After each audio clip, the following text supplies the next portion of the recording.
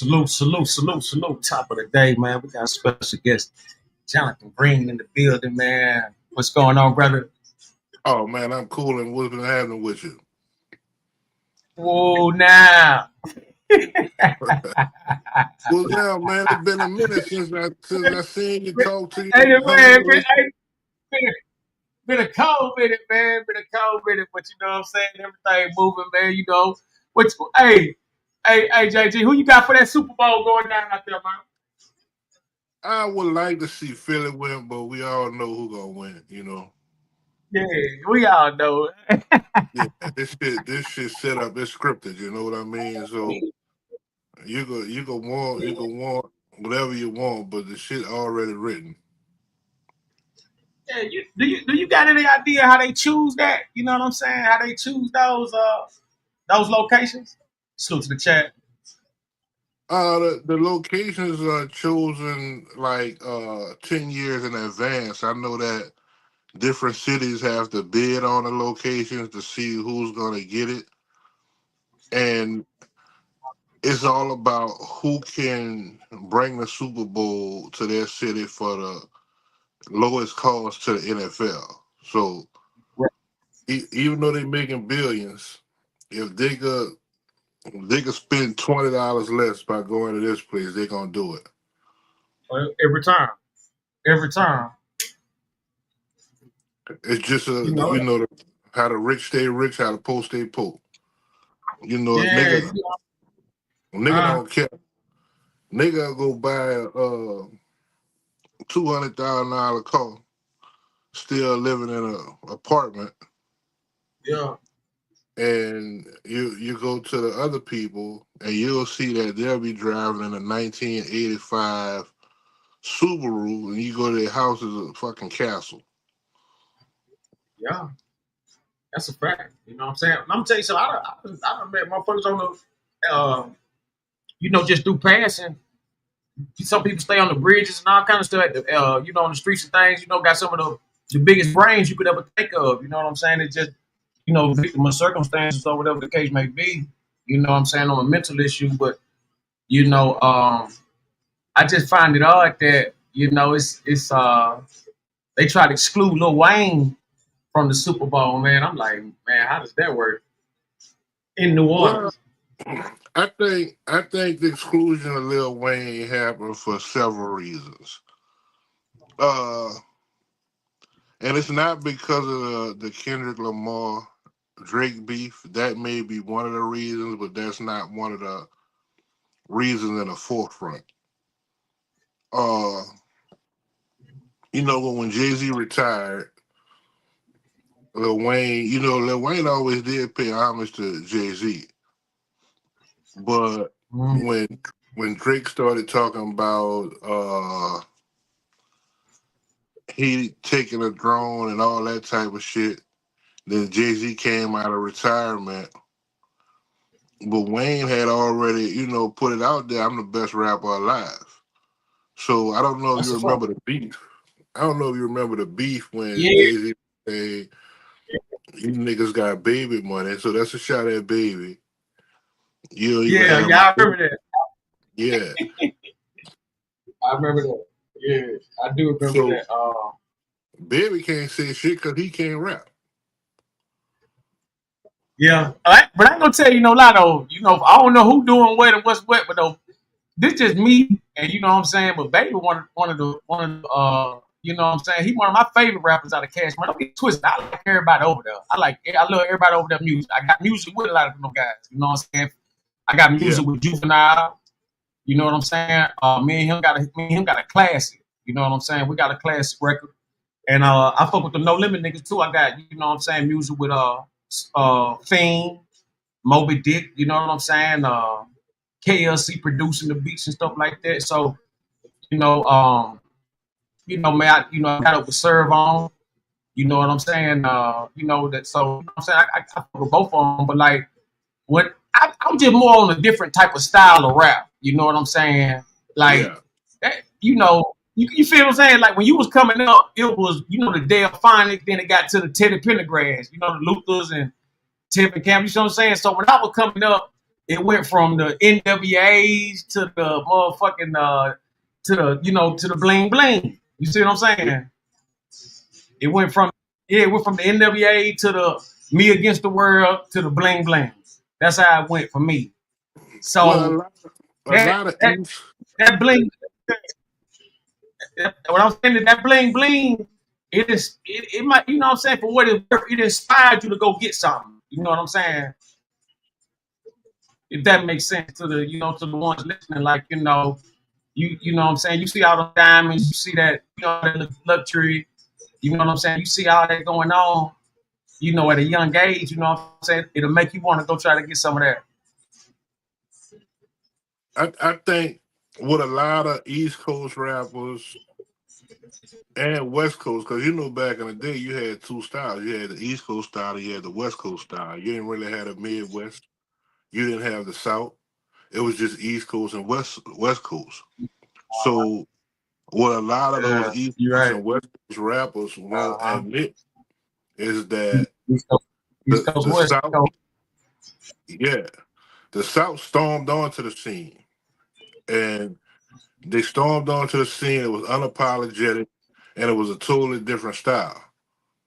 And when that style and people started listening to it and started liking it, then it started to kind of push the East Coast, West Coast to the back burner. And dudes didn't like that. And it's like Lil Wayne is the type of rapper who idolized Jay-Z, but at the same time, he was able to idolize Jay-Z, but still keep his New Orleans down south style. And then when he was able to Mm-hmm. pull, artists like Nicki, uh, Drake, and there's a few other forgot the little guy name with the big hair. And what was that Corey Guns, Peter Guns son? So it's like he Yeah. was able You to talking get about, people to Jay-Z, or who you talking about, Memphis Bleak? no, I'm saying Lil Wayne when he Oh, yeah, came on to the yeah. scene. Yeah, you When talking he about Lil Wayne with that with Gilly the Kid. When Gilly the Kid was yeah. with him out there. Yeah, when he had hooked up with Cash Money, because Gilly the Kid started talking about Lil Wayne stole his style and shit like that. I mean, that's easy for somebody to say who's not from New Orleans. Cause like Uh-huh. what a lot of people don't know is that Cash Money, like you hear Juvenile said on the debut record, Cash Money taking over for the 99 2000. 99 2000 is when Cash Money went nationwide, but Cash Money record label started in like the late 80s, early 90s. So we was only hearing it in the southern region. That's a fact.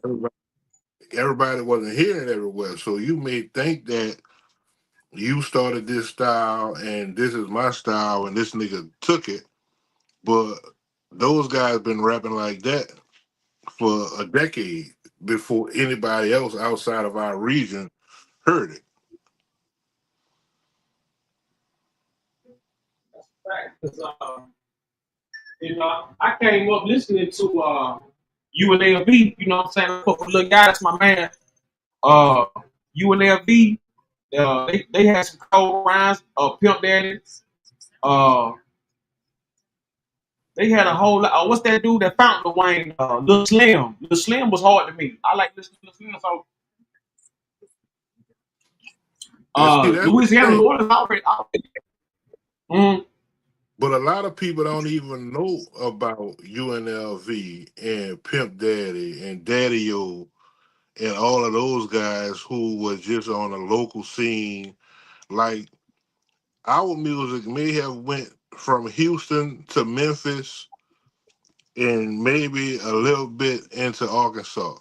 But outside of that dynamic, like nobody was even hearing it outside of that South, and maybe mm. to Atlanta because Atlanta was Yeah, I'm coming about to in. say, yeah, we was getting it. Now, yeah, yeah, we was getting it, but we just had our own thing going on for real. So it was like, we'll only get like the best underground out of New Orleans or Louisiana or whatever at that time. Because I think when I was coming up, UNLV was coming out there where you was hearing about them, and you will hear some of like certain people that had that little slam was bumping, and Miss T was going hard back then too. She was getting played. Yep.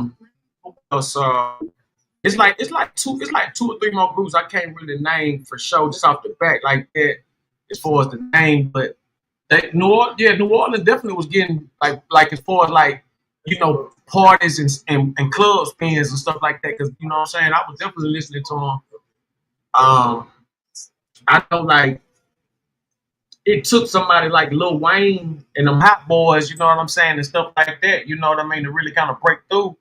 But that Juvenile 400 Degrees, man, like shit, I don't, man. It's like, That was a people good don't give thing. Juvenile enough credit, man. They don't give Juvenile Nah, enough credit. You know, they they don't don't. give Juvenile enough credit. They don't. Yeah, they don't give Juvenile. They don't give Juvenile enough credit, man. Like I done listened to just about every album he done put out, and I mean, when you talk about nouns and verbs and all that, putting everything in proper perspective, man. He one of the best to do it as far as MCs. You know what I'm saying? Like I ain't even playing. Like Juvenile a cold rapper. That's a cold rapper, man. You you think you think 50 Cent move out there was good for the economy, or how you feel about that? Because a lot of people was hating about that. I didn't understand why they was hating, but they just they was hating on that. I think I think 50 Cent's move was a great move. And Mm-hmm. the reason I say that, I was in a joint 12 years. While I was in a joint, I see my partners, niggas who I ran on the streets with and did shit with, in a Mm-hmm. movie with 50 Cent. It wasn't no real big role. Matter of fact, it wasn't nothing but an extra. But it was some I forget the name of the movie, but it was some movie where the police and Ice-T was like in the movie, and he had a connection from the police to the niggas who was running the streets. And when a cop dude went in there to talk to 50 Cent, I see a nigga that I played basketball with stand up as one of 50 goons. Now he ain't had no words, he ain't say Yeah, shit. he was extra. But He's extra. at the same time, I grew up with this nigga. This is somebody that I grew up with. Like people when the shit got to be close for it to feel real. Like this girl that I graduated with and her husband, who I played ball with, they hit the Powerball. We from the same neighborhood.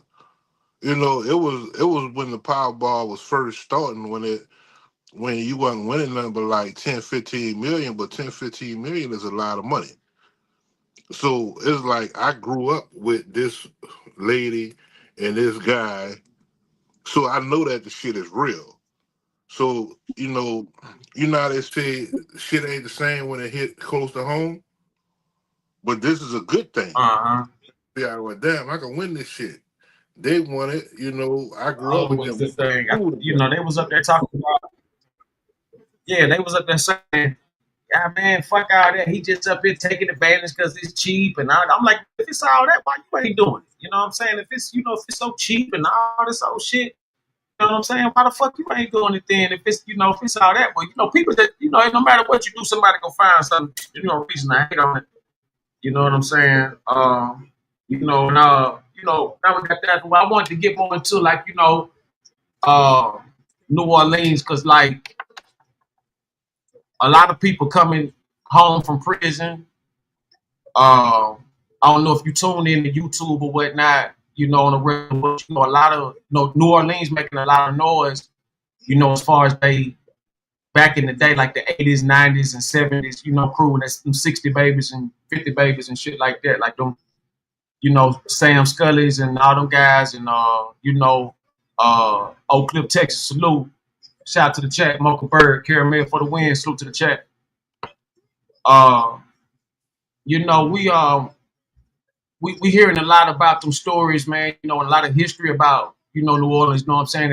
And the Ninth Ward comes up a lot, but it wasn't really too many famous people putting on for the Ninth Ward like that. So it don't get as much play as the Third Ward or the 17th or the 13th, or you know what I'm saying, and and things like that.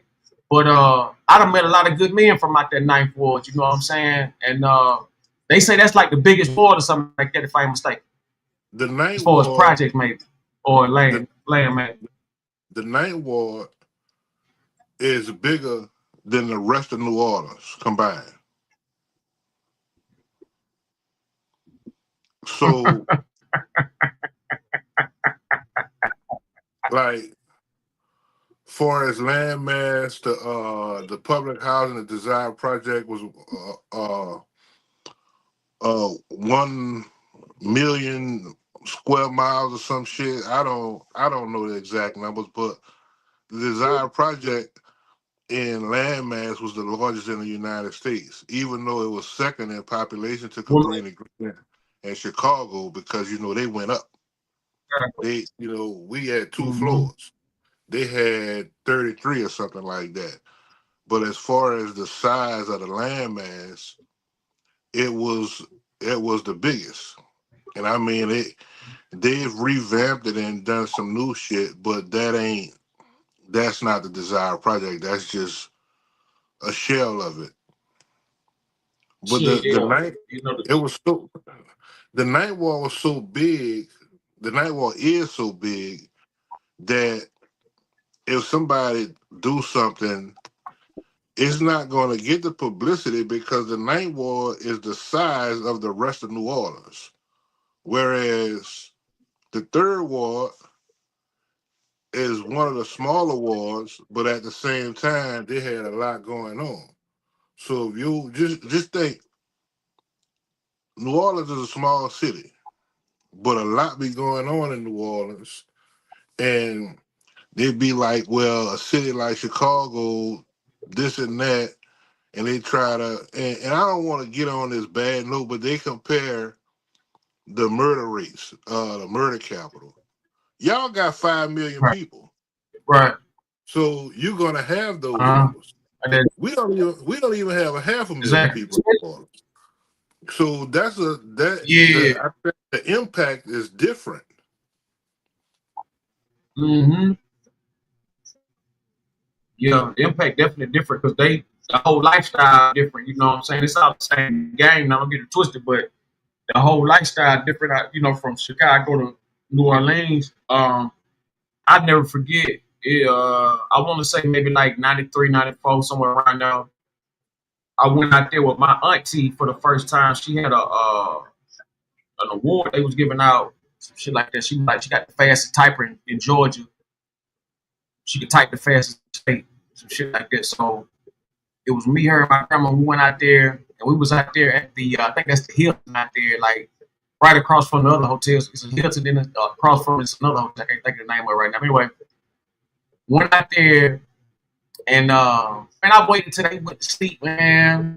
I'm talking about they was snowing good too. It was about 12, 1 o'clock, like that at night. So I sneak out, man. I go out there and I go down the street. And man, when I tell you that was the scariest shit I ever seen in my life, man. I made it maybe about 3 or 4 blocks. I turned my head back around and ran back to the hotel like a motherfucker. But it was needles everywhere on the floor. You had all kind of dope caps and shit like that. Like, you know what I'm saying? It was, you know what I'm saying? They had like, it was gothic too. Like knowing what I know now, they had like the white people out there. They was into like gothic or something like that, man. Like they was out there like looking like vampires and shit. You know what I'm saying? Like makeup and I've weird been colors. trying to find me a vampire to bite me. Hey, look, it's a gang up. You know what I'm saying? Hey, man, I seen I was seeing so much weird shit looking on there. And it was like I'm coming from the country, so it was like my first time really seeing like homeless people on the street and shit. You know what I'm saying? So I'm out there like, man, like probably about 8, 9 years old, man. And man, I seen that. But the only thing that was really good about that, I could see the hotel light from where I was. So it was like, easy to get back. I just had to, stay straight up and get back to it. But Yeah. I think New Orleans always been dangerous, man. Like, you know what I'm saying? When I did my history on like slavery and shit like that, they was out there like wild west with the slavery. Like they had white folks with slaves that'll walk up and they'll go find another slaver. And if he ain't got his slave papers for his like his taxes for his slaves, they'll kill that the white dude to kill that white dude and take his slaves. You see what I'm Yeah, saying? That type of stuff. that's So it's always been the mentality. yeah. So it always been dog eat. You know what I'm saying? I be interviewing guys from New Orleans, and you know what I'm saying. Like one thing that come up when I ask them about why the murder rate was so high, because a lot of these guys was the reason the murder rate was so high. But when I ask them about it, they all got the same thing in common. They say greed. You know what I'm saying? That greed be something that be keeping it. You know what I'm saying? Be keeping it going. You know, everybody trying to be the king of the project or the king of New Orleans. I'm gonna add something to that. It is Uh huh. greed, but it's also hate. Like That part. That part. it's also hate. A lot of niggas feel like a lot of guys from New Orleans feel like we the toughest. Uh-huh.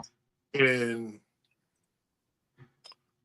I can agree with that to a certain extent because You mean a lot of Louisiana guys feel like New Orleans the toughest? no, a lot of guys from New Orleans feel like New Orleans the toughest. Oh, okay, Then yeah, that's a you fact. then you'll have guys Yeah, from Baton Rouge that feel like Baton Rouge is the toughest.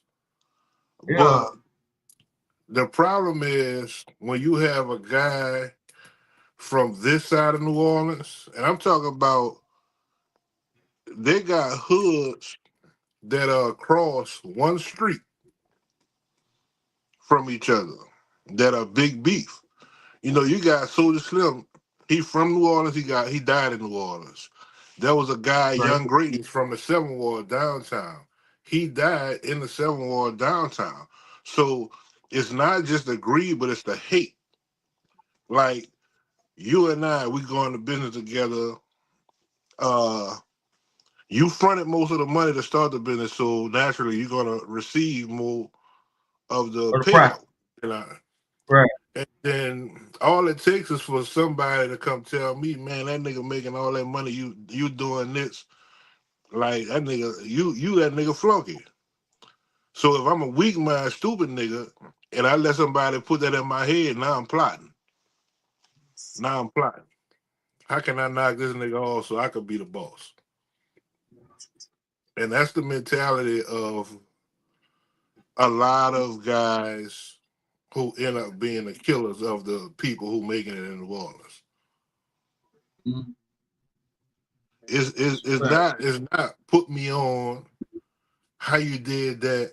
Can you give me some game on that? They don't want no game. They want what the fuck you got right now. And after they blow it, they gonna look for the next motherfucker to take something from. That's just how it is. Yeah, that's how they get down. That's how they get down. You know. Did you come up with any like superstars, whether it be in the music or the entertainment or the sports or anything? Because I mean the ninth ward is huge, man. You know what I'm saying? Uh, you come up with it like the third wall got so many like the Magnolia Projects and the Calio. They got so many hood stars to come from out there. Yeah. You know it. Stay true. So Marshall Falk and I graduated from the same high school. He's a few years older than I am. Shout out Marshall Falk, man. Definitely shout out Marshall Falk, one of the best running backs. But he's older than I am. I was able to get a Mm, picture with him a couple years at our high school homecoming. But Marshall is one of the most humble superstar millionaires that you could ever meet. Like he's true to his roots. Uh, he's gonna come down. I don't think he lives in New Orleans, but he's gonna come down for our high school homecoming. He's gonna come down if there's something going on. and it's gonna be humility. Of course, he's gonna have the bodyguard with him or whatever, but it's not gonna be to the point where he's unapproachable. Uh, Down there, there's a Jay Solid salute. there's another guy uh,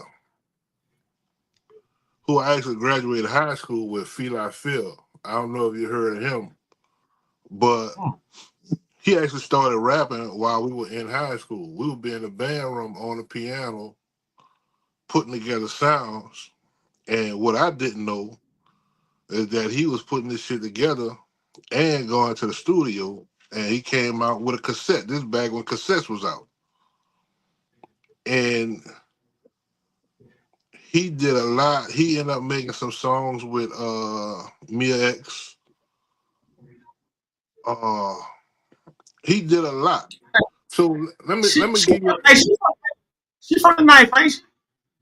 Nah, she from the Seven Ward. Seven, boy, yeah, seven. Okay, okay, okay. So let me give you a little bit of history about No Limit. What Master P did is he Mm-hmm. got a lot of the best rappers that were underground in New Orleans and put them on the map. And they helped, all of them helped put New Orleans on the map. And when that happened, you know, No Limit hit the rest of the United States first.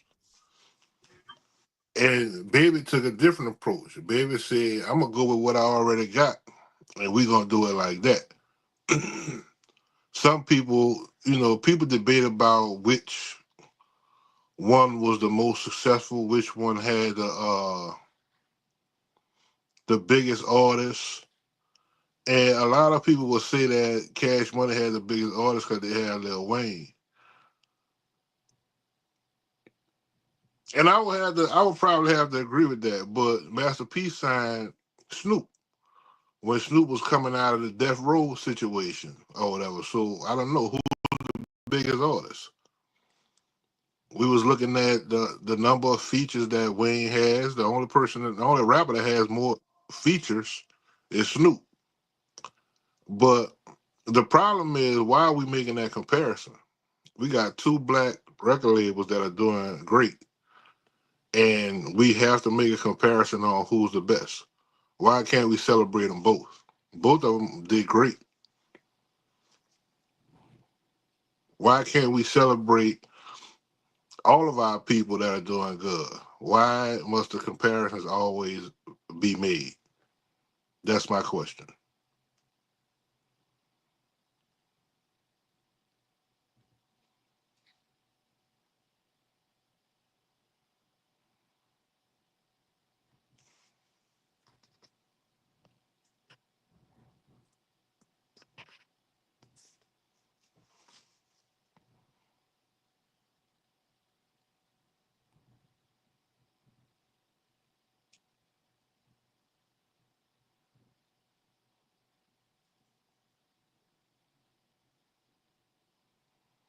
Did I lose you?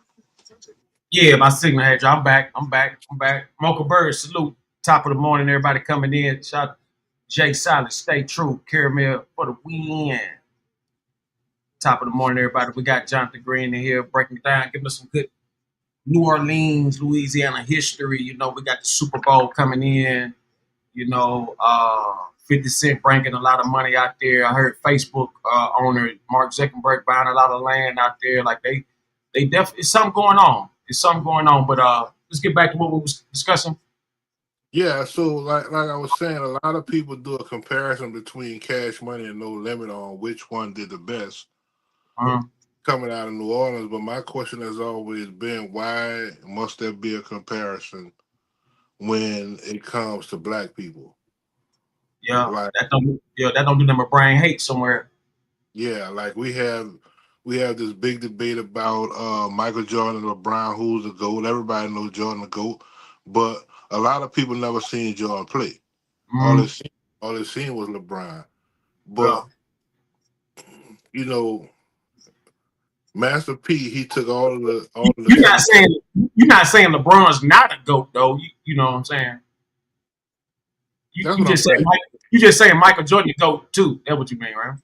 No, that's not what I mean. Wow. Wow. Wow. That's another topic. That's another topic. Yeah, Go ahead, though. Hmm? yeah. I'm not saying that LeBron is the go-to. You can't necessarily receive a status It's over still the person who you idolize. uh, It don't go like that. yeah. You got a lot of guys who became interested in basketball because of Michael Jordan. Now, don't get me wrong, there's some guys right now that are in the league that got their interest because of Kobe Bryant or LeBron James. Thanks. But you have to go all the way back to the origin of it. Michael Jordan said he got his Dr. influence J. from Dr. J. Dr. So, J. Yeah. and I mean, I think all of the opinions gonna be biased. Well, you know what I'm saying? I think when it boils down now, it's all a matter of who believes in what. But when you break down for bottom line of discussion, statistics and numbers don't lie. You know what I'm saying? So we gotta always factor in, like how they factor in Jordan 2 3 peats and things like that. You gotta factor in, LeBron and his 40 plus thousand points, and LeBron, 10, 11, 12 times to the finals. You know what I'm saying? You got to factor in a whole lot of quality playmaking and game changing and momentum that LeBron James brings. Don't get it twisted. For Michael Jordan time, I feel like you can put him in that type of category because of what he brought to the table back then under the rules and circumstances of what was happening in the league and in society. But when you look at what LeBron's done off the court, colleges and homes and businesses for people and things of that nature, and grants and scholarships and stuff like that. It's hard to deny, you know what I'm saying, his humanitarianship for society. I'm not taking nothing away from Michael Jordan. Like I said, I was born in '85, so I grew up watching him just like LeBron and everybody that's 40. You know what I'm saying, and up did. But I will say this: Michael Jordan is stagnating, and I want to get back to New Orleans because what I'm saying this gonna be something good for another time. But you know what I'm saying. Yeah. But Michael Jordan is stagnating a whole lot of players' name and potential and growth because they're putting him at a chart where it's so many people that's done came that's either on that level or somewhere near it. So I just feel like they overdoing it. We're definitely gonna have to get back together again to discuss this here because I got a lot of ammunition for this conversation here, and I don't want us to get off subject. But we definitely got to get back together for this conversation.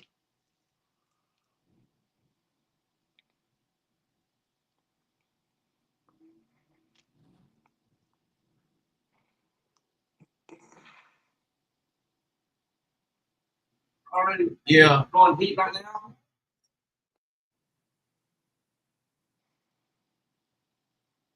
Would you say? Oh, hold on one second.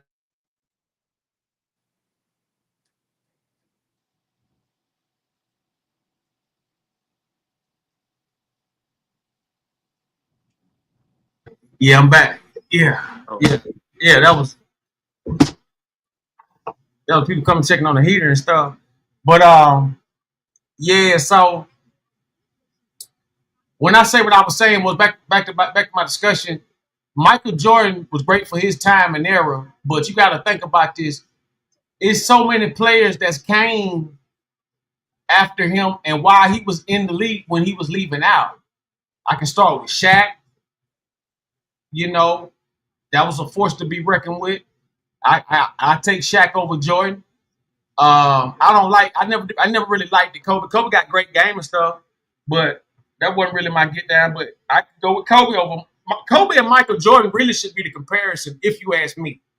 Everything else is just out the box. That's the only comparison you can make. Kobe and Michael Jordan is the only comparison there is to compare. You know, Michael Jordan and LeBron, it's not even a match. Physically, it's not a match. When LeBron was 16 years old, Michael Jordan couldn't handle him then. You see what I'm saying? Like they done played one-on-one, they done played group games, all that kind of stuff. You know, it's just LeBron don't brag about stuff. You see what I'm saying? LeBron's not a big bragger.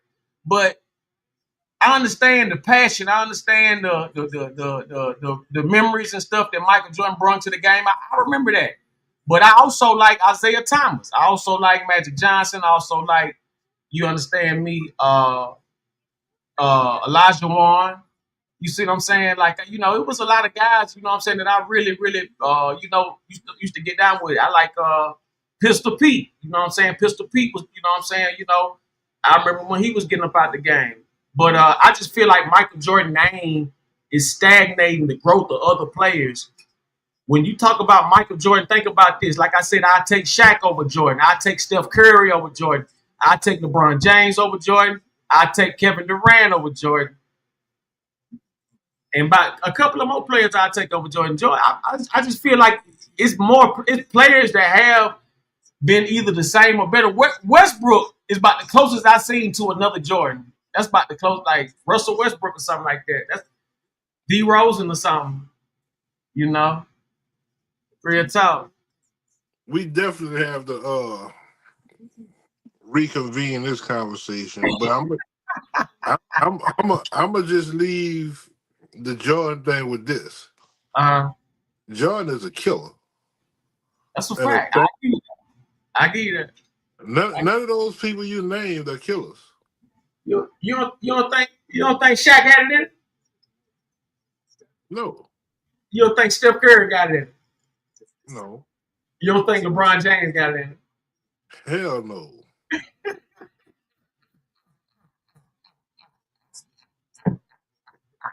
Man, I'm letting you know now. Listen to me. For what it's worth, right? You can't compare Jordan to LeBron James. Look at what Steph Curry done for the game. You know what I'm saying? Like Steph Curry done reinvented the entire playbook because now you know a 20-point lead ain't no longer safe. LeBron James revolutionized basketball completely. You know what I'm saying? Him and Curry.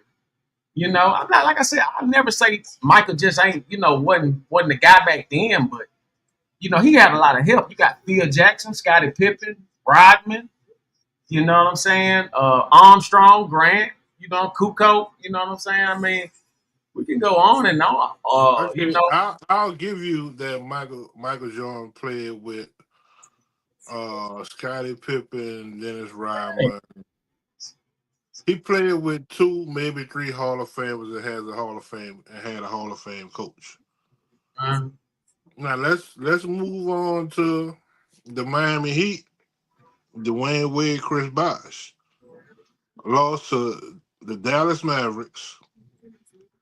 I understand. I give him the loss. I was just about to say that was some miscommunication on that. That was Dwayne Wade fault. Like, you know what I'm saying? You can't. Dwayne Wade wasn't the superstar on that team. LeBron James. Dwayne Wade didn't want to give it up. Dwayne Wade wanted to be the superstar. You right about that. LeBron James was the superstar. Dwayne Wade still wanted full control. And he didn't want to accept that LeBron James got to be the man and you got to play Robin. And so what happened was Dwayne Wade really blew that. And LeBron wasn't about to be up there arguing back and forth. And then after he blew it, he came to LeBron and said, listen, man, I don't know what was going on, man. This is your team. You know what I'm saying? And they got that understood. Guess what happened the next year after that? You understand me? The next 2 years they won. Yeah. But I'm glad you say that it was Dwayne Wade fault for that first loss. Who do you blame for the second loss against the Spurs? The whole thing about that, I think the Spurs cheated because I remember because they had the Heat They overheated the arena. So I remember the whole team on Miami was just like they was sweating to death over there. Everybody was catching cramps and stuff like that. And I want y'all to understand this. Why, you know what I'm saying, it's so passionate to me. I was going through a situation at that time. Miami Heat was the only way I could make some money, gambling and shit like that, betting on them games and shit like that. So when they was going on them 30 wins, 30 game win streaks and shit like that, winning 29 games in a row and shit like that, all that kind of stuff, that type of stuff, meant the whole lot. So I understand why people feel like how they feel about Jordan, but you just, you know what I'm saying? But like, check this out though, Miami Heat, LeBron James was one of the best LeBron James it was. And number 6 is it's always number 6, no headband is the best LeBron James you're gonna get. You understand me? I don't think Chris Bosh was that big of a big role, even though, he was clutch. You know what I'm saying? But they could have got they could have got Melo and really never lost. Still be Why the best. did LeBron James wear number 6 in Miami and not 23? I'm gonna tell you exactly why, because Spoelstra don't know how to coach. The same reason Jimmy Butler having problems out there now. Spoelstra's a hoe. You know what I'm saying? Just the bottom line. And it's like he feels like he's bigger than the team. And there's no way you let somebody like LeBron James get from under your red. And they try to do the same thing with Jimmy Butler. That's why Jimmy Butler looking weird as he ever looked. Jimmy Butler didn't come in the league with straight hair. And I don't get it twisted. Listen, I like the new look, but he didn't come in the league like this. Miami Heat done something to him, and I guess he's seen it from the beginning or what. He done did so much for that organization, man. He done took them to what, two championships. He took them there. He took the best thing since LeBron. Really? No, that wasn't my question. I said, why did LeBron James wear number 6 in Miami and not 23 like he's worn everywhere Oh, else? because it was still 23. He was still representing. The number 6 was 3 and was the it was still 23. 2 times 3 is 6. It was still 23. I just I don't. don't, I just don't fuck with. Listen, I know that 23 is white supremacy.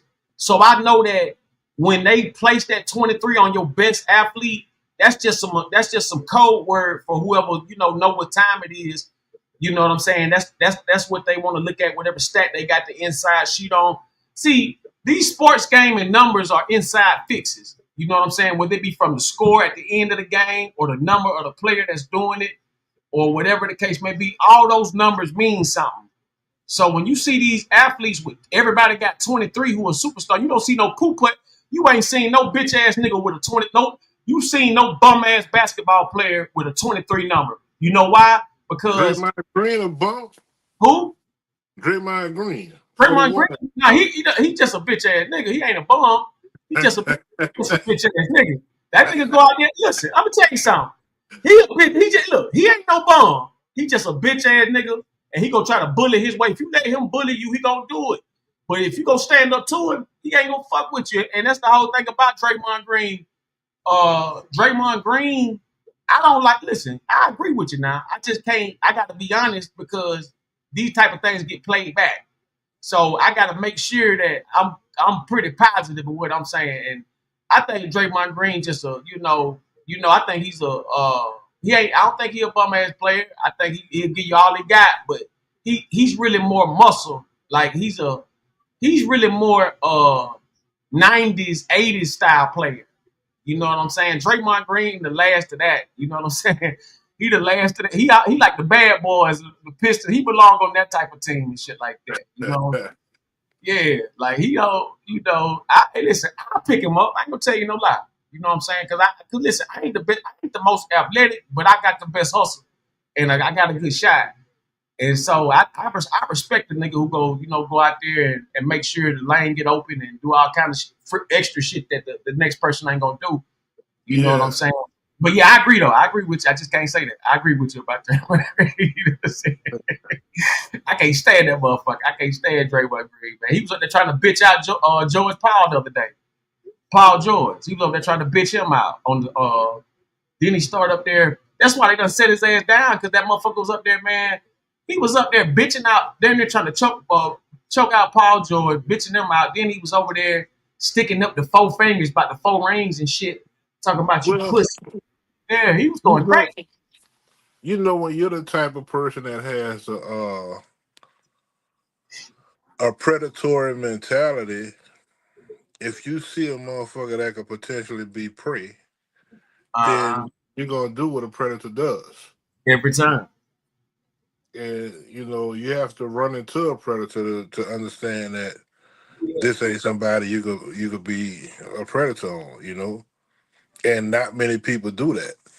I think that was the same game that Rodman had. Rodman was trying to do anything to anybody until they said showed him that you can't do that to me. You, But I'm gonna tell you why. I'm they gonna didn't tell say you. no. Rodman wasn't never no bullying. I thought Rodman was a. I mean, Rodman fuck with you. Draymond Green, you right. Draymond Green fuck with you. You right about that. I get it. I get you. I get you. I get you. I get you. I get you. I get it. Yeah, I see the comparison in that. Yeah, yeah. They So about. Mm-hmm. when Michael Jordan retired for the last time, it was at the All Star game. All Star game was in Miami. Pat Riley came out and retired the number 23 for Miami. He said, as long as I work for the Miami Heat, nobody will never wear number 23. That's why LeBron James didn't wear 23 in Miami. Oh shit. What? Yeah. Look, when they asked LeBron James why he was wearing number 6, he said because it was 2 times 3. It's still 2 times 3. Yeah, but I didn't That know was that. Yeah, that what you was a saying? that was a Yeah, I lie. know. Yeah. That was a lie. He didn't Uh-huh. want to say I can't wear 23 because Pat Riley retired this jersey for Michael Jordan. He didn't want to say that. But that's the real reason why he couldn't wear number 23 in Miami. If you and I mean it's on YouTube. That The makes sense. That makes sense what you just that said right there. I know Pat Riley is a real respectful, but why would he carry that to Miami when Michael Jordan never played for Miami? right. Because Michael Jordan bust Pat Riley ass for his first championship. Pat used to close Detroit. No, the Lakers. What? Yeah, Pat Riley was the coach of Showtime. Yeah, he was a player. Yeah, with Magic Showtime. I didn't okay, but Yeah. I thought the Lakers beat. So hold on. So Jordan beat Magic. That was his first championship. Yeah, they beat them 4-1. And they Get beat out, everybody else 4-2. get out of here. I didn't know that. I thought he came back with the. Okay, I'm thinking he came back and got his revenge with Detroit, but he never did get his revenge back with them. Yeah, he got his revenge with Detroit, but both of them were in the Playoff East. zone. Yeah. Okay, okay. That's when they popped Detroit, and Detroit walked off the court and they ain't shake hands at the end of the thing. See, that's the type of league I'm talking about. You beat me, yeah, you beat me, but I ain't shaking your hand, bitch ass nigga, Yeah. because that's the kind of league the 80s and 90s was. Yeah. This new shit is water whipped, watered down, and soft. Now I believe just because of LeBron James' physical stature, that he would have still had success in the 80s and 90s because he has Physically. the body that they had in the 80s and 90s. But I don't think that he would have been as successful as he has been now because everybody had that body. Yeah, I was just about to say, and look, and I always say this. This just me, but when I look at and know the players from back then, I only see like I see about 2 players I know for certain that could have stopped LeBron, and that's Charles Barkley and Sean Kemp. Them the only kind of players I can see that can really contain him if it was really on some 1-on-one or just a real game. I don't You think ain't really you ain't too you many ain't people. looking deep enough. Shit, man, You it ain't ain't. looking deep enough. You It have didn't to get look at the style of play in the right. 80s and 90s also. Well, yeah, You got to go a little deeper. You got Xavier McDaniel. Stacey Augman. Like them dudes wasn't letting you just go to the Golden Dome. I don't give a fuck who you is, how big you is, none of that. Just like they say LeBron can guard all five positions. Yeah, maybe now. But you gonna have LeBron guard Shaq? Let's keep it real now. Orlando Shaq. Well, look, yeah, that's a different Shaq. Because that Shaq, yeah, back then he could run. He could run back and forth. Now, yeah, yeah, Yeah, Orlando yeah. Shaq. Orlando, Orlando Shaq, yeah, that could be something right there. You know what I'm But saying? he couldn't guard Patrick Ewing, Hakeem Olajuwon, Rick Smith. Like I could go on and on and on. So it's like Jordan said, you can't compare different eras Boss Claus, salute. because you know what I mean. And then now in this era right here, you can't hand check. Hand check ain't nothing but fucking holding. Mm. And Jordan did everything he did with the hand check going on. So you telling me now in this era where they can't hand check Jordan, he wouldn't average a lot? Well, the whole thing Think about about it. yeah, but the whole thing about this era is that I think Jordan will be on the same level. Kobe. Well, listen, like you just said, that killer instinct and stuff like that. Kobe got that, and so I think if you ever want a flashback of Jordan, go look at a Kobe, and you'll get every bit of Jordan you can think of. He's gonna do it, and so I personally feel like Kobe and Jordan were like is the only comparison out of the comparison. Uh, like you said, that Orlando Magic Shaq, that wasn't nothing but the league. The league had to stop that from happening, from him winning out. Shaq could have won a championship every year by himself for at least about 10 years straight. You know what I'm saying? Like I think the league did a lot, to make sure Shaq didn't get what he needed. You know what I'm saying? But Penny Hardaway, Shaq, that combination was serious. I thought that was supposed. I thought they should have won every time. Every time they went, I thought they should have won. You But you know, got to look at what they went up against. Like they ain't go up against no bombs. They went up against the dream. they went up against, yeah, they went up against some serious motherfuckers, man. So what you saying? Experience beat them in that? Of course. That's the same thing happened to LeBron his first time now. He ain't had nothing. But see, that's an excuse that you can't really use because all of those guys are professionals. Yeah. I don't care if they you could call them plumbers or whatever you want to call them or electricians. They ain't really no basketball players. That's the National Basketball Association. It's professional basketball. They're all professionals. How Philly just beat the shit out of the Commanders. And the same thing the Commanders did to Detroit. They're all professionals. Or it can happen to anybody on any day, any night. I mean, that's just the way it is. So you can't say Jordan didn't play against the type of competition that LeBron played against because nigga was taking you out the air when Jordan played. I mean, you got to factor that in too. Mm. Nigga was Well, trying to hurt you on purpose when Jordan played, and they were about fighting. You got to factor all that in now. yeah. Oh no. It was definitely more tougher. It was definitely more of a tougher scene. You know what I'm saying? I just look at, the quality of the game. I don't think them guys from back then would be able to really play in this type of era because everything's so, loose and organized and things like that.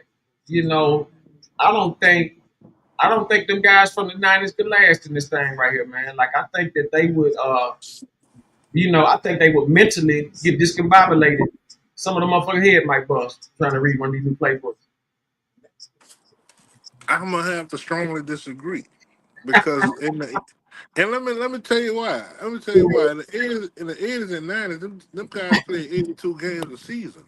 Uh, Ain't nobody playing 82 games a season no more. and I think that I think that the NBA need to do everybody a favor. They need to, and the NFL, they need to add at least 5 or 10 minutes to the clock, and they need to let everybody get a chance to play. All this old bullshit, man, having all the motherfuckers on the side, all that shit is lame to me. Sitting up there watching the same people play all the time, and they don't have no get up. You know what I'm saying on what's going down. Boss Claus, salute. What? What? What is the blasphemy that I hear? We couldn't make it in this era. We would, man. Look, if I played in this era, bro, I'd be killing these boys. But you said they lazy? I'd be killing them. Yeah. I'd be killing them. I'd be a max motherfucking player because they finally allowed a big man to play the way that I played. I'd be killing these niggas. Boy, boy. Yeah. Boy, oh boy. And look, we had the athleticism, we had the skill set, but we were delegated to roles. So that's why you didn't see the big man bringing the ball down the court. And we was way stronger. Yeah, and look, and we had basketball IQ. These boys today, most of them, they just banking off the athleticism. Yeah. You feel me? No, it's about the shot. You got a couple players that got IQ, high basketball IQ, but not that many. Yeah, a lot of them really done put it all on that shot. You know what I'm saying? And that's what's going on. Like they trying to base it more on the shot than getting to the rim. But like I said, Steph Curry changed the game. Like we can't deny these guys. As much as Jordan did in his time, it's a whole lot of guys done reinvented basketball since then. Yeah, real shit. But removing the physicality from the game, it just created that bullshit product. The game sucks today. I can't stand to watch it. They don't want to do nothing but throw up 3-pointers. You got teams shooting 50, 60 3-pointers a game. Right, and that's You know what I'm unreal. saying? And then nobody's playing defense. You're getting escorted to the hoop for a layup or a dunk. Everybody buddy. Fuck that. Look, we were buddy. We were buddy to an extent. Off the court, we cool. But once we get on the court, we talking shit. Iron sharpens iron. So we going at each other hard. And I don't care for my boy. And on the court. And we'll knuckle up if we have to. Charles Oakley. Come on, Charles Oakley. Oakley with the chicks. Charles Oakley was going into facilities slapping players, bitch slapping players. He bitch slapping them during the game. You know what I'm saying? Y'all had Charles Oakley. We got Middle World Peace. We got my little bro Meta. Yes, Ron. Yeah, him too. Then who else did we have? Man, I'm missing some people because you told me dudes that just didn't play that shit and was ready to take off. You could go with the old man, Chief, John Sally. Kareem then snuck a motherfucker a few times. You know what I Kareem, mean? Dr. J took off on Larry Bird. Larry Bird took off on Bill Laimbeer several times. Yeah, you know what I'm saying? Ralph Sampson. My predecessor, Ralph Sampson, he was out there taking off on people. Robert Perry. Who that was swung on Kobe? That was Canby. When that Canby hit Kobe? Nah, that was Chris Charles from the New York Knicks. Charles? Yeah. Yep, Chris Charles, two-pieced him. And then Reggie Miller hemmed him up, and they got into a little, melee, at the scorer's table. Dudes was not afraid to throw them dogs. Hey, look, Maurice Lucas, Daryl Dawkins. Let's take it back. Maurice Lucas, Daryl Dawkins. I was at the game when Chris Paul and Rajon Rondo got to fight. I was there watching it. Got it on tape and everything. Got recorded and everything. Man. Yeah. These dudes, they too buddy. They too buddy. They don't want to compete against each other. That's why the All-Star game is bullshit now. Hey, what's that dude that knocked out that They don't want to compete. What's that dude that knocked out that coach from the Houston Rockets? Oh no. You talking about my man, the Terrell Sprewell when he choked out PJ Carlissimo up at Golden State. I remember that, but it was another game back in the 80s. Oh, Kareem when he Kermit Washington, my OG Kermit Washington. Yeah, I gotta holler at Kermit, man. When he smashed Rudy Tom Jonathan's face. Rudy Tom Jonathan, exactly. That's what I'm talking about. Yep. Knocked him out cold. Yeah. Knocked him out cold. Fuck yeah. He had to get reconstructive surgery on this shit. Yeah, knocked him out cold. I remember Shaq. Shaq was always missing. Every time he swung on somebody, he missing. Like I swear, every time he was always missing. When he took off on Brad Miller in Chicago, who was it that fouled him though? It was Oakley that hit him upside the head. But he thought it was Miller when that Brad Miller. Yeah. Then Shaq and Charles Barkley got into, shit, Shaq was getting into it with a whole the New York Knicks versus the Miami Heat. They was always getting into Alonzo, LJ, PJ Brown, Rashawn Leonard. All them dudes used to always get into it. Always. Because they were not friends. Competitive. And like you said, bro, before I came up here, they couldn't just go to the hole. You're right. Absolutely right. They couldn't. Hell, Scottie Pippen low bridged me during the game. Wouldn't let me go to the hole. I'm already in the air. Took off on his opponents and he come and flip me. You know what it was? 2 free throws and we continued the regular shooting foul. We continued to play. I missed the next game with whiplash from that shit. What no flagrant 1, flagrant 2, review, instant replay and all that shit. Wasn't none of that. It wasn't none of that. They ain't lying about that now. But that's one thing, I do appreciate that about the game. Now they can look at something again, but back in them days it wasn't no damn review. You know what I'm saying? Right. I don't know if y'all heard about this, but it was a game. Let me tell you how cold this shit was. It was a Chicago Bulls game where I guess the spread was by a certain amount of points or whatever. But anyway, they took Scottie Pippen out the game. After the game was over, they had Scottie Pippen come back and shoot some free throws. Had him come back and shoot some damn free throws, and they readjusted the score. So the people at the game, they thought that they won, but the real score was with Scottie Pippen came back and shot some free throws and won. Man, Vegas don't play. That's all I'm gonna say. Yeah, people. I'm telling you, back in the day, the mob really ran that shit. I mean, don't get it fucked up. They doing their thing now, clearly. I done seen some amazing shit. I know it ain't nothing but the bookies. And so, especially them Super Bowls, like them Super Bowls, them damn champions, AFC champions, NFC champions, all of those shit. Man, that's man. I done seen so much scripted shit, man. Like I ain't never like, what the hell is this, man? Why you just didn't walk it on in? You could have walked that ball in. You want to pass it? You know what I'm saying? You could. What about OGs was caught in a boy shaving scandal back in the day when he played at Arizona State? Black Dog salute. Yep. What kind of scandal was it? Was he shaving points or was he just taking the money? He was both. Yeah. Both. Him and teammate. And they got a Netflix special on cheating the game, I think, where they talk about the major sports where it happened. Basketball, football. What else was it? They had soccer. Yeah. Back in them days, I think all them kids was getting their parents getting new houses, new cars, and shit like that. You know what I'm saying?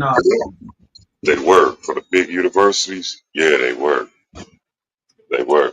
I tried to transfer to Crenshaw High School for my senior year, but I got kicked out of LA Unified in 5th grade, so I'm trying to get back into the school district and finish up my last year of basketball, you know, in the city, you know, and the motherfuckers had the nerve to say that Crenshaw was trying to buy my mom. They offered my mom a house and a car, you know, all this shit. We living in a 3-bedroom apartment. I could get a Bowman Park. Ain't nobody offered us nothing. Yeah. But it was still something that was regularly done, you know, in certain instances with certain players, for sure. Certain universities were paying top dollar to certain players. Oh, no doubt. No doubt. You know, I look back. I think that He Got Game movie was one of the best breakdowns of how it goes for a superstar.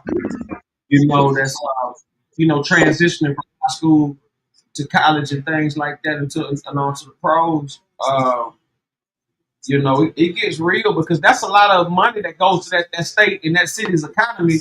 So it's a lot of people that's gonna make sure they got the best team. You know, Yeah, I spoke to Ray last week. No, 2 weeks ago. I spoke to Ray.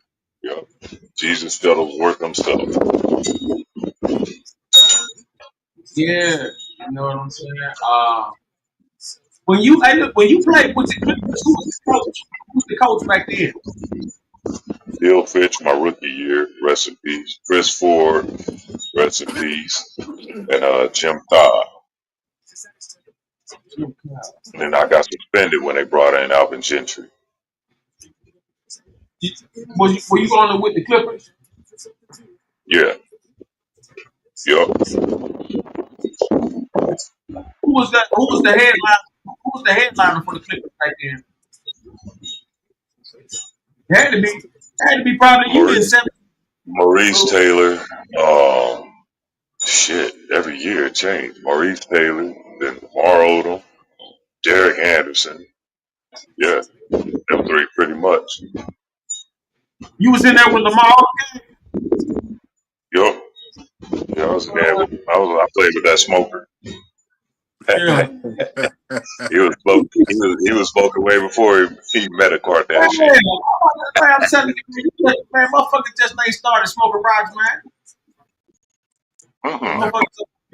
Motherfucker think he just started smoking, man. That motherfucker been puffing a long time. Probably ain't got in there. Got there hitting that shit. I'm gonna tell you something. I want to say maybe about 40%, if not 60, is on some type of cocaine or some smack or something. You know what I'm saying? If it ain't because all girls got purposes.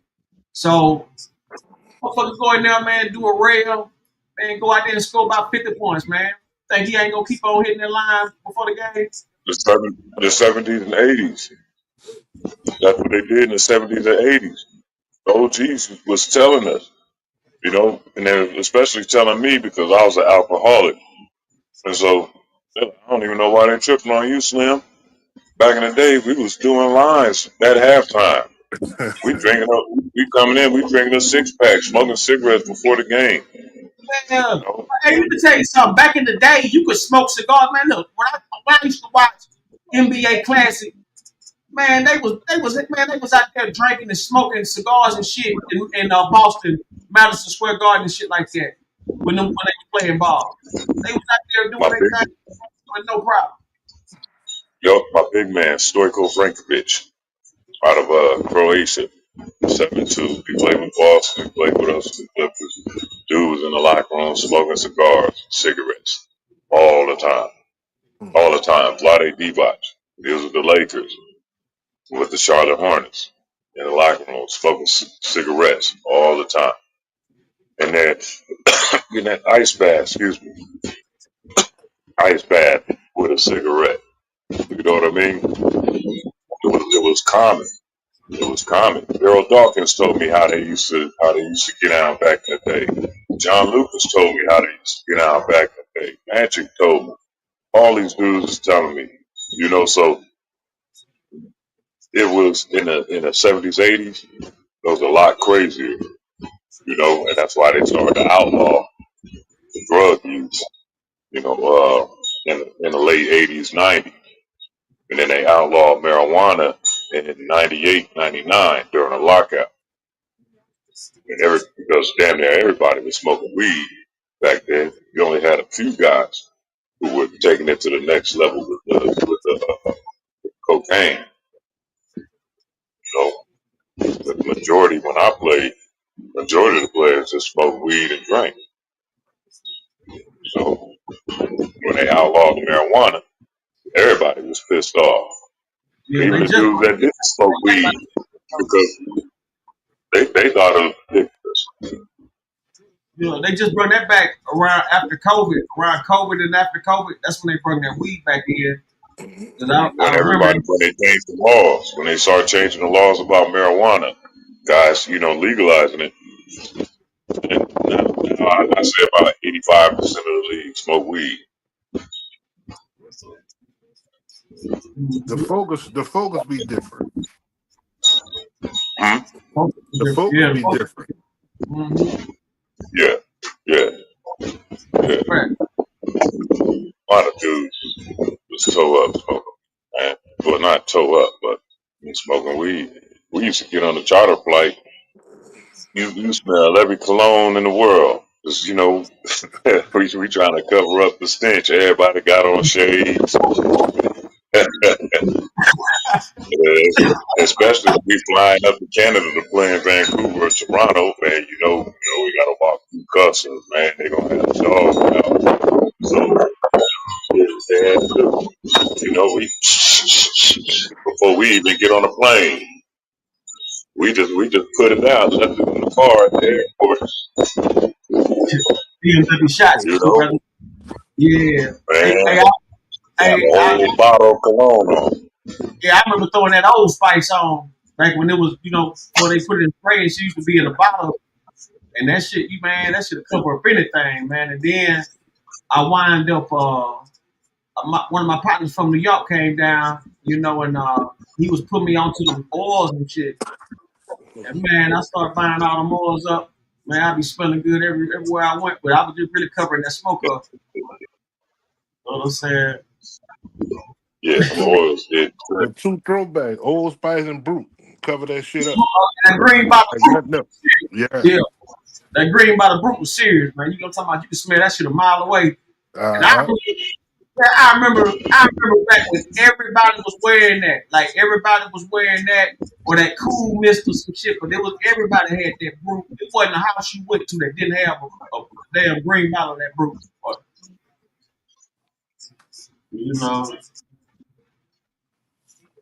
Hell yeah. You know what I'm saying? But yeah, Ronnie, my era, we thrashed these little dudes today. They drug test Steph Curry. Because we mentally tougher than these dudes are today. You gotta remember, these dudes were raised by video games and iPads and shit. We played outside. These are air conditioner babies. They don't want to play, outside. They want to be inside where there's an air conditioner in the gym. So they can be comfortable. We played outside in the concrete, in the elements.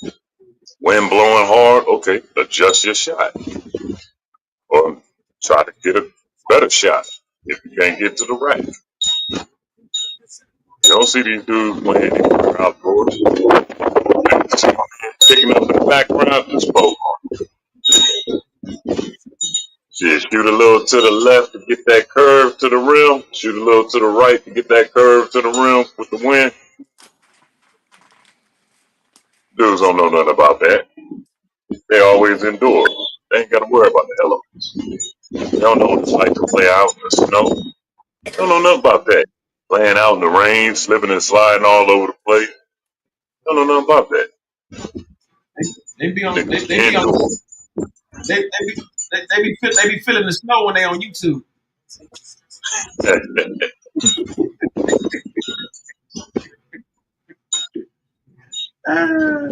You ain't lying though, motherfuckers though. The last time I've been to a city where motherfuckers was still having house parties and everybody was on the block and shit. I was out there like back in the day type shit. I ain't talking about this new shit. I was out there in Chicago and Detroit. They still be kicking it like, back in the day type shit. You know what I'm saying? Oh, when it was still state. Yeah, you know what I'm saying? When it was still state. I Uh, don't see that anymore in the U.S., man. I know block party. Last time I saw a block party, shit, was, here and in the Dominican Republic. Dominican, they out every day, chilling on the block. Somebody grilling something, somebody got the music, somebody got the drinks.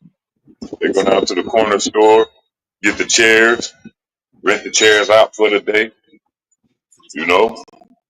and they post it up, drinking their brews, talking their shit.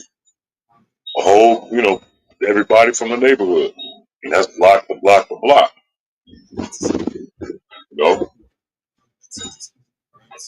and you can't do that in America because you don't know what's going to happen. Who going to pull up and bust at somebody, times have changed. It ain't as safe as it used to be. mm-hmm. It ain't the same. And then, on top of that though, you gotta look at the music and everything. Like it's a different type of tempo. You know what I'm saying? I mean, everything is still out there. You know what I'm saying? But things just sped up. So it ain't like it used to be where you could just slow roll. Right. Yeah, like I tell people all the time, man. You go to KFC, man, get a bucket of chicken, man, and meet the family and shit, man. And that's that, man. You know what I'm saying? Now, man, you got there, you meet a bitch, man. Her mama want to know your motherfucking social security number and shit. You know what I'm saying? So it's all kind of shit.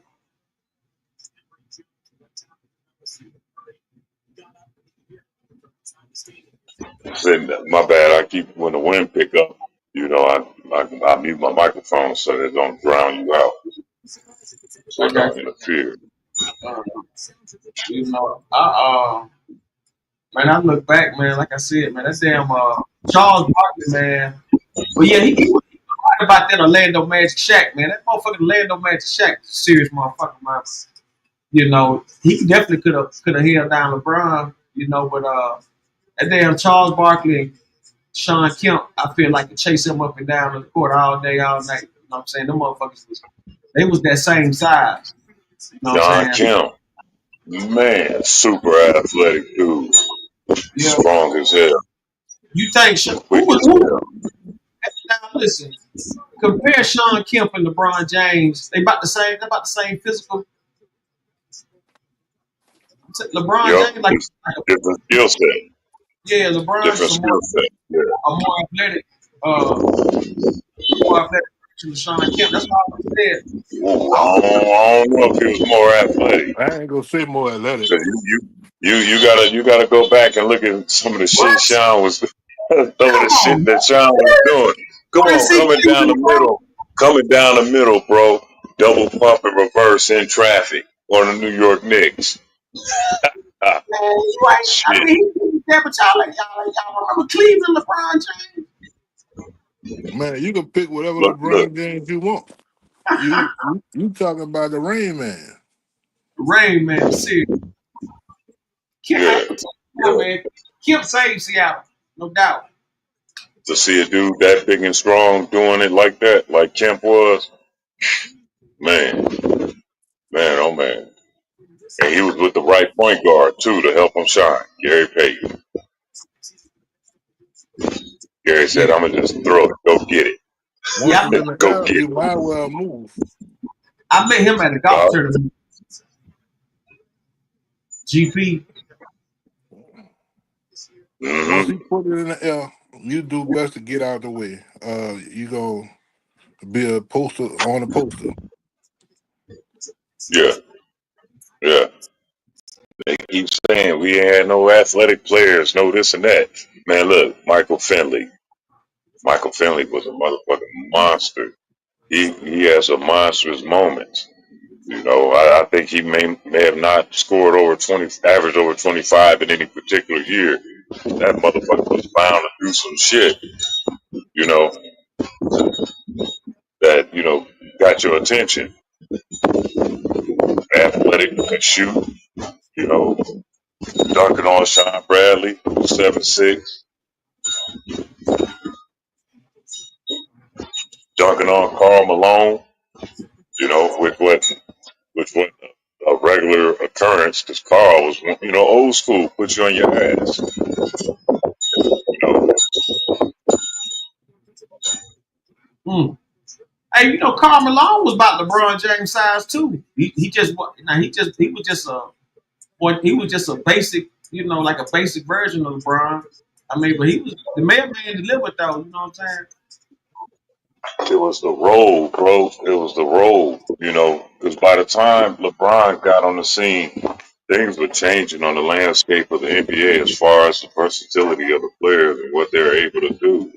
And, you know, teams allowing them the freedom to do the things that they were doing. You know, they didn't have to Yeah, play them because roles anymore. Then they wasn't no created stretch what four, they call stretch five. positionless basketball. So now they got that dude like Draymond Green playing the center. We were just talking about You that nigga know, earlier.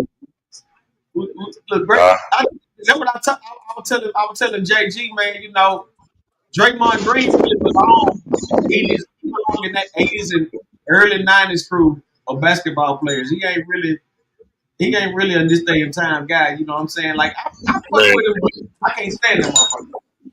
Draymond should have been a bad boy Piston.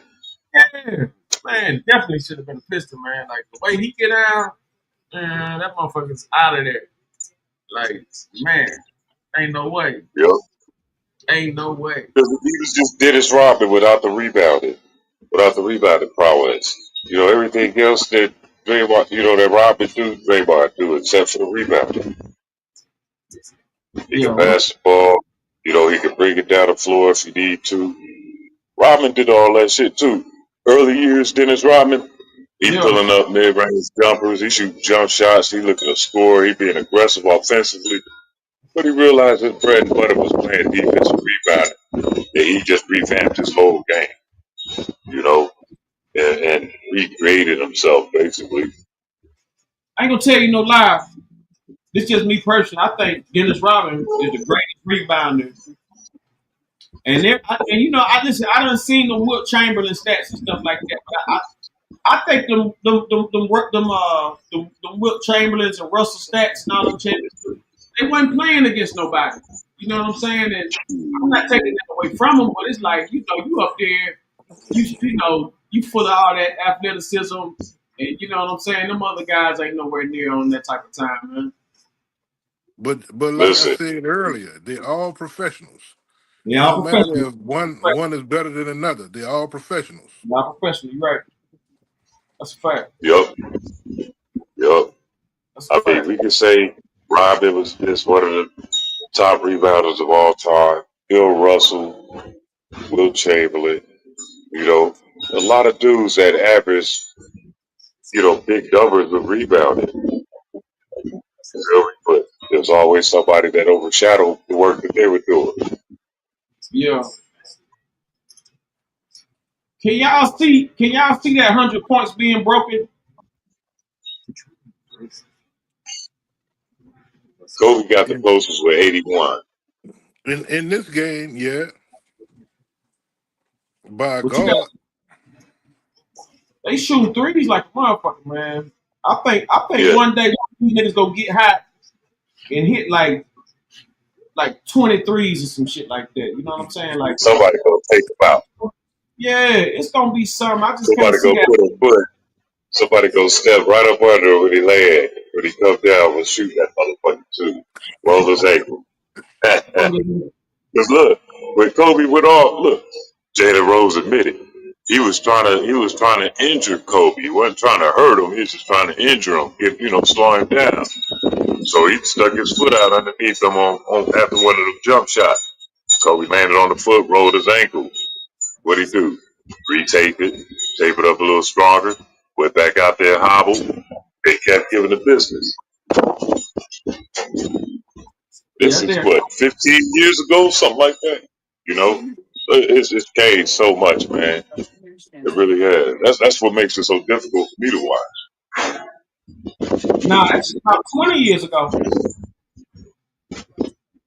It's hard for me to watch the NBA. 2025, I think that game was like 5.7 or some shit like that. Something like that when he hit him for that 81. Before that 81, I remember that game. I remember that. I was watching that motherfucker and I turned from it. I ain't think it was shit. I turned from it. That thing out there, that motherfucker got hit. Like, hell no. I remember that game. Oh, damn. The thing was how it's. I want to listen.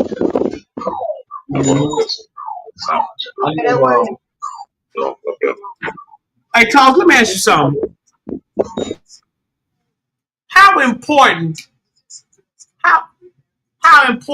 is Russell Westbrook? My bad, go ahead. I was saying, I want to know from you and JG, how important is Russell Westbrook triple doubles? Like, what's the deal with that? How important is that?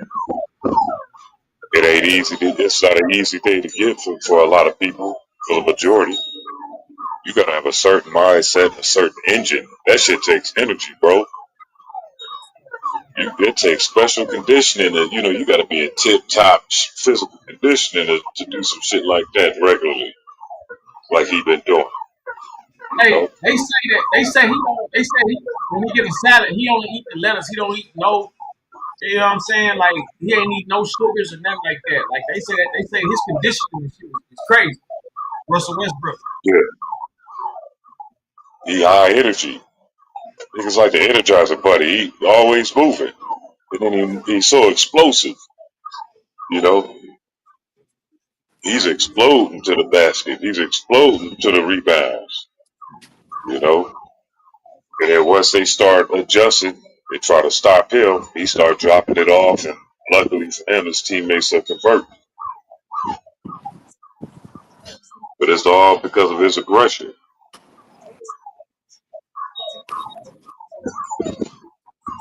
I think that's another difference between today's game and the older game.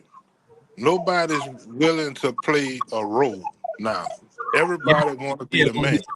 Yeah, everybody want to be the team. Yeah. That ain't just basketball. That's real life. That's definitely life. That's definitely what it is. Well, everybody want to be the top nigga. Everybody can't be the top nigga. Say it again. Say it again. Everybody can't be the top nigga. You got to get in line and wait your turn. And that was one of my biggest problems when I played, because they delegated me to a role and it pissed me off because I felt like it was they wouldn't let me show everything that I was capable of doing. Yeah. Yeah. And I mean, I understand, because if you get away from doing something that you could do, then that's putting rust on that skill. It's not allowing you to hone it. Right. So, and then it's like, well, goddamn, why y'all handcuffing me? Why you handcuffing me? Let me get off. Let me do my thing. No, I pay this motherfucker to shoot. I pay this motherfucker to dribble. I pay this motherfucker to pass. I pay you to rebound and block shots. If you don't want to do what I'm paying you for, we'll sit your ass down right over here. That's exactly what they do. Now, what you think about when you got players like the AM1s, you got the EuroLeague, you got all these different forms and organizations of basketball, NBA and things of that nature. When you look at the AM1s, what do you feel about the Rayford Austins? And then you got guys who just are real nice, like Steve Francis and so on and so on. Like when them guys entered the league, why do you think they try to let only certain ones get in and not the rest? Because all them guys on AM1, but Giants say all, but I'd say at least a good you know, 70% of them guys off of them AN1 videos could play pro. It wasn't respected because of all the double dribbling and whatnot, all the violations that they did during the street ball game. So it didn't get the same respect. Yeah, right. I can see how they because it was entertainment. It was the street ball game was about entertainment. You know, so yeah, they're like, nah, we don't want that shit. But for a dude like Skip, for Rayford to get on, you know, he showed that nah, we don't just do this. We actually come from a regular basketball background. You know, this is just us having fun, and you know, these motherfuckers paying us to do it. So hell. And another thing, my man Bone Collector. Go ahead. Yeah.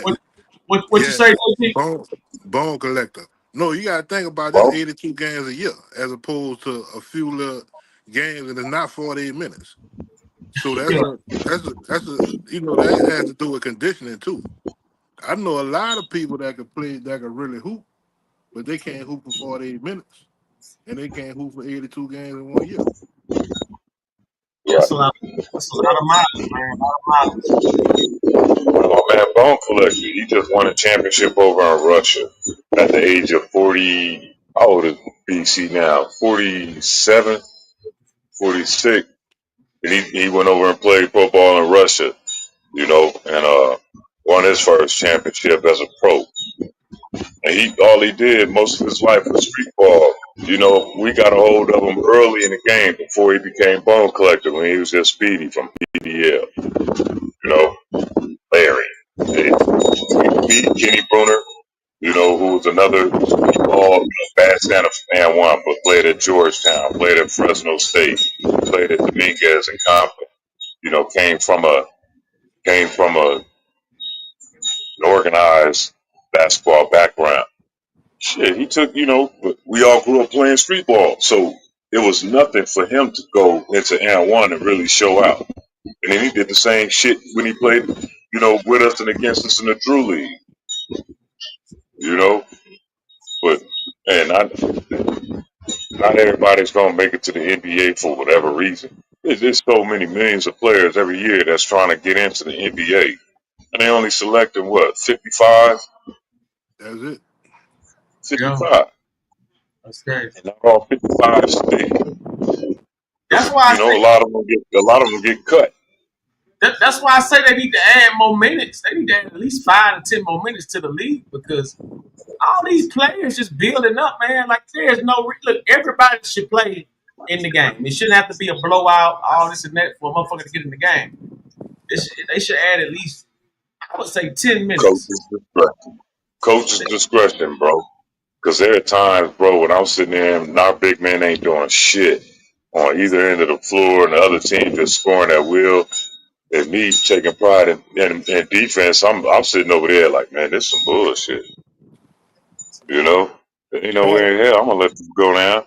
And so that's what flipped the switch in my mind, where I'm like, man, if y'all just gonna let this shit continue, I can go ahead and drink during the game. You ain't gonna put me out there to stop it, so fuck it. And I started drinking. I started getting faded during the game.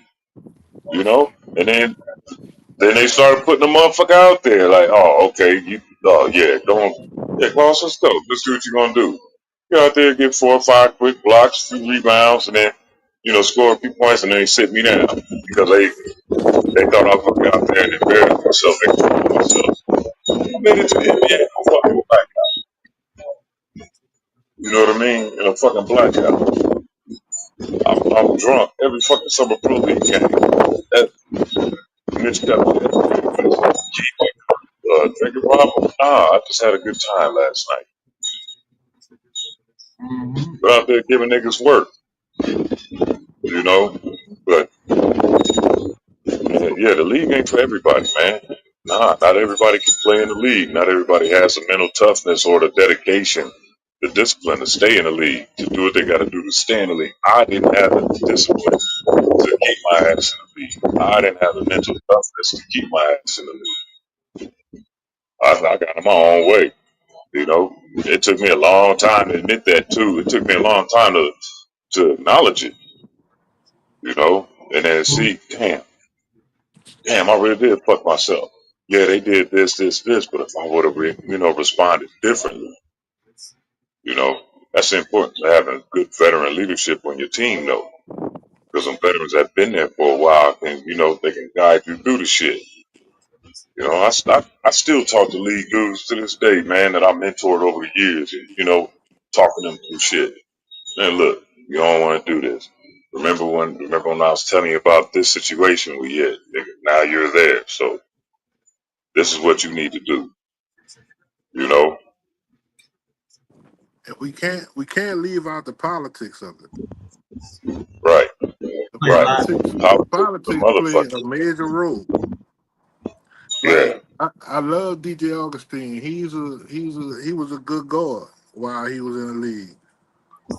But he from New Orleans. I seen him play. I seen him play against some guys. He averaged 24 and didn't even score 24 in 3 years against this one guy. But DJ Augustine went to NBA. The other guy played in Finland and Japan. Like, there's a white boy, Dan Lang. He played for Vanderbilt. I was at Tennessee State. I destroyed him every time I played against him. He sat on the bench, but he was in Rogers for 9, 10 years. I was in Taipei, Taiwan. So it's. Did you play with Duck? Did you play with Duck? Lorenzo Coleman, rest in peace. Yeah. That was my dude, man. So it's a lot of politics that goes on. Like, first off, being from New Orleans, I'm 6'9". In high school, I was a center. I get to college, I'm small forward. You know what I mean? Damn, you was out there with Ron Rutledge, Randy Livingston. Yeah. So what the other guy, Hathaway, he was actually from Nashville, but he went to UT Volunteers. Played again. He was a little dude to me, but in high school he was a center. So it's like, it's all about being able to get into the right situation. In New Orleans, they're putting all the big guys on the football field. But I'm a basketball player, so I wasn't really, I played a little football because they had this 2-sport minimum shit. But I was more into basketball than into football. Now, it made me a little bit stronger and more aggressive than some of the small forwards I played against. But at the same time, they were quicker because they had been handling the ball a lot more than I did in high school. So you got to have the right setup. I don't know if you know Perry McDonald. Perry McDonald went to the same school I went to. I'm taller than him, and he was a center. And he was a center at fucking Georgetown. His name Perry. What's his name? Perry McDonald? Yeah, I think Perry's 6'5". I think Rasheed Wallace, you know what I'm saying? I think he was the evolution of that power forward center swap, to where, you can take the center off and put him at the power forward, and he can still get you a 3-pointer, and still do inside work. I wasn't really seeing too many people doing it or doing it that good up until Rasheed Wallace when it comes to that. No, you had stretch forward that were playing. You had one of the best, Driving Petrovich, but he passed away. He was a fucking monster. That left shrimp was in Seattle. Tony Kukoc. Yeah, Tony Kukoc. Yeah. He's 7 foot. Don't know the first thing about posting up. Yeah, that was me. That was me until I got to college. I learned how to play on the block, so I got to college. Yeah. But the influx of European players coming into the league with all that versatility, that changed the game. Because then Later on, here comes Dirk. You know, and they say Dirk the best European player of all time. Arvidas Sabonis. Yeah, he's a 31-year-old rookie coming into the league. Yeah, I've seen a few guys come into the league in their mid-30s. You know, I shout out to anybody that pursuing their dreams and stuff like that. You know, making them come true. You know what I'm saying? I know it ain't easy, but you know what I'm saying? Like that G League and all that kind of stuff. Like I don't know, man. Like them motherfuckers, they might as well keep college basketball going if we don't have a G League and all that kind of shit. Man, they should just scrap the G League, bro, and just let niggas go play overseas in Europe because they're not really getting money like that in the G League. If you don't have an NBA, if you're not signed to an NBA team, you're not making money like that in the G League. And guys are so busy trying to chase that NBA dream that they passing up millions of dollars and end up playing, you know, their whole career in the G League, looking for a couple of 10-day contracts. Yeah, because Europe paying NBA money now. Ain't no $100,000 a year no more. Yeah, they playing big.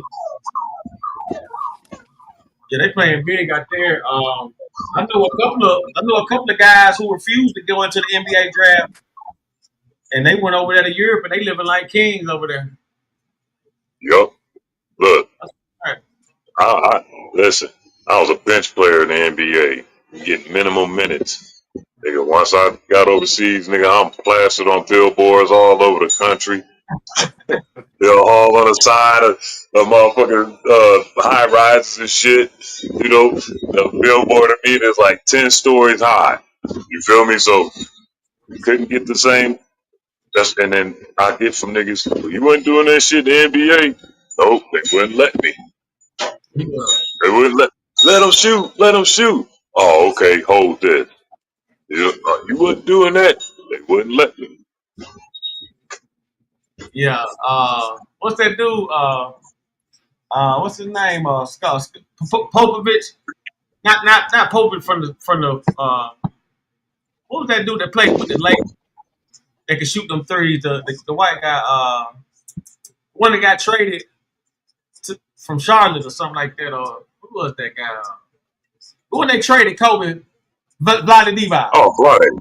Yeah. Bloody. Yeah. Now I like this game. You know what I'm saying? He used to be Bloody drinking. was smooth.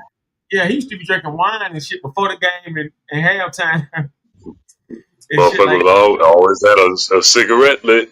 Yeah, he was Always had a cigarette lit. Them Europeans, man. And that's the thing, man, I went over to Europe. Yeah, my cigarette smoking increased. And next thing you know, I'm walking out the arena with grocery bags full of loose cigarettes that fans was giving to me.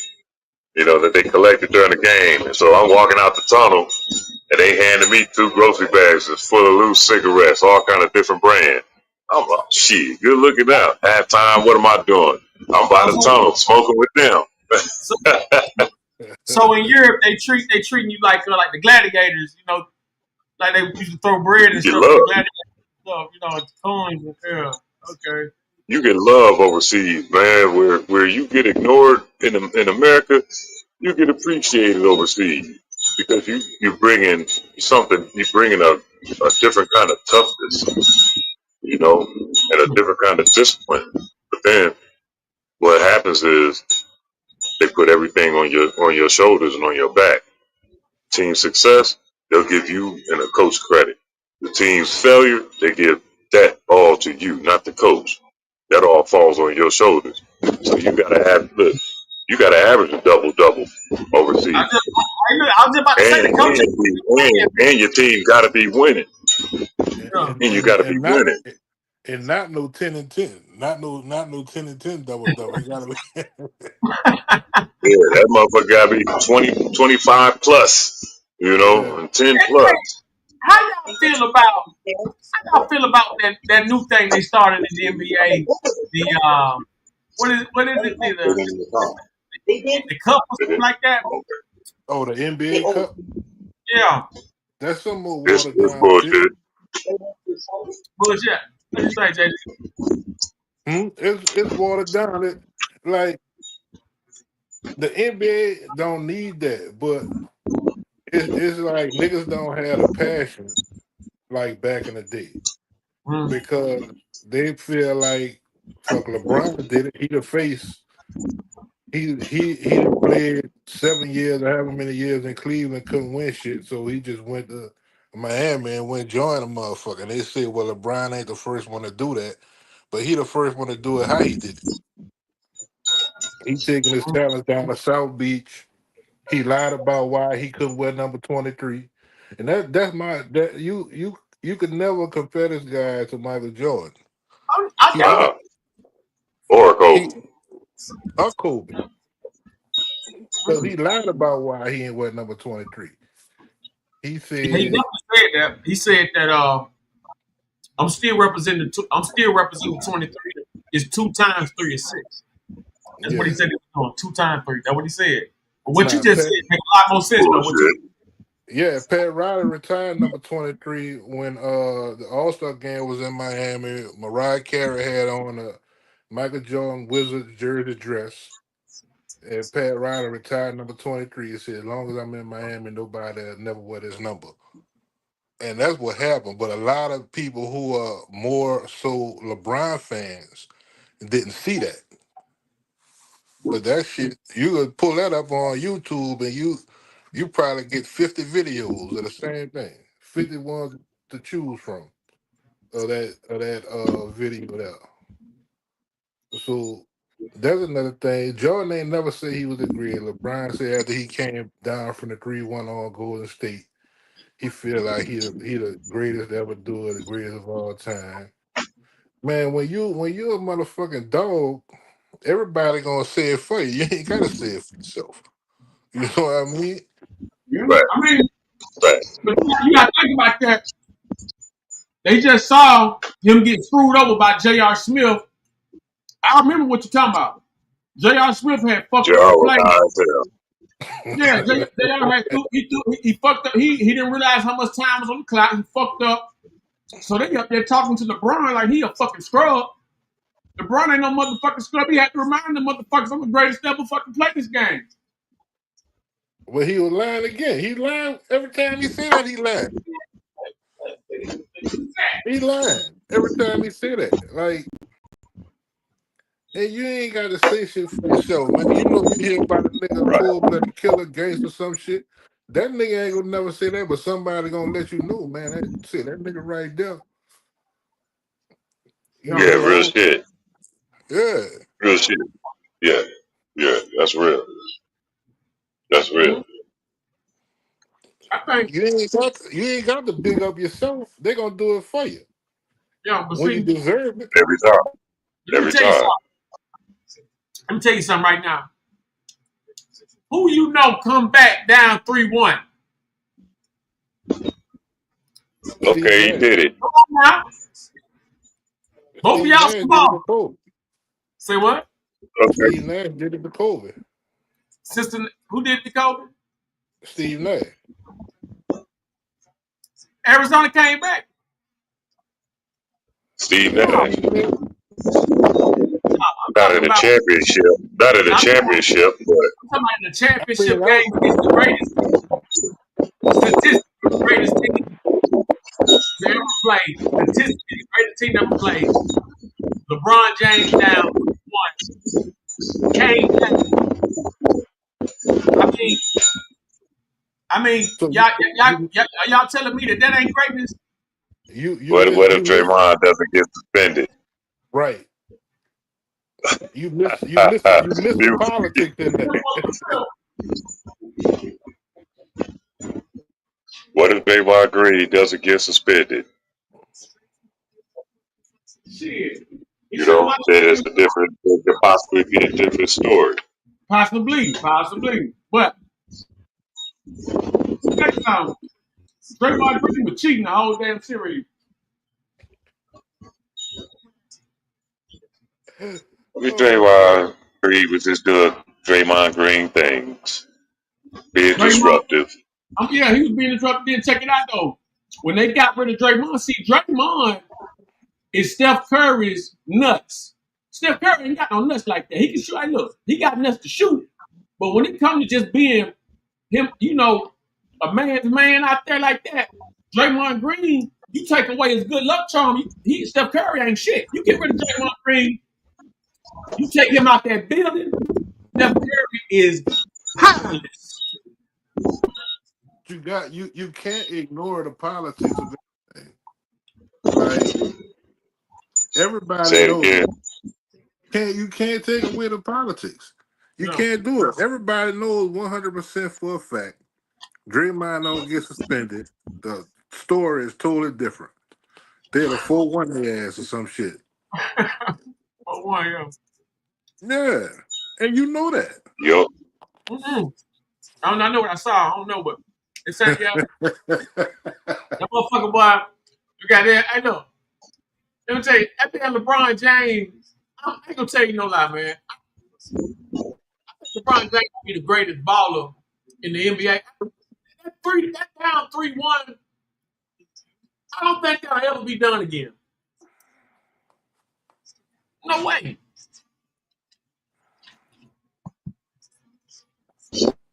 Never know. Never know. I mean, hell, we didn't think anybody would average a double for a season since Oscar Robertson did it. Russell Westbrook did it. I think Jokic. I think he did it twice. I think Jokic trying to break that. Jokic trying to get that record for the too. season. Yeah, I think for the season. Yeah, he gonna stop doing the season. I think he gonna start chasing the numbers after a while. It's not an easy thing to do. Yeah, it ain't. Get it one time ain't easy. To do it once ain't easy. Shit. And Joker, man, he dominated the game. He controlled the game at a slow pace. Everybody else flying around trying to do all this wild shit. He just, okay, hold this.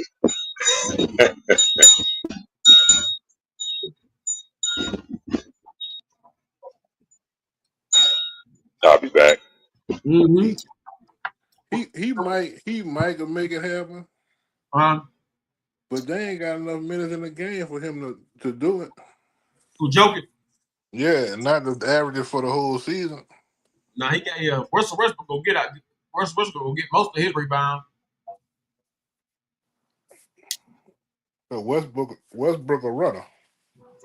I wouldn't be surprised if they come back and get him about a $20 million deal or something, 20, 30 million or something like that. I think they got him on league minimum right now.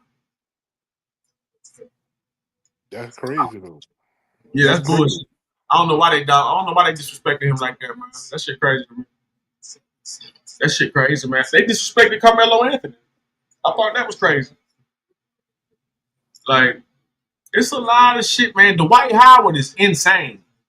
For him not to be on the team, man, what the fuck? I don't know what's going on. The Lakers ain't gonna never win until they bring him back. I don't give a damn what they doing. LeBron James, my man. But that shit they did to Dwight Howard was crazy.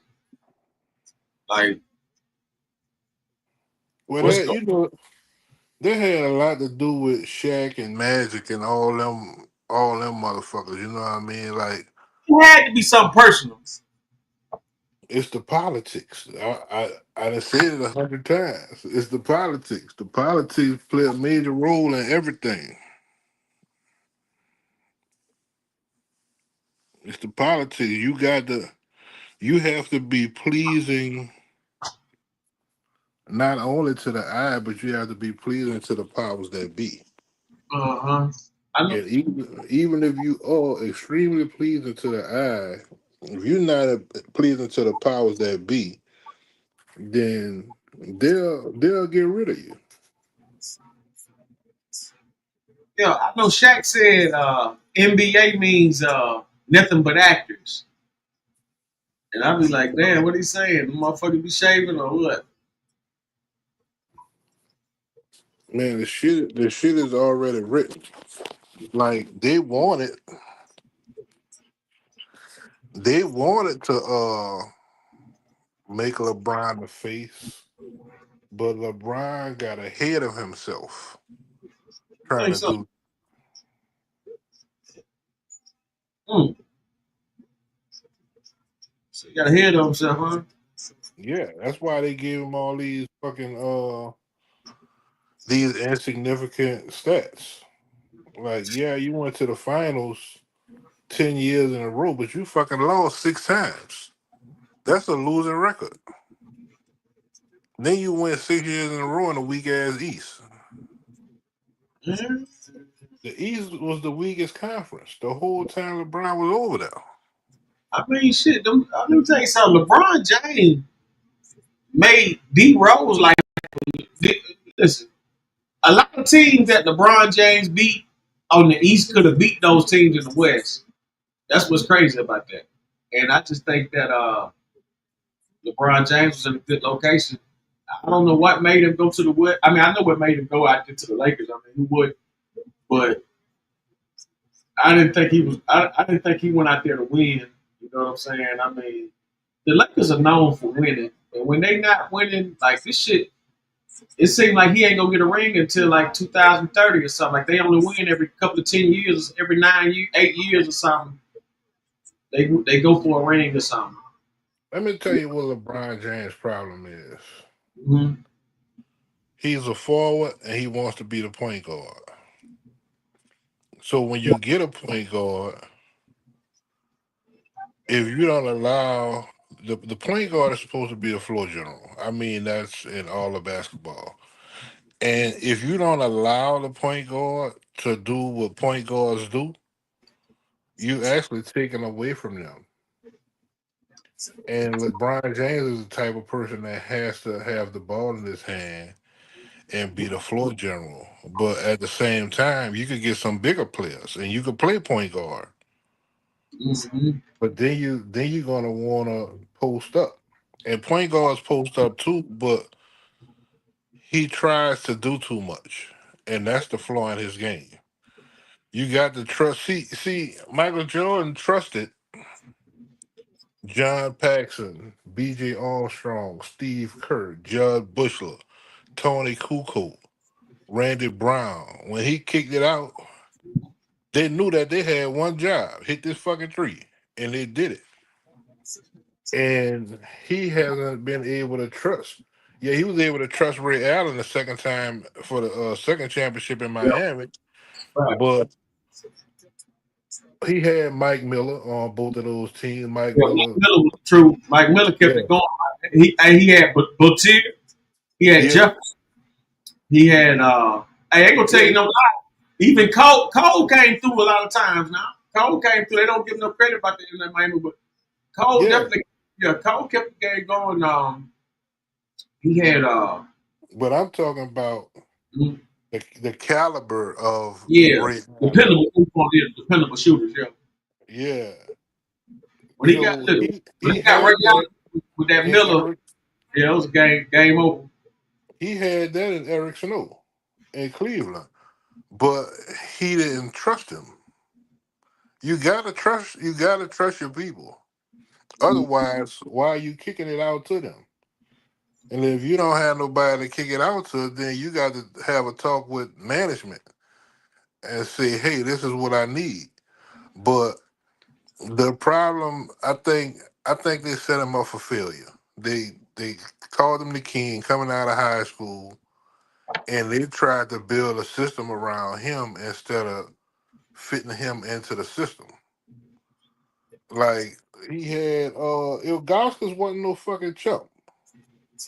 Zadrunas Ilgauskas in Cleveland. He wasn't no chump, but they changed the game for LeBron and fucked up the whole system that they had in place instead of fitting him into the system. And that's why so many all those times that he's been to the finals when he ran into real developed organized systems, he got sent home with an L. Hmm. You know, the Lakers championship is gonna forever have an asterisk by it until they do it in an 82 game season. Uh, Kyrie saved it on the Cleveland championship. Rihanna saved him on the second, and I can't say saved him because he was the Finals MVP of all four of those. I was just about to say, But, but not even just that. He the reason they got. Let me tell you, but you can't Cleveland you they can't could have really lost say that. scores. Kyrie got big headed and fucked up the rhythm. Jealous ass nigga. Kyrie won that game. What nobody else had the nuts to take Listen, that 3-pointer. I'm not disputing none of that. What I'm saying is, after they did that, Kyrie suggested a trade.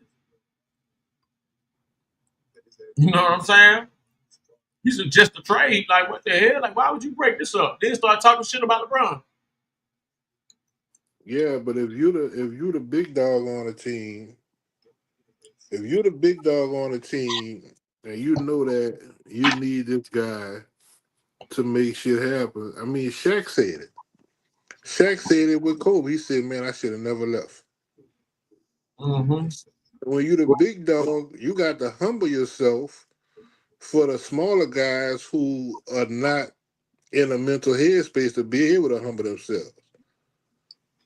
I didn't hear Shaq say on like 6 or 7 different interviews and podcasts that I should have never left Kobe.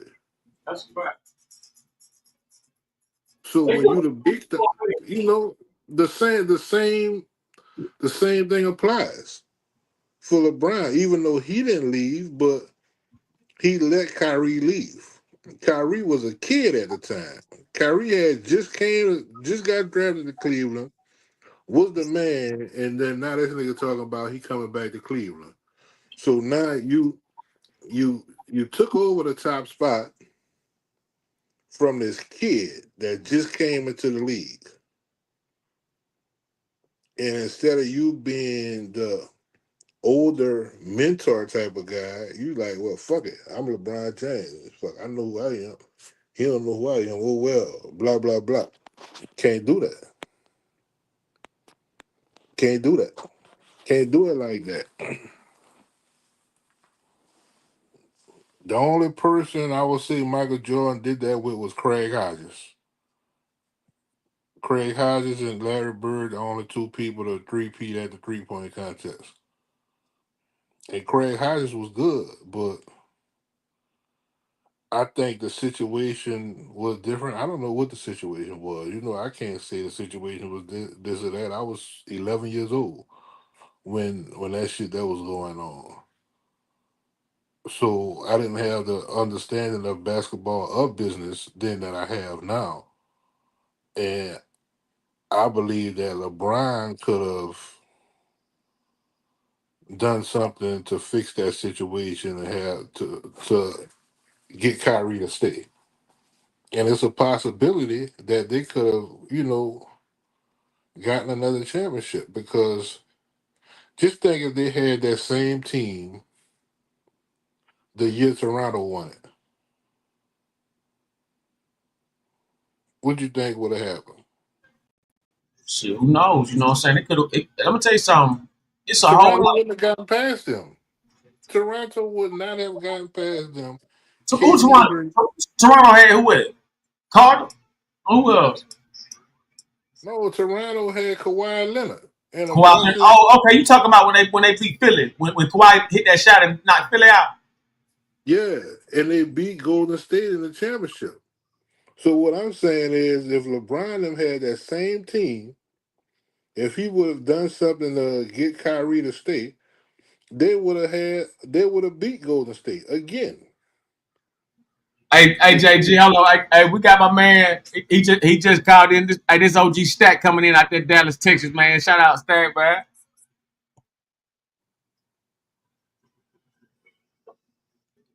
Yo, yeah, you on? All right, shout out, man, to SendaRoni, man. Y'all know in the building, man. Lights on, off and on, man. It's the big homie Stack. Right back at you. Man, salute, man. I'm glad you can tap in, man, one time with it. You know, it ain't gonna never stop, man. It's 7-Eleven, no flags, Hey, man, you already know, man. Hey, man, I don't know what they talk about, man. You know what I'm saying? It's always up with us, man. You know, don't get some money, man. You know, Ronnie, I've been respecting your game since you've been pulling money out, man. You've been getting to the money, man. These niggas playing. You getting that bag, man. I don't need to borrow no money. I need to learn the game from it. I need to get up on here and circle some games. So when you come to Dallas, I got you, man. I got something nice for you, man. All love, Stack. You already know, man. Now, look, let me jump in right quick. You see what he just said? I said, let me jump in right quick. You see what he just said? He said, I don't need to borrow no money. I need to learn the game from you. Mm-hmm. That's what a lot of niggas don't want to do. Yeah. So that's the problem in the community right now. A lot of niggas don't want to do that. A lot of niggas can't hold themselves enough and be like, man, look, I'm fucked up. I see what you're doing. I like what you're doing. Give me the game. Teach me the game. Show me the game. Niggas don't want to say that. You got to think, when I first came home, Ronnie sent me down and gave me some time. He tied my shoes up so tight at first, I didn't know. I thought the nigga was trying to just take my shoes, just do what he wanted to do with them. But what he told me, it's the way you wear your shoes, man. You just did 35 years in prison. Come home like this, and everything blue ain't blue, man. Everything they say they blue ain't blue, man. So, you know, you got a lot of valuable games you can say that nigga followed on me. So now, you know, it's beautiful. It's beautiful. I've been able to survive off the shit that he told me. You know, I had niggas in my ear against the nigga, you know what I'm saying? But I never took that to the heart because I knew that without anything, when I was in jail, Ronnie sent money. I went to jail, Ronnie, hey man, what's up? Collect Kyle, you got me. You know what I'm saying? So a lot of time when I do this, I only want to see him and the other guys, you know, come together and get some money, man. You know, but they had their team and, you know, shit, Ronnie got his team. He been having a team. So it's hard when it's like that. And all it is too many bosses in one. It's too many bosses in one seat. Possibly. You got a lot of bosses in the room like that, man. You got to be able to respect it, man. You can't respect it, then everything gonna fuck up. And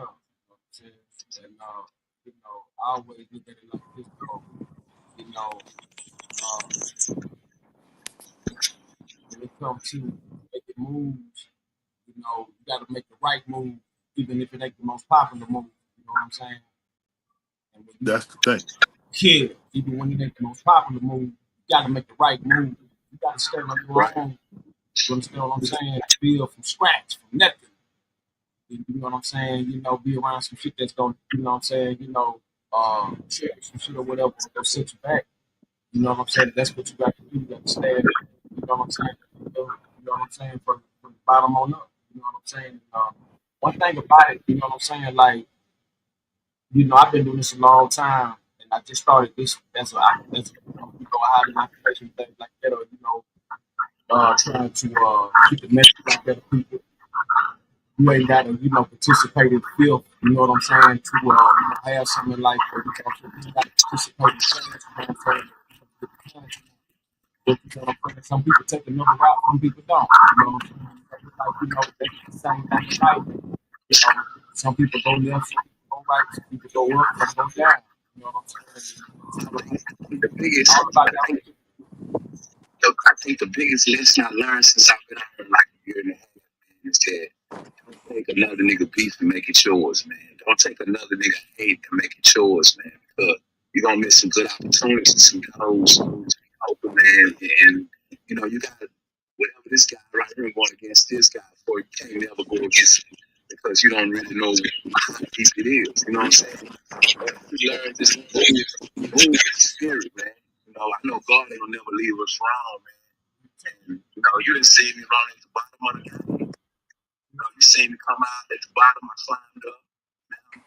I'm not at the top, but I ain't far away. You far away from it. And on top of that, I think like this, somebody walk down with like 30, 35 or something like that, 35 years, something like that. You know what I'm saying? Just walk down 35 and then, you know, I had put the game on him when he first got out. If he had stayed on top of that, you know what I'm saying, it would have been, you know what I'm saying, it would have been straight. But like, you know, people gotta learn their own. And so like, you know, like you just saying about too many bosses and this and that. That's what I'm saying. Like, you know, you gotta follow. If you don't follow, you gotta know what you follow. And if you know what you follow ain't where you supposed to be or where you supposed to go, you gotta know what I'm saying. You gotta rearrange your path and direction. You know what I'm saying? Like, you know, falling down the wrong road that can lead to destruction. You know what I'm saying? I done seen it happen too many times. That's why, you know what I'm saying, I don't really, you know what I'm saying, I don't participate in anything detrimental, you know what I'm saying, to the growth, you know what I'm saying, of the game. You know what I mean? We talk, you know what I'm saying? Shout out to Stack, man, coming through, man, blessing some game, some wisdom, and understanding of what's happening. You know, uh, when you select politics, You got to. you know, I be telling people, man, cause a lot of times motherfuckers be like, ain't nobody tell me where to go, who the fuck out. Man, listen, man. A lot of times people will tell you something to hate, but then again, it's gonna be a time when somebody gonna tell you something, jam up, flat straight what it is. And that's God talking. You know what I'm saying? It's God talking. You know what I mean? You gotta know that. Time, man, when you come out here, motherfucker gonna give you, they gonna give you what you need, they gonna give you what you want. Mm-hmm. And you have to get what you need, do what you know how to do. Yeah. And like during all this time, like you got me, but it made me stronger. It made me a lot stronger. Deal with the everyday shits. Yeah. My man up here, JG, you know what I'm saying? He did like 12, you know what I'm saying? You know, so it's like, you gotta think about the mind. Let me tell you something, he's one of the most intelligent men I don't met. You know what I'm saying? Like, I'm talking about, man, like, you know, up there when it comes to, you know, when it comes to knowledge. And so, you know, reformation and things of that nature, that's all in the person that's doing the act. Right. You know what I'm saying? It ain't just, you know what I mean? Like, the system always will put some way for you to, you know what I'm saying? You call up this some bullshit, but it's always ways to get out too. But as far as reformation, that's something you, you know what I'm saying? Right. Because a lot of shit be easy to get in and hard to get out, man. It's just like anything else, man. You know, it's fucked up. You know, it's time to be like that, man. You know, just gotta work yourself into what you need to do right now. Like I'm at work right now.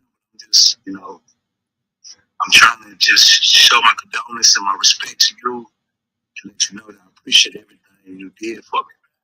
I gotta get back to work, but nigga, it wouldn't have been me if it wasn't you, man. So, you know, it's a big inspiration. You spent time that was needed to lace a nigga up on the shit that it needed up on. And I'm grateful for it, man. Hey, man, it's all love, man. Shout out to Saving Black Boys, Queen Real, you know what I'm saying? And everybody who, you know, is on board with, you know, saving Black boys and things of that nature. And Black boys, man, you know what I'm saying? It's always, you know, one hand watch the other around here. You know what I'm saying? Both hands watch the body, man. You always get solid with me. You know what I'm saying? Like I said, man, you know, I can't speak on everybody else, but you know, for me and you, it's always been one gone. I want to give a shout out to my nephew, baby, to Chill and Ronnie in the mix. Queen gonna reach and get you. She going through some things right now. She's gonna reach and get you. It's gonna be big. Stay focused. Stay humble. Out top. You know what I'm saying? Let me get on back to work, man. I stay hold it down, man. Fuck. Show love. Yeah. Man, shout out to everybody tuning in, man. You know what I'm saying? Everybody in the like Kitty Divine salute. Shout out to everybody tapping in. You know, I'm glad y'all could come in and get some good content, man. You know, it's a lot of history, a lot of history, and we're gonna build and we're gonna grow, and you know what I'm saying, continue to pass on some knowledge, you know what I'm saying, for the ones who seek that. Make no mistake about it, you just don't wake up and get it. You gotta go out there and pursue it. You know what I'm saying, to be able to sit down and talk about it. You dig it? You know what I'm saying?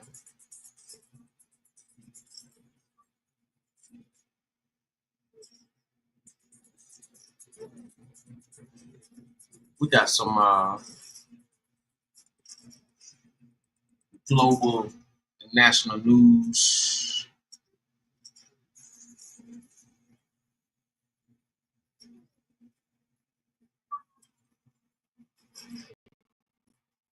Had a plane collision. Look real bad. DC plane crash. Nancy Kerrigan breaks down while speaking about crash victims. Nancy Kerrigan,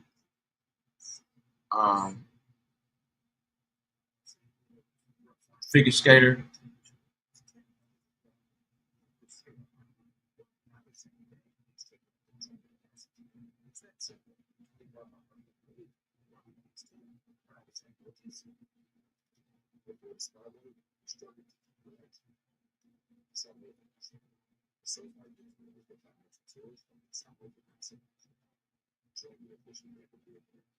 New details emerge about deadly mid-air plane crash near DC. It's crazy. Let's take a look at it.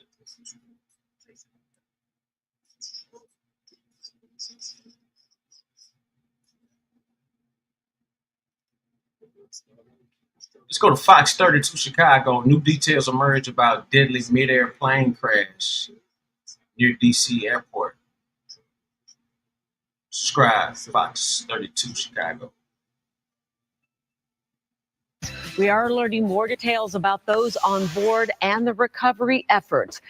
Here's a live look at the scene right now. As you can still see the wreckage in the water. Rebecca Castor has more from the president. Officials announced this morning that search and rescue efforts have now turned to recovery. And with no survivors expected, this could become the deadliest U.S. air crash in 24 years. Dozens of bodies have been pulled from the icy waters of the Potomac in the hours since the shocking collision between an American Airlines jet and a military Black Hawk helicopter captured on this EarthCam video. Hold your positions, please, on the field right now. Both the helicopter and the plane crashed in the river. All runways are closed. Nobody's landing. No one's moving at all. I just saw a fireball, and then it was just gone. The jet, which was carrying 60 passengers and 4 crew members, was about to land at Ronald Reagan National Airport after taking off from Wichita, Kansas. U.S. figure skaters, coaches, and their family members are just some of the passengers confirmed to be on board. They were returning home from a training camp in Wichita following the U.S. Figure Skating Championship. The helicopter, which was on a training flight, had 3 soldiers on board. Officials say these were routine flight patterns. It was a fairly experienced crew, and it was doing a required annual night evaluation. They did have night vision goggles. As we wait for more information, President Trump and his administration says this tragedy could have been prevented. It was cold but clear, and clear as you could be. The American Airlines plane had lights blazing. They had all of their landing lights on. You had a confluence of bad decisions that were made, and you have people that lost their lives. Reagan National Airport was closed after the crash, but it is now reopened to flights. In Arlington, Virginia, Rebecca Castor, Fox 32 Chicago.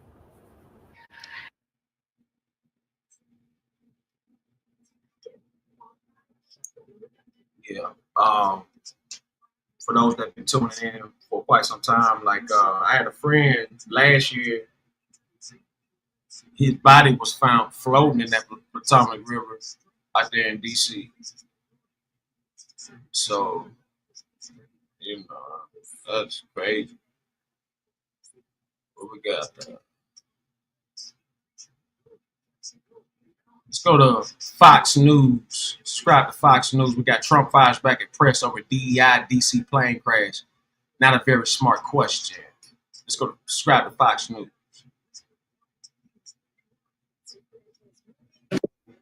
Know the names of the 67 people who were killed, and you are blaming Democrats and DEI policies and air traffic control and seemingly the member of the U.S. military who was flying that Black Hawk helicopter. Don't you think you're getting ahead of the investigation right now? No, I don't think so at all. I don't think with the names of the people. You mean the names of the people that are on the plane?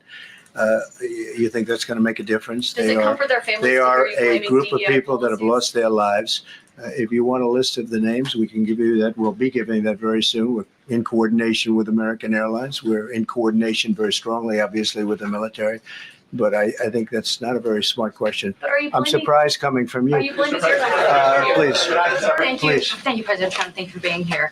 Based on your analysis so far, do you have a sense of who is at fault? If it was the plane, the helicopter, air traffic control, and can you assure people that it is safe to fly in and out of D.C.? Well, I've given you the analysis, and the analysis was based on vision.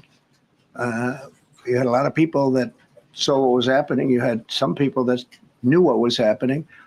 There was some warnings, but the warnings were given very, very late. Those warnings were given very late. It was almost as they were given. A few seconds later, there was the crash. It should have been brought up earlier. But the people in the helicopter should have seen where they were going. I can't imagine people with 20/20 vision not seeing what's happening up there. Again, they shouldn't have been at the same height. You're going in reverse directions or sideway directions. Obviously, you want to be at different heights. I see it all the time when I'm flying. You have planes going in the opposite. They're always lower. We're higher. So if somehow there's a screw up, there's not going to be a tragedy. It'll be close. But, there's never going to be a tragedy if you're at a different elevation. For whatever reason, they were at the same elevation. And also, from the American Airlines Center, he's along the track that every plane is along. You say, what was a helicopter doing in that track? It's very sad. But visually, somebody should have been able to see and taken that helicopter out of play, and they should have been at a different height. All right. Thank you, sir. You mentioned the Russians that were on board that plane. What other nationalities were on board that passenger? There were a couple of others. We're going to be announcing it in about an hour. We have some very specific information. We're calling the countries. We've spoken to most of them, but there were some other countries represented. Spoken to President Putin? I have not, no. Not about this. On your executive order, you've already issued an executive order. You say will restore aviation safety. Right. This crash happened after that. Was the executive order successful, and what more need to change to keep people safe? Well, we issued it 3 days ago, and we're in the process of making those changes. This is something that should have been done a long time ago. Actually, my original order should have never been changed, and I think maybe you wouldn't have had this problem. Maybe. Yeah, please, go ahead. Yes, thank you.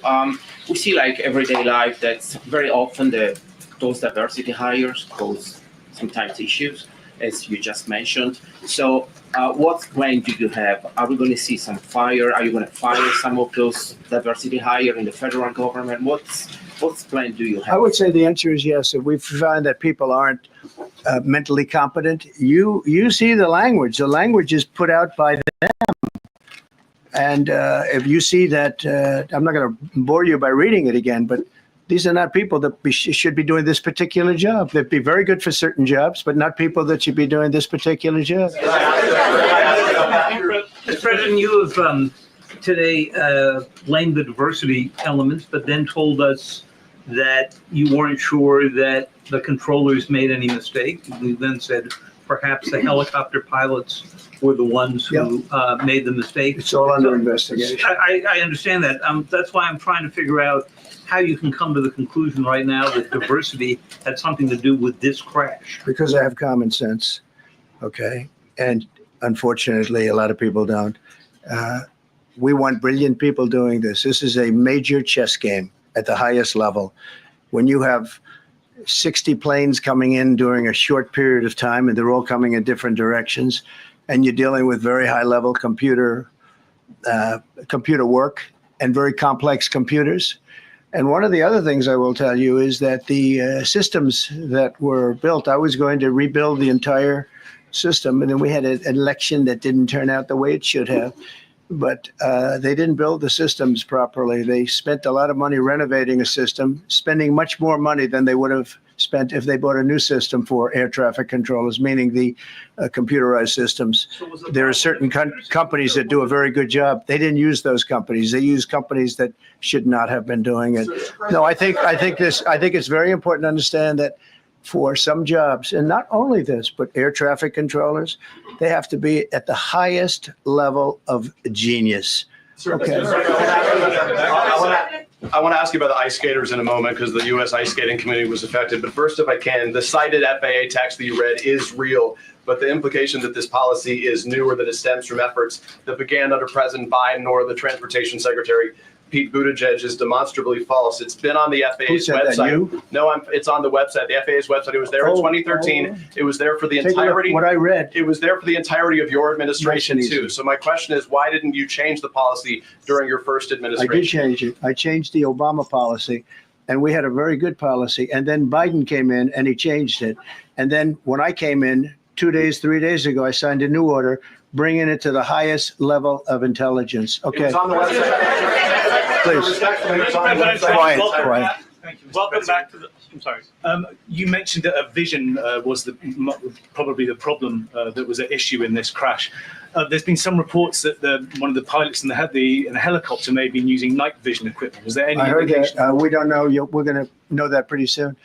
It may change your viewplane if you do have the night vision. So it's very possible that could have happened. That would be maybe a reason why you wouldn't actually see as well as on a clear night. You can see sometimes better without it. I have a couple of more. Mr. President, is it helpful to have your Secretary of Transportation confirmed, and does this intensify your interest in getting other nominees confirmed quickly? Go ahead. What? Is it helpful to have your Secretary of Transportation confirmed, and does this intensify your interest in getting other nominees confirmed quickly as well? Well, sure. We want fast confirmations, and the Democrats, as you know, are doing everything they can to delay them. They've taken too long. We're struggling to get very good people that everybody knows are going to be confirmed, but we're struggling to get them out faster. We want them out faster. It's a good question, actually. We've been pushing Sean. Everyone knows Sean for a long time. He got many, many Democrat votes, but they want to take as long as they can. They ask questions like some of the questions that Peter would ask that were totally irrelevant and not very good questions, but they want to just keep it going. They want to keep it going as long as possible. I was very honored, actually, that you got so many Democrat votes. That was really good. It was really good. When I try to meet with the families, and second question, is it your impression that military training was done during that time? The what? The training that the helicopter was involved in. Is it anything you can tell us about You that? don't know. These are the things that will come up with the investigation. You don't know. But the helicopter obviously was in the wrong place at the wrong time, and a tragedy occurred. Please. Thank you, Mr. President. I've got a question about the. No, go ahead, please. Thank you, Mr. President. You've been critical of the current regulations, and you've called for big reforms at FAA. I'm curious, sir. I made the reforms, actually. What is your message? 3 days ago, I made them. Yes, sir. What is your message then to the American public in the weeks and months ahead? Should they feel hesitant to fly? And if you could clarify perhaps something that the Defense Secretary said when he said that this helicopter was on a continuity of government mission? I don't know what that refers to, but they were practicing. They do that. They call it practicing, and they were, and that's something that should be done. It's only continuity in the sense that we want to have very good people, and that has to be in continuity, and that's what they refer to. But it was basically practice, and it was a practice that worked out very, very badly. Okay.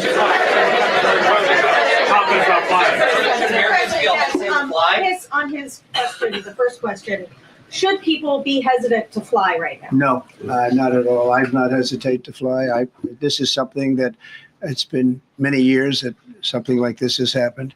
And the collision is just something that we don't expect ever to happen again. We are going to have the highest level people. We've already hired some of the people that you've already hired for that position long before we knew about this. I mean, long before. From the time I came in, we started going out and getting the best people because I said it's not appropriate what they're doing. I think it's a tremendous mistake. You know, they like to do things and they like to take them too far. And this is sometimes what ends up happening. Now, with that, I'm not blaming the controller. I'm saying there are things that you could question, like the height of the helicopter, the height of the plane being at the same level and going in opposite directions. It's not a positive. But no, we're already hiring people. No, flying is very safe. We have the safest flying anywhere in the world, and we'll keep it that way. Thank you all very much. Thank you very much. Hey, everyone. I'm Emily Campagno. Catch me and my co-hosts Harris Faulkner and Kaylee McEnany on Outnumbered every weekday at 12 p.m. Eastern, or set your DVR. Also, don't forget to subscribe to the Fox News YouTube page for daily highlights.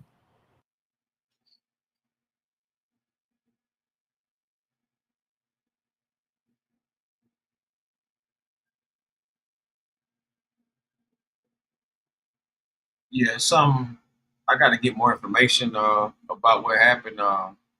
Apparently, figure skating attendees and competitors were on this particular flight. Let's go to live now from Fox. DC plane crash. Nancy Kerrigan breaks down while speaking about crash victims. You can see Nancy Kerrigan in tears there. She was actually a member of this skating club. And as we continue to say, this is an incredibly tight-knit community. Let's listen in. Her daughter, Elin Schran, who works with our coaches, with Vadim and Jenya and Spencer, and runs a great company called Joy Skate, which does a lot to diversify our sport. And Paul George, a longtime club member, national champion in the sport, and president emeritus of the U.S. Figure Skating Foundation. Any questions we can answer for you? Did you know the coaches personally throughout your career? And could you reflect on the loss, their style? Well, first of all, we came here because we needed to be together.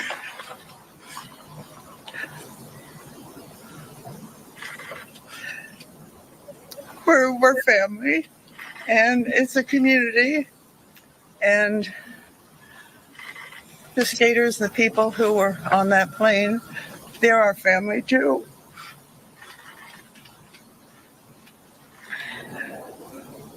And our community means so much to us. We're also here to encourage the skaters who have been aiming to reach the World Championships. It's important for them to know we're all together. I certainly don't have any answers. I really can't believe that it happened because I picture them right here. The coaches always stood at that entrance. The skaters just flew all over the ice, doing remarkable things, inspiring all of us.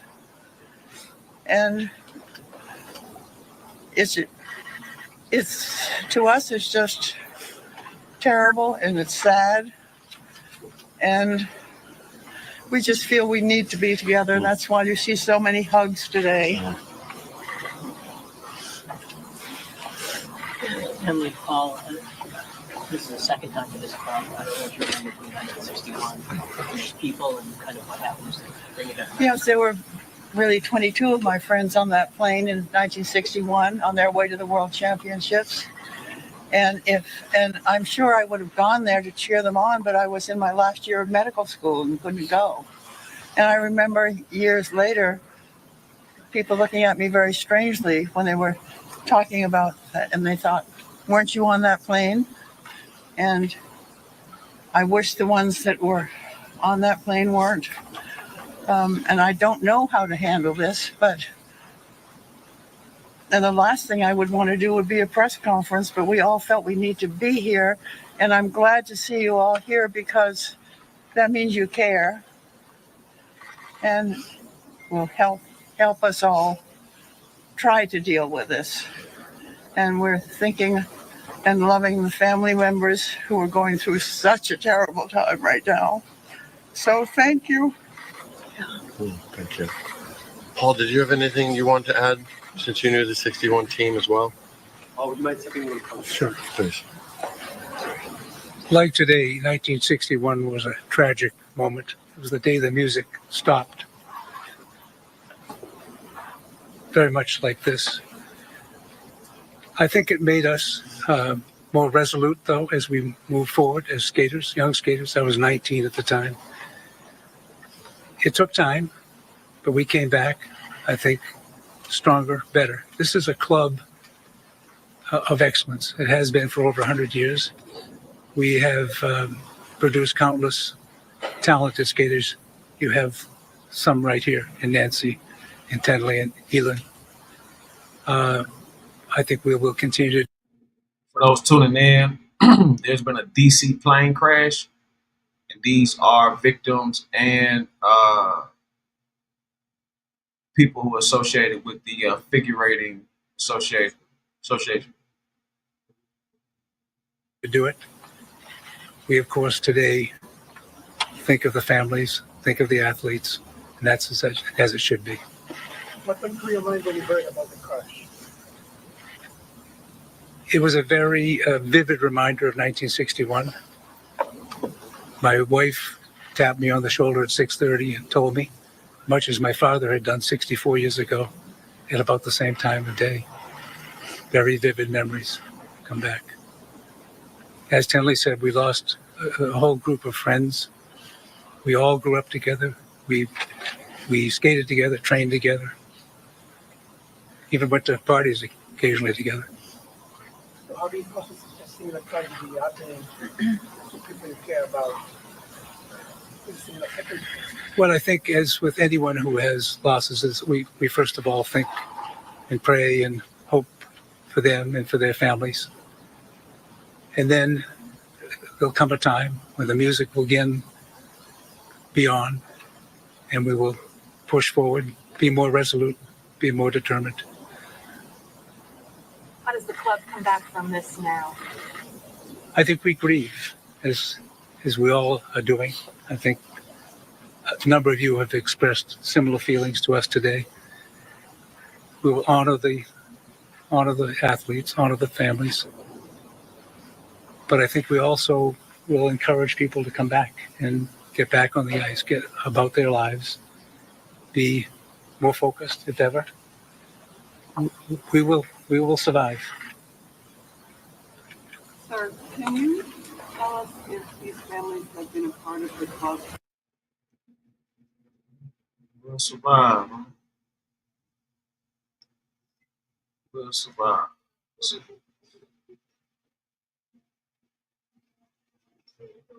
I'm pretty sure they had a lot invested in that.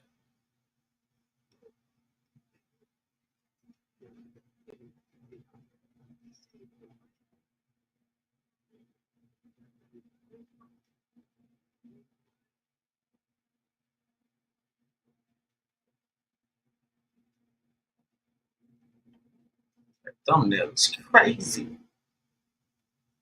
We got icy winter. Trump admin carries out multiple raids targeting criminal aliens in first weekend. All right, so let's go to Fox News. Subscribe to Fox News. Icy winter. Trump admin carry out multiple raids targeting criminal aliens first. Well, we're going to make them a lot happier. Yesterday. As federal and local authorities work together to track down and arrest criminal migrants. And he, as you can see, joins us now. Thank you very much, sir, for being here. So much. Yeah, for those just tuning in, salute Muckleberry. Yeah, that was something that just happened early this morning. If you listen to that guy that was talking, he said it was something like that happened early. That happened, what did it say, 64 years ago or something, 61 years or something like that ago. So this is some kind of I don't know. But yeah, this was something that happened today. Definitely. Yeah, the news is crazy. The news is wild, and they get more wild and wild. Well, they're starting to put restrictions on clickbait because some of these motherfuckers just be doing too much. You know what I'm saying? So things are changing. And as far as what we're about to get into now,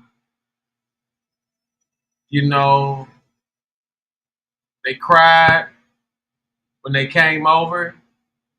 They cried when they got all that food stamp and EBT and WIC and all that shit. They cried when they got all that Section 8, them luxury hotels and shit like that. They cried when they got all them billions of dollars, hundreds of millions of dollars. And now they crying because they getting goddamn kicked out. It's crazy. You can't please everybody. And that's the problem. Trying to please every motherfucker. As federal and local authorities work together to track down and arrest criminal migrants. And Hey, that as part you can right see, there, Rich. joins us now. Thank you very much, sir, for being here. So much that we want to ask you. First up, is the president happy with this progress? No, I think the president's happy, but we're going to make him a lot happier.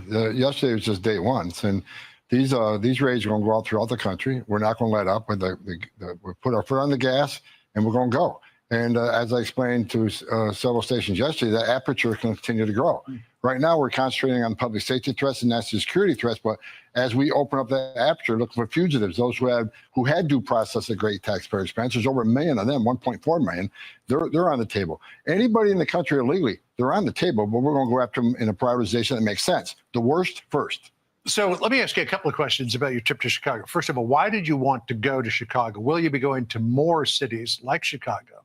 And what was the reaction like when you talked to local forces there, like the local police? Well, look, I went to Chicago a couple of times, met with black pastors, met with the community. They were begging for ICE enforcement action because of the crime in Chicago. I made a commitment to them that we'd be out there. I also made a commitment to the mayor of Chicago that I'm coming to Chicago, even though he said I wasn't welcomed, and along with Governor Pritzker.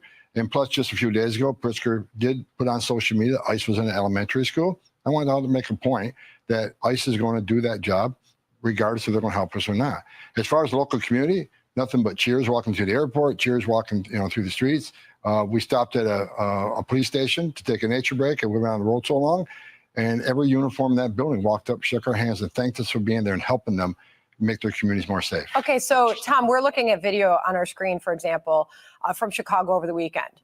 Particularly the last video was on Sunday. Okay, here's another video. One was the agents knocking on the person's door, pulling him outside and bringing him out to the federal vehicle. So can you give us some sense, like, are every single one of these people, are they criminals, gang members, every single one of them? What exactly have you been able to determine, and what can you tell us?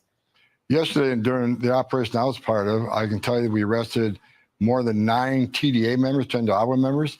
A couple of them are being criminally prosecuted because one of them was selling weapons. Here's an illegal alien gang member in the United States selling guns, illegal guns, to other gang members. And some of these guns had what they call switch. The switch is added to the gun to make it fully automatic. It turns a Glock handgun into a machine gun. So we arrested a lot of TDA members. I know we arrested 2 illegal aliens that had murder convictions that were walking the street. We arrested at least 7 sexual predators, mostly child predators. We arrested people with assault allegations, extreme sexual assault. These are all bad people, public safety threats. They shouldn't be walking the streets of Chicago. If they weren't a sanctuary city, we should have arrested them in the safety and security of a jail rather than releasing them in the community, put the community at greater risk of crime and assaults. So something crazy happened in Chicago at the end of last week. 2 Secret Service agents went to a local elementary school because they were running down a threat that was made on TikTok. They identified themselves to the school principal. They even left cards saying, look, if you want to get back to us, here's how you get back to us. Suddenly, the story became that it was ICE agents who went to this school, Tom. And Pedro Martinez, the Chicago Public Schools CEO, said this. Listen here. We had individuals that came to one of our schools, Hamline Elementary School, that presented credentials and shared that they were from ICE. And so our staff followed the protocols. We're very clear. We've been training our principals, our security guards, any front office staff to making sure that they know that we are not to share any information with anybody from the Immigration Department or ICE. So not only did the CEO of Chicago Public Schools pass off misinformation about U.S. Secret Service agents who were interpreted to be ICE, but listen to what J.B. Pritzker, the governor of Illinois, said after that. After a week of Republicans sowing fear and chaos, the first reports of raids in Chicago are at an elementary school. Targeting children and separating families is cruel and un-American. To be clear again, these were Secret Service agents running down a threat that was made on TikTok. They were not ICE agents. ICE never went near that school. What do you say to Pedro Martinez and the governor of Illinois, who appear to be not only sowing information, but fear? Well, Pedro Martinez lied. He lied to the city of Chicago because he knew there were Secret Service agents, because I talked to the people involved. They left their credentials. He knew exactly who were there, so he lied. Again, sowing fear in the immigrant community. And Governor Pritzker, rather than calling ICE and asking us, did this happen or did it not happen, he goes on social media and terrifies the elementary schools that ICE agents are walking in there. No, he accuses me of terrifying the community. No, he terrified the community. He terrified the children. You know what ICE did yesterday? They saved children. We arrested 9 sexual predators, many of them child sex predators. We saved children. ICE saved children. We're not going to schools and scaring the hell out of them. Governor Pritzker deserves, he needs to give ICE an apology. What he did was just plain wrong, and by doing that, he put fear in the community that shouldn't have to be there. Children shouldn't have to fear ICE agents walking into an elementary school to arrest them. Yeah. Tom, I don't know if you've had a chance to see a video that has been going viral over the past hour or so. We're still working to clear it and show it. In fact, the Hollywood celebrity who posted it has now deleted it. I think because probably she faced a lot of backlash for it, noting even the New York Times and Fox News polls show that a majority of American respondents are in favor of deportations of criminals and gang members. She posted a video sobbing. She was crying in it. She said, all my people are getting attacked, with the picture of a Mexican flag. Again, she has now taken that down. But what do you say to those who are out there saying that these are everyday people, these are families that are being attacked and dragged out of their homes? How do you respond to that? I don't think we arrested any families. We've arrested public safety threats and national security threats, bottom line. And look, President Trump won the election on this one issue, securing our border and saving lives. What happened on our southern border last 4 years is the biggest national security threat this country's seen, at least in my lifetime, because we got over 2 million known gotaways. We got a 600% increase in sex trafficking. We got a record number of terrorists crossing the border on the terrorist watch list. We have 250,000 Americans die from fentanyl coming across the open border. We're going to do this job, and we're going to enforce the laws of this country. If they don't like it, then go to Congress and change the law. We're going to do this operational apology. We're going to make our community safer. We're going to save. Once we lock that border on continuous operation, you're going to see fentanyl deaths decrease, illegal alien crime decrease, sex trafficking decrease. It's just all for the good of this nation, and we're going to keep going. No apologies. We're moving forward. One quick question just to finish this off here. So President Trump twisted the arm of Colombia's President Gustavo Petro, got him to reverse course in a matter of hours. But we do not have repatriation agreements with Venezuela. We don't have a repatriation agreement with China. What do you do about people from those 2 countries who have been apprehended? No, first of all, we got President Trump. They will take them back. I'm convinced, because under the first Trump administration, El Salvador won't take MS-13 members. It took President Trump 48 hours, and we're filling planes of El Salvador and MS-13. Mexico didn't want to do Marine in Mexico. They didn't want to put military northern and southern border, but they did it. We got a strong president come from America first. But you're dealing with Maduro, you're dealing with President Xi. 2 different people. If they don't take them, we'll find a third safe country. I already got several countries lining up, willing to take nationals from any country for us. And we're working on those agreements now. So if we can't move them one place, we'll move them someplace else, but they're not staying here. Tom, thank you very much for coming on. Hope to have you back soon.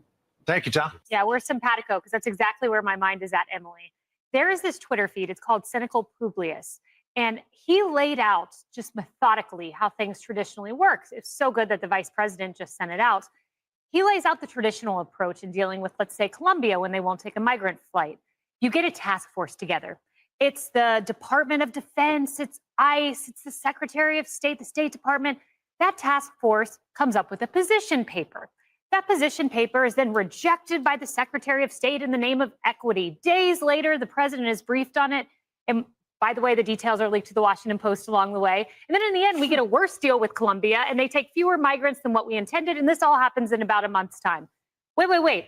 Then Trump comes on board. And then we get the art of the deal. And while he is playing golf on various holes, he is threatening Colombia with tariffs and not backing down. And by the end of his golf game, in just about an hour, the Colombian president Chef, backs what down, up? agrees to accept. Salute to everybody coming in. Queen Peace Rhea, and love. salute. Peace and love. Salute. We just have some dialogue, history. Also, we're talking like right now we're talking about these the illegal immigrant raids. I just like I said when I first started the show right here with this, they cried when they came. They cried when they got all that money on EBT and all that, hundreds of millions and billions of dollars.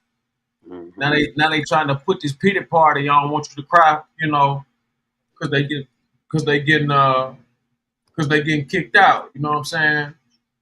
And it's like, you know what I mean? Like I don't understand. Where's the pity for for how they doing their own people? Yeah, we've been crying for 400 years. Yeah, that's what I'm saying. Like I So, mean, man, what kind of shit is this, man? they got a lot of help and a lot of laws before they even shed a tear. So they doing better than us. Yeah.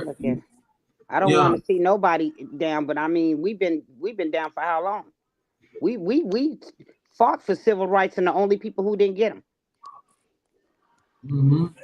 So I'm sitting back watching the show. I'm popping my popcorn, and I'm watching the show. You know what? Yeah. And what's crazy about that is that they pretty much benefiting off of our civil rights with this move right here. Everybody got laws. Everybody got rights. The natives got land. They got casinos. They got money.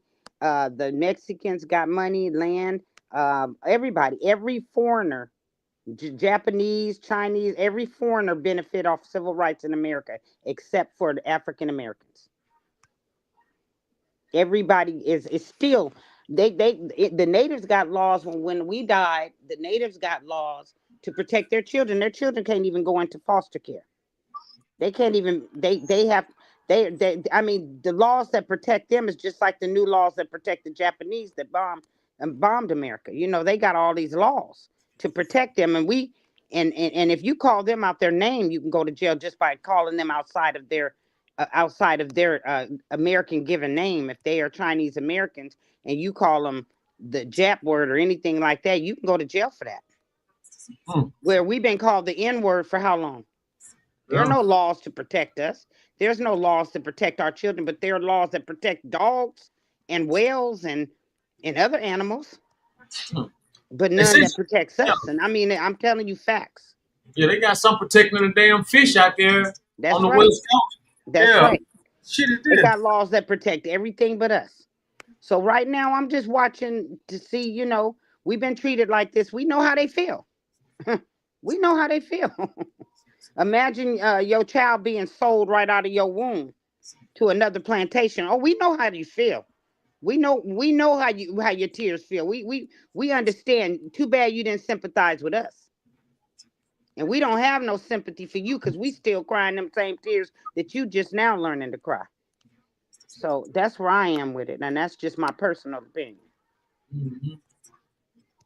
He made only he said he bring back the only two genders. I was trying to, there was a third. If you want to be anything outside of the way that you were created, that's a choice. So you should pay for your choice, not me. Right. I shouldn't have to pay because you want to have a sex change in jail. I shouldn't have to pay because your children are not happy with the teachers not accepting your son wearing a dress. That's a choice. Because our children have to go to school and they have to put on pants and the girls have to wear skirts, and that's just the way it was for us. We didn't get any special treatment. So now they come along with this new take the rainbow and all this stuff. And whatever people do in their bedroom is their business. But I feel like when you outside that bedroom, you should be able to go along with what the guidelines are being in this country. Yeah, when in Rome. Exactly. Yeah. Exactly. And that's what we see. I mean, I was talking to a man yesterday, and he was trying to take my order, and he couldn't speak English. Hmm. And I'm thinking, I can't go to his country and do that. Yeah.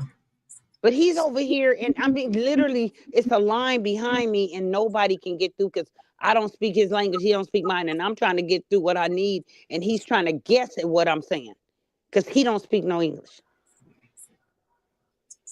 The schools, I hear teachers complain to me all the time. They have to stop teaching the children that are Americans because they have to speak Spanish to the ones that came over here illegally. And then I have a group of teachers saying that, well, I'm going to put my life on the line to protect these children so that they don't take them out of America. You're going to always have a group of people that's for it, a group of people that's against it. My thing is this. I don't have a problem with America doing that if that's what America wants to do. But if you won't do that for my children, if they can't learn their history, their truth about themselves, how do I have time to teach somebody else the language, and I can't even teach my own children their truth? I got a problem with that. If we're going to spend money and time teaching something, let's teach truth, because that's what our Constitution was supposed to be built on. So you damned if you do and you damned if you don't. If I say I don't have a problem with people that ain't supposed to be here getting out of here so I can have more room for us to grow, then I got a group of people against me. If I say, well, bring them on and my tax dollars to keep paying for it, but it's not going to pay for the things I need, but it'll pay for DACA. It'll pay for them to come from another country, work here, get all the benefits, and then take it back and build their country. I don't know if you guys have been to Tijuana lately, but Tijuana look like Beverly Hills. Mm. Tijuana ain't Tijuana no more, baby. Tijuana got clubs, casinos, and Tijuana is popping. Nice, brand new buildings, absolutely beautiful. Yeah, When I I know. went to Tijuana, it used to have a man with a donkey and a hat where you could take a picture. And people sleeping all on the ground. That's no longer Tijuana. Tijuana looks better than America. Because they come over here, they work, and they take the money back to their country. We're the only people that don't have a country to take our money back to. And when I'm talking about us, I'm talking about African Americans. I'm talking about right now, it's about America, period. Americans. It ain't about what color American you are. If you are an American, your tax dollars are going to help other countries. So I'm just watching the show, sitting back minding my business. Mm-hmm. It's a lot of things got to get changed and rearranged. We died for civil rights. We died for civil rights. We should have some benefits from it. So taking civil rights away from black, stopping the civil rights movement, the best thing you can do to us. Mm-hmm. Best thing you can do to us is take away civil rights because we didn't benefit from it at all. As a matter of fact, Dr. Martin Luther King said he led his people into the fire. That's exactly what happened. Building. I was making that point yesterday. Salute to the panel, salute to the chat. I was making that point yesterday. And basically all I was saying was, if you walked into a restaurant and it was all white folks in there and they looked at you and said, no, we don't want your kind in here, would you be mad because they didn't want you in there? Or would you try and find somewhere else to go? So it's I would build my own. So basically you wouldn't try to force yourself into a place where you're not wanted. Where I'm not wanted. Exactly. Why would I? That's what happened in my food? But that's what Martin Luther King did to us. He forced us into And a goddamn place that we wasn't wanted, and he didn't realize it until it was too fucking late. We've been suffering ever since. You know what I'm saying? We're suffering ever since. I always think that I always thought rather that we would have got a lot further. We'll be a lot further ahead in America. We had to follow Malcolm X. Absolutely. Or Noble Ali, anybody that was for us. Mm-hmm. That's why they put out that's why the president put out the notification to kill all black leaders, because they saw us getting to that point. They saw when King and Malcolm got together. They saw when Marcus Garvey. I can't get on board using that term African American because that's not what I am. Mm. And that was something that was created by motherfucking 87, 88.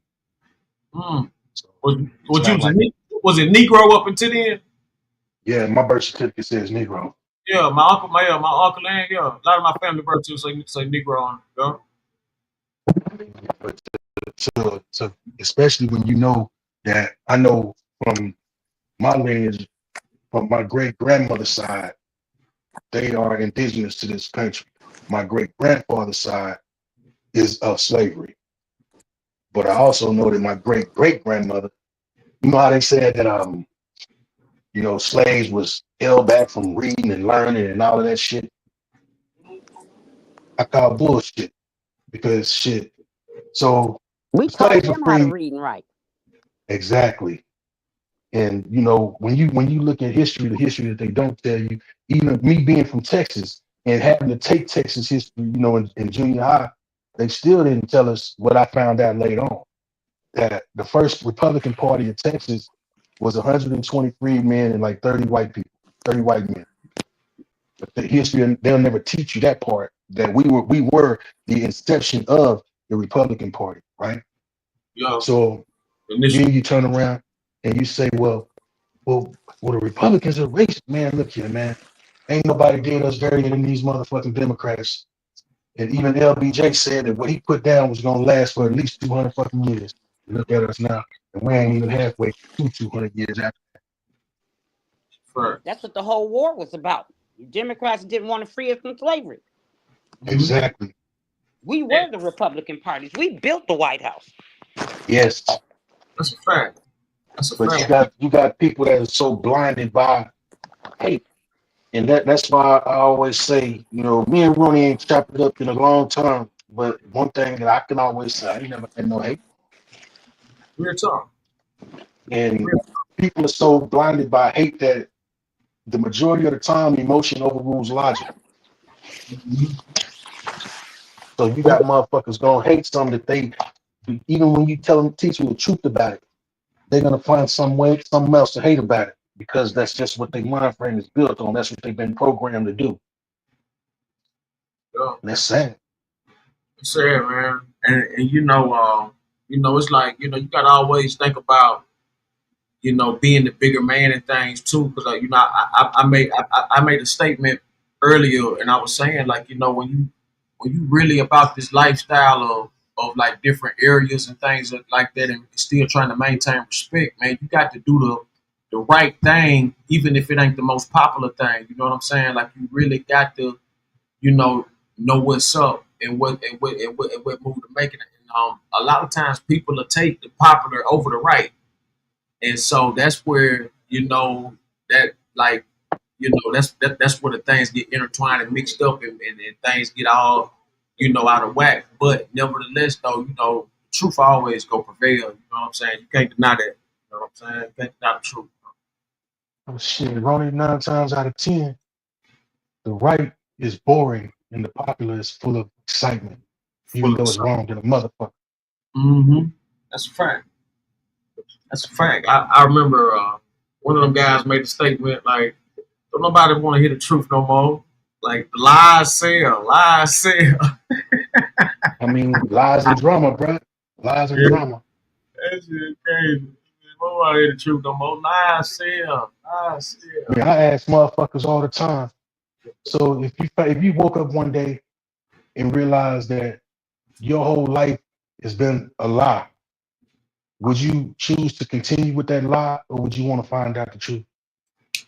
Yeah. And that's where we're at right now. A lot of people are waking up realizing that they've been taught, they've been programmed to believe lies their whole fucking life. You got some that's gonna keep riding that fucking train. And I ain't mad at them. Shit is your prerogative. But when you slap with the truth and you realize that, you know what I'm saying, hey, let me now that I got a taste of this shit, let me take this shit a little further and find out some more. Can't do nothing but respect you. Mm-hmm. Well, one thing about that rabbit hole, it always get deeper. You know what I'm saying?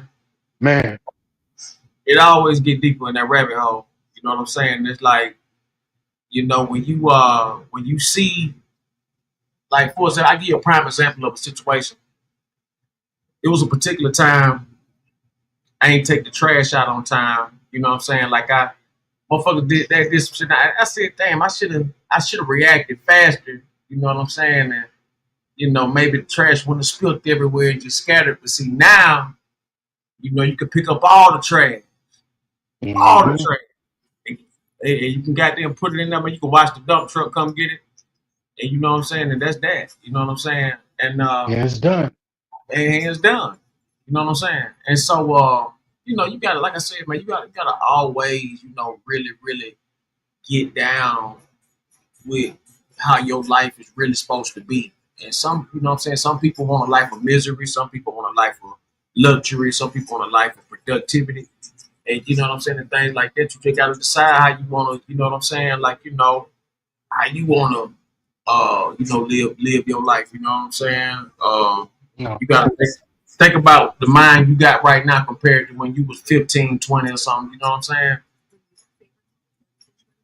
You know, you look at you go back and say, okay, but when you get old enough and you realize, okay, I had a child's mind, even though some of us were even with a child's mind, we were a little bit more advanced. More advanced then. But, that's a fact. But we still had, you know, we still had the mind of a child because we hadn't and wasn't going to be prepared for certain things that we ended up having to deal with in our life. So, you know, you got to catch that. I look at it like this here. Every day you're supposed to at least learn one fucking thing. Real tough. And you're supposed to teach something, at least one thing. And if you can go through your life, you know, learning one thing, teaching one thing, even if it's every couple of days, the whole thing is to learn something and to share something. But most motherfuckers is regurgitating bullshit. So it don't count. So if you're constantly being fed the same bullshit that's being spread around everybody else, then everybody gonna think the fucking same instead of you know, it's that motherfucker that get out there and say, well, damn, oh, that's I already learned that. Let me go figure out something. Let me find out something else. Let me see what else I don't know. Exactly. As opposed to everybody thinking I know every fucking thing. Mm-hmm. You know what I'm saying? Man, I'm gonna tell you something. Ain't nothing wrong with upwaking in the mind. You know what I'm saying? And I think that's what a lot of people be scared of, man. You know, to wake up the brain. You know what I'm saying? And you know, and learn something. That's how I live my life, man. Even back then, even though I was with the bullshit, I wasn't a part of the bullshit. That's a fact. If that makes sense. Yeah, that's a fact. You know, anytime I was able, you know, was given the opportunity, I tried to put something out there that a motherfucker could really use, as opposed to shit that he already heard and just keep going around in the goddamn circle. I'm gonna tell you something, man. I'm gonna tell you something, man. Man, that, you know, that with that type of surroundings, man, shit, you might come across like a Garvey or somebody, man. You know what I'm saying? Man, no, for real. That type of shit.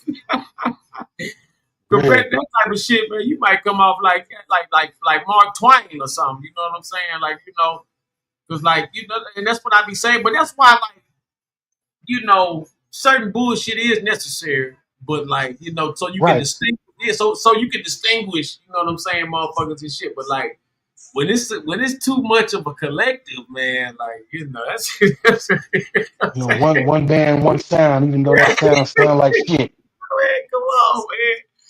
This shit, man, come on, man. Like, man, jeez. You know what I'm saying? So that shit, man, like, you know what I mean? Motherfuckers be pointing. But that goes back to originally, bro. You know, you live and you learn. Live and you learn, Jack. That's a fact. You know what I'm saying? That's a cold fact. I mean, ain't no fucking body bigger than the program. And, you know, you live and you fucking learn, man. Mm-hmm. That's going to always be a constant, man. Yeah. This change is always there, regardless of whether you want it or not. It's going to be there. Time don't wait. You know what I'm saying? Time don't wait on no man. You know what I'm saying? Change is always going to come. That's a fact. You know what I'm saying? Like, one thing you can count on is a change. You know what I'm saying? It's just as the sun rises. But you know, when you live your life for granted, you know, taking everything for granted, like it's supposed to be this or it's supposed to be that. Like, you know, them folks came over here and they were told that this is what it's gonna be. So they got to waking up every day thinking this is what it's gonna be instead of preparing for something else to happen that wasn't in line with what they were told was gonna happen. And here we are right now. Trump came and shook up every motherfucking thing. Shake it up, man. Shake it up like some dice. You know what I'm saying? Shake it up like some dice and see. They see, and like, I look at it like this too. If people can't see at this level, like, you can always fool the children, but if grown people can't see that it's some shady shit them people been doing for quite some time, man, because that last presidential shit, man, that was some of the worst shit I ever seen in my life. I ain't never seen so many stupid decisions. And, like, I don't even understand. They had to know they was gonna be under the most, like, surveillance than anybody. But, like, the motherfuckers was up in there, man. That shit like a field trip or some shit, man. Them motherfuckers, man. This. But the reality, even the reality of that administration, bro, that man wasn't in charge. He never knew what the fuck he was gonna be doing 30 minutes from now, let alone remembered it. So he wasn't in charge, and that's been made perfectly fucking clear. While they sat there and lied, saying that this man takes a cognitive test every fucking week, they lied. So if they lying about the health of the fucking head of the United States, which is supposed to be the most powerful man in the world, then shit, what else they lying about? But a lot of that shit come with discernment, man. When you can sit there and look at something and say, damn, yeah, this is fucked up. I need to look into this more instead of just going along with it because it sounds good. That's what a lot of people don't do. They rather just go with something because it's being said and it sounds good, as opposed to it really being beneficial. That's just like eating fucked up foods and shit, man. You know what I'm saying? Like, you don't know it till it's too late with that. You know what I'm saying? And you know, like I said, once you keep on letting certain things just enter your brain, you got to, you know what I'm saying? You know, sometimes you got to reprogram yourself because, like, purge yourself, man. Yeah, got to, because you know what I'm saying. All kind of shit can go down. You know what I mean? But you know, one thing about it, you know, it's all about choice. You know what I'm saying? Everybody, you know, sometimes some people can see. I got choices, man. Yeah, all about the choices, man. You know what I'm saying? All about the choices, man. So, you know, when people hop out there and make, you know, insane choices, you know what I'm saying? Like, you know, you gotta be like, you know, all the way out there for that. You know what I'm saying? So, you know, I remember that. I remember cuz S-Bomb said, rule number one, cuz ain't no rule. You know what I'm saying? Most of this shit we make up as we go along, man. Yeah, I mean, as motherfucker go along, man. Cause look, I'm gonna tell you something. You know, Long time no here. yeah. Motherfucker don't know nothing. Motherfucker don't know nothing until it's going down in their face. You know what I'm saying? Motherfuckers going down in their face, then they gotta figure out how to whap the by. Yeah, man. You know, motherfuckers. When you look and you see people more interested in enjoying or relishing in the misery of other people, to me that says you're doing that because your life is fucked up. So you'd rather look at somebody else's misery than to fucking try and figure out your own. Our problem is we don't know our truth. So when you don't know your truth, it's like everything you think you know is a lie. Right. How can you get anywhere when your foundation is built on a lie? Exactly. But when you're given an opportunity after okay, everything you said is absolutely true. This goes hand in hand with what do you do when you realize that your foundation was built on a fucking lie? Right. You think about Christopher Columbus. Now if we didn't know Christopher Columbus, we couldn't even graduate high school. You know how many kids, you know how many people couldn't graduate because they didn't know the fake history? They kept you from having an education, a future. And now we know that it was a complete lie, but there's no reimbursement for learning that lie. Only thing you can do is Think move about on. that. We're not, and we don't have the sense enough to say, anybody that was in the school system that learned about Christopher Columbus has a lawsuit. But how many of us are going to come together to enforce it? That's the problem. We when have I to found out about form Christopher unity. Columbus, We have to form some unity, guys. That's the only way we're going to. That's the only way we're going to make it. but the only way to do that these days, because the bullshit is what's popular. So the only way to do that these days in forming unity, you got to start from the ground, on some grassroots shit, and take those 2 or 3 motherfuckers that's constantly listening, and then hope that it turns into 3 or 4, 5 or 6. But we gotta spread the message in different ways because we all made up differently. We all have different strengths and different weaknesses. Well, I'm gonna So say this. we gotta. Excuse me, brother, not to cut you off, but I'm gonna say it. this: we're doing it. We ain't talking about it. I've been getting cussed out for years for doing Save Black Boys. Why do you have to say black? Why do you have to say black? And now y'all see why. Now y'all see why. Who else gonna do it? Who else gonna do it? And I was listening to you earlier, and you was dead on. To take care of our own. We're the only race of people who don't have our children secured. The future. The only race of people. Every other race, you're going to find an organization or some type of government program that benefits their children. Everybody. I looked up the Asians, they have it for their children, especially their boys. The Jews have the, what do you call that? Bar mitzvah when their boys turn 13, they get $1 million or something like that. The Mexicans have the Homeboys organization where they speak Spanish. Well, now don't discredit us because there are a lot of foundations and shit that are right there in the communities that are being fucked up that are on that grassroots shit that are reaching out within their communities to bring our youngsters in to But show we're them not something different, to united. teach them a skill. That was my point. We all need to become under one umbrella. One nation. That's not gonna happen because that don't exist in the other races or But other see, ethnicities. this is the thing though. This is the thing though. We are making it happen. You just had 150 families buy property in Georgia and built their own city. Now they have their own police force. They have their own laws. They have their own courts. You see how it works? Right. And that's what we've had to do throughout our entire American history. We've had to create our own environments and we had to create our own way of life. Even though they come in and burn it out. Y'all see what just happened to us out here? We just got burnt out. One of the last generational wealth communities in LA, Altadena, Pasadena the Rose Bowl was owned by a black woman, y'all. A lot of people don't even know that. Check out the history. Check out the history of That's why you never heard Altadena where boys were getting killed and all that because we had our own police department. Altadena known for milk. That's what I know Altadena about milk. Exactly.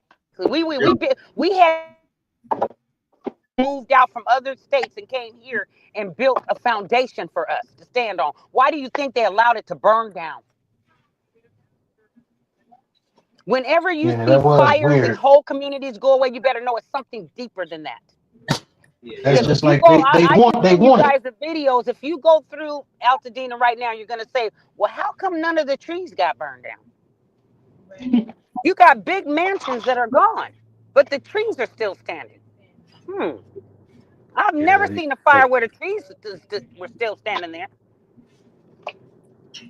But when you want to protect something and get rid of something else, you know how to do that. Yeah.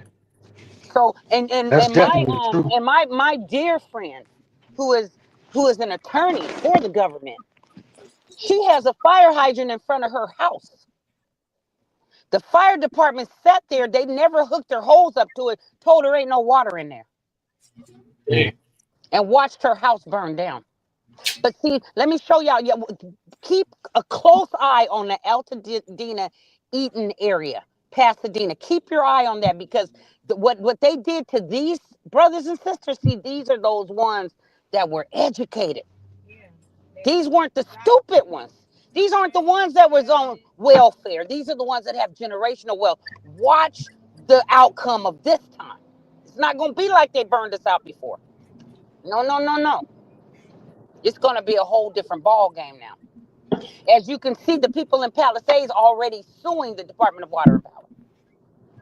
And we're talking about filthy rich people. We're not talking about houses that maybe were 100, 200, 300, 400, 500, 700,000 dollar homes. We're talking about multi-million-dollar homes were burned down in Altadena, Pasadena area.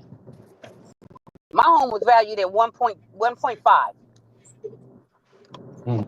These are not. We're not talking about little money here. So you guys keep a close eye on this and follow it and learn the history of Altadena, Pasadena, the Eaton area. You're going to say, wow, they had black mayors.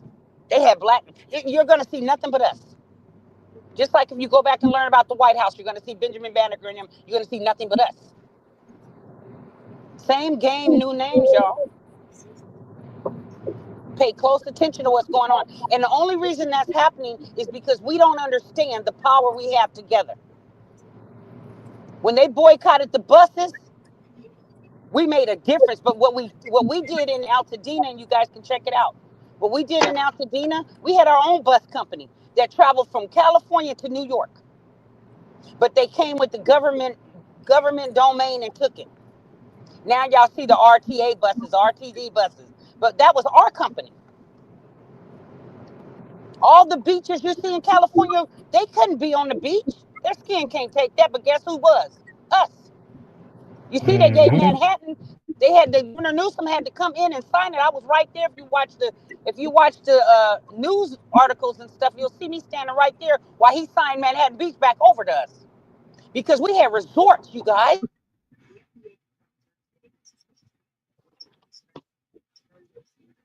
I believe it. Yeah, they got. It's definitely something to that. I just feel like the Super Bowl coming. They got a whole lot of business. They got a whole lot of. You guys hear me? Yeah, we hear you now. Okay, we were living like kings and queens out here. We were united in California. Pay attention. Remember, California was desert. There's no way they could have been in the desert. All you have to do is use your brain. We built the foundation of California. California is named after a black woman. Khalifa. Okay, you do your history. They want to tell you about Mexico and all this. No. You can see the pyramids in California. It's more pyramids. Yeah, California and Tennessee got a lot of pyramids. Excuse me, it's more pyramids out here on the west than it is in Africa. We were already here before they ever came here. We were already here. We were already established. We were already living. And if those of you who are Moors on this line, check out Riverside. Check out the Moors had a whole. You in and out. Things are running. The Moors, what's it called? The Moor community is in Riverside. A whole city. The Moors own, if you go to Ventura County, that was all owned by, look at Moors Road. Look up Moors Road, Moors Road, and see if it don't lead to the beach. And it's the most beautiful, richest place out here, better than Beverly Hills. But they come with their government powers. Pay attention. When the letter J came into existence, Jews, justice, jail. Come on, start putting it all together. Wasn't that in like the 60s or the 40s? It was the 40s or the 60s when the letter J actually came into existence. Like 1600s, something like that. The 1570. Yeah. 1570. The J came. Now, what were we doing before J came up? Jesus, There we go. justice, Jews, jail. Look at it. Look how it all goes together and ties into what they can do to you. That J changed everything. The J gave them the justice, which gives them the power to take whatever you have. They can come in and say, this is what they did to the people in Altadena. We had all these big mansions out there. And they came in and said the government wants to put a highway in. And after they got all of us out of there, then guess what? Next thing you know, all the Asians live there now. They never put that highway in. They did the same thing to the beaches, came in and said, oh, the government wants the beaches, and took the beaches from us. Look Yeah, it I up. think some of them people just not getting Test they me and get see if I'm lying. I think they get like an $80 million settlement or something like that. 80 million or some land or something. It was something I just seen about a year or two ago about They that. got more than that. They got a lot more than that. But what happened was the grandson is married to a European woman. Instead of Oh. him getting his millions of dollars every month, he settled. He was supposed to keep that. Spruce Beach was supposed to be a reminder. I go there every time it's sunny and I have a day off, I go to Spruce Beach because I can feel the ancestors. I can look and see what they owned. I see those $1 trillion homes up there. And remember, that was our land. Even though their ignorant grandson just gave it away. We won. So it's not that we can't do it. We just don't know that we have the right to do it. Malcolm X's daughter just sued for, what is it, $100 million or something like that? She just sued because the government, the FBI, when Elijah Muhammad sent out the message not to touch Malcolm, leave him alone, the FBI interceded it. So here, look at all these years later, his daughters now use the law to work for us. The only problem we have is if I do a lawsuit, it ain't gonna hold nothing. But if we do a lawsuit, it's gonna hold power. Yeah, power in numbers. We have to unite. We have to one unite. one finger can't do much, but a fist can, knock through a wall. Come on now. Come on now. One ant can't do much, or one spider can't do much. But when they come together, they can tie down a lion. That's right. They taught us to be separate. They taught the field slave to be separate from the house slave. And that's still going on. That's our mentality. We got to stop looking at it like, oh, they this and they that. No, every darker hued person is your brother. Once you get that in your head, you see how powerful you are. Because you can take all of America and all of the countries that surround America and put it in Africa and still have room left over. That's how powerful we are. You can take all of America and all Europe, all of the countries, put them in there, and you still gonna have lands left over in Africa.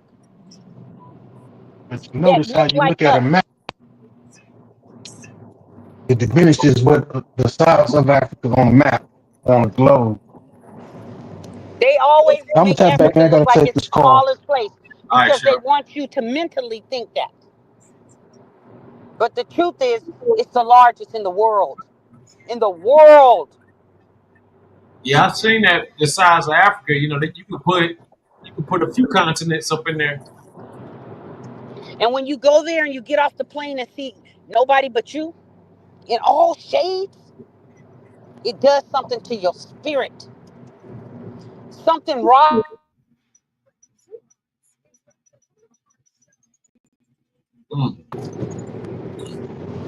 It's time, y'all.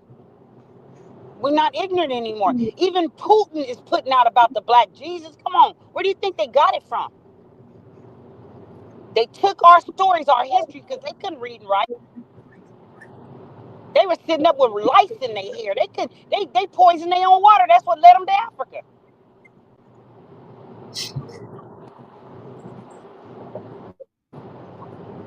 Everything they know, we taught them. Now you got Putin and them coming out telling you the truth about you. Because it's been buried. But the Africans said the truth can't be buried forever. So now that you know the truth and you know who you really are, let's pull together. And all it takes is 5 of us. That's all it takes is 5 of us. Tell me you don't have 5 people that'll pull together with you? Then you were with the wrong people. We've been doing Save Black Boys without any help from the government all these years. Started in Compton and spread through 10 different states. It's still growing. Without no government assistance. So if Trump want to take everything away, he can't stop us. because we never depended on them for us because we knew better. We learned from our ancestors that we can't depend on their aid because they're going to take it back. We got to get out of thinking that we getting something for nothing. It ain't no such thing. This America has shown us that we are not a priority. And they putting all these people out now, but they might be able to put you back in slavery because you have no clue that you are not a citizen. They gave you your freedom. They didn't give you your citizenship. And who are they to give a person citizenship that was already the original people here? I don't care if you're a Moor or not. You better go get your citizenship. You better get under the Moors and you better get your nationality card. Telling y'all right now. I don't care if you're not a Moor. I don't care if you don't go to the temple. You better get your nationality card. And that's what Marcus Garvey, Noble Drew Ali, and the Malcolm X, that's what the meeting was about. Getting our nationality card. It's time to wake up, brothers and sisters. Well, what you feel about when you got like Candace Owens saying that Juneteenth is ghetto and made up holiday? Absolutely. Absolutely. Why should they get a day off for keeping us enslaved? Every Juneteenth, all of us should be getting at least 100,000. At least, considering what our ancestors went through. What did they get a day off work? What did you get? Everybody gets a day off work on Juneteenth when your people were still enslaved, when they were free people here in America, taken into slavery, forced into slavery, and everything taken from them, all their patents, everything taken from them. And then they get a day off. Who wins? She's absolutely right. It's a joke. It's a joke. We get February. How come every day is not Black History considering that we built America? Why do we only get... Mexicans have a holiday every month. Yeah. Every month they got some kind of holiday going on in America. The Jews got their holiday and they ain't even from America. The Holocaust didn't happen here. But they got better holidays than we do. We can't celebrate the first fruit because that's too Black. But we can celebrate the birth of Jesus. We've been taught a lie. We've been living a lie. But now that you have truth, what you gonna do?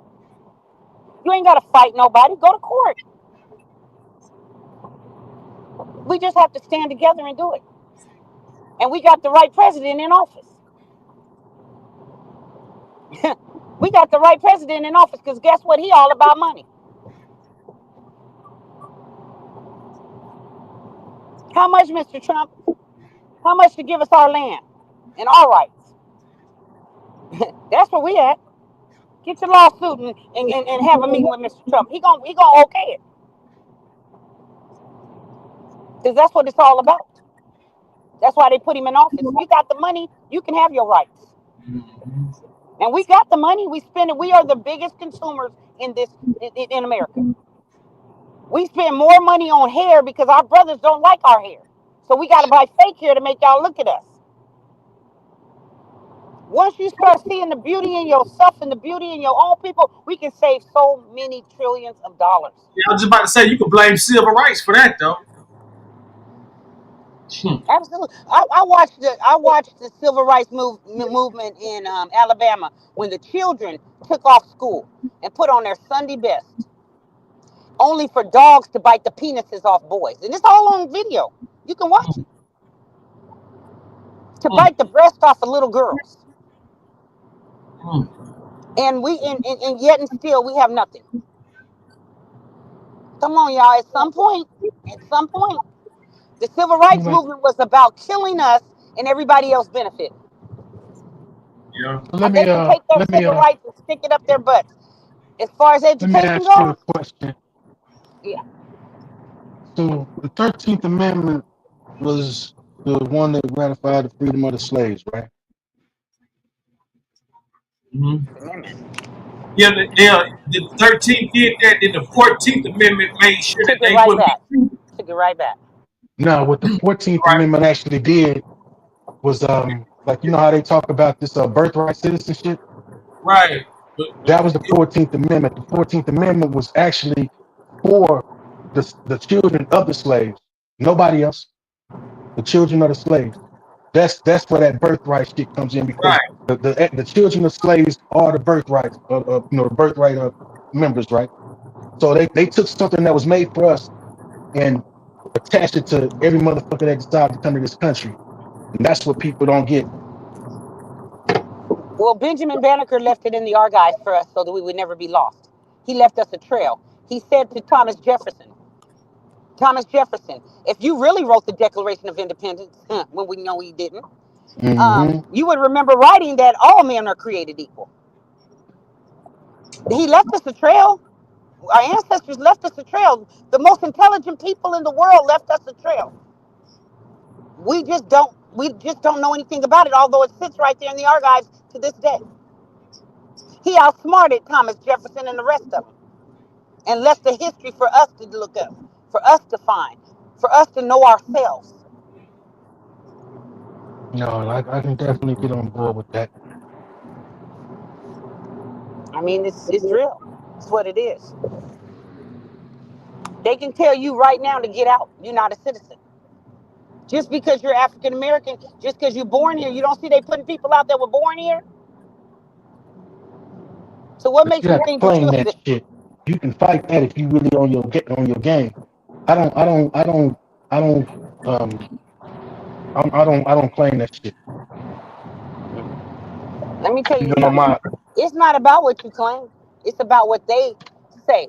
It's not about what you say. You don't have no power. But You don't that's have but power, how you baby. gonna? But you saying if we can fight it, that's power right there, regardless of whether it's a small amount of power or a big amount of power. The power is in your ability to go and fight something that you know ain't, you know what I'm saying, that you're being wronged on. Choice. That's why the people in Altadena, like you say, or in up in the Palisades area, they suing the government, or suing behind the water thing. Exactly. So Exactly. yeah, you can fight what you want to. Only you motherfuckers gonna only be able to do to you what you allow them to do to you.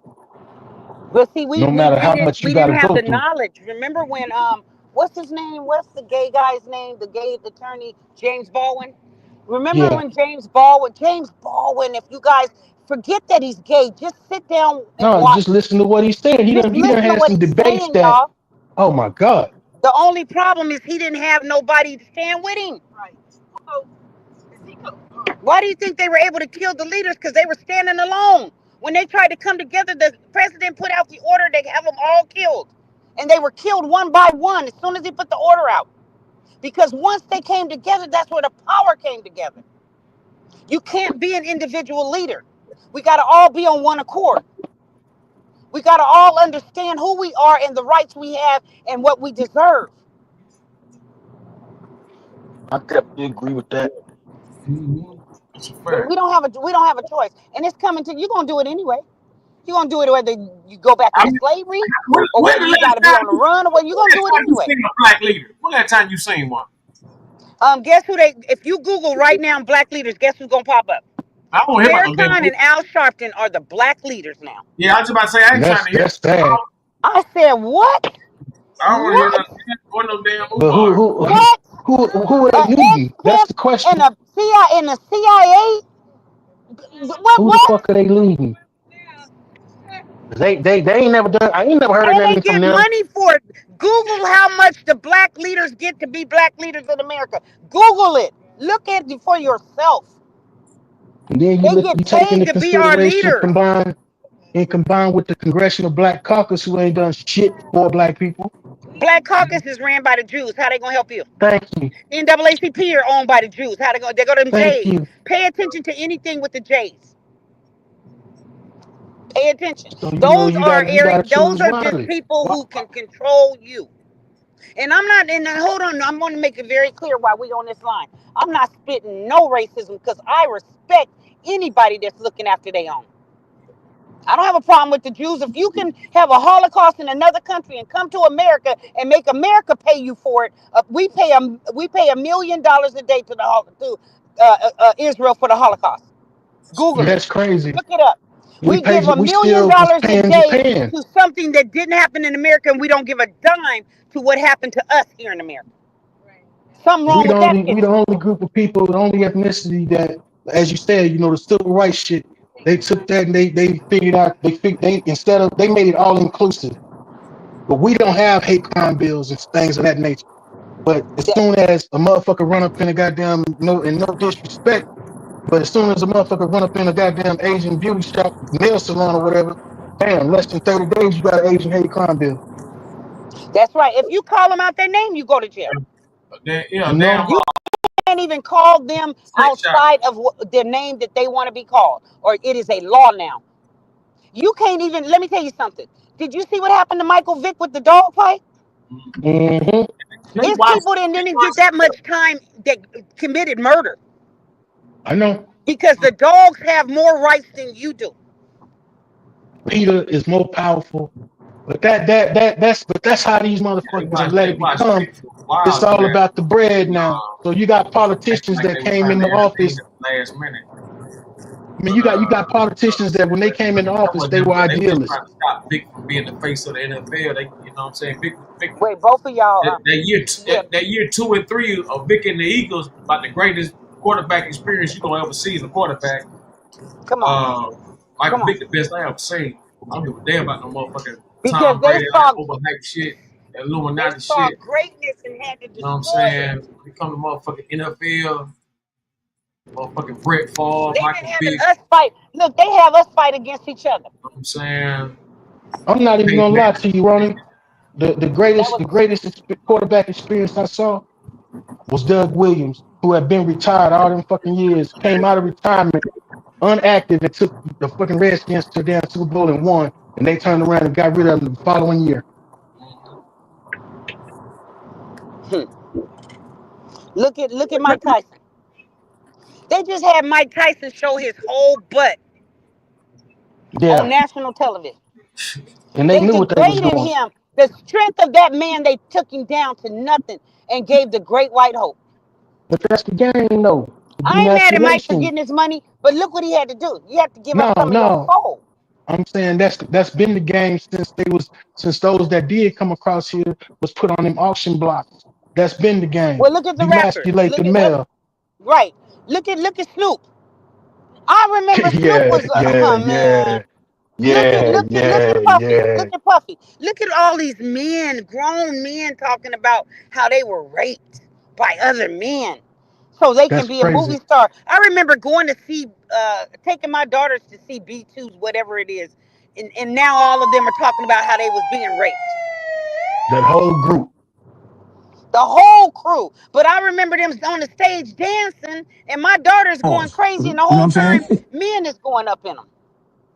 Pause. You know what I'm saying? Todd Bridges was on one of the most sought after television shows, and he was being raped the whole time. And the crazy part is you can't hold them kids accountable. You got to look at their parents and say that y'all gave y'all children, y'all sold y'all children.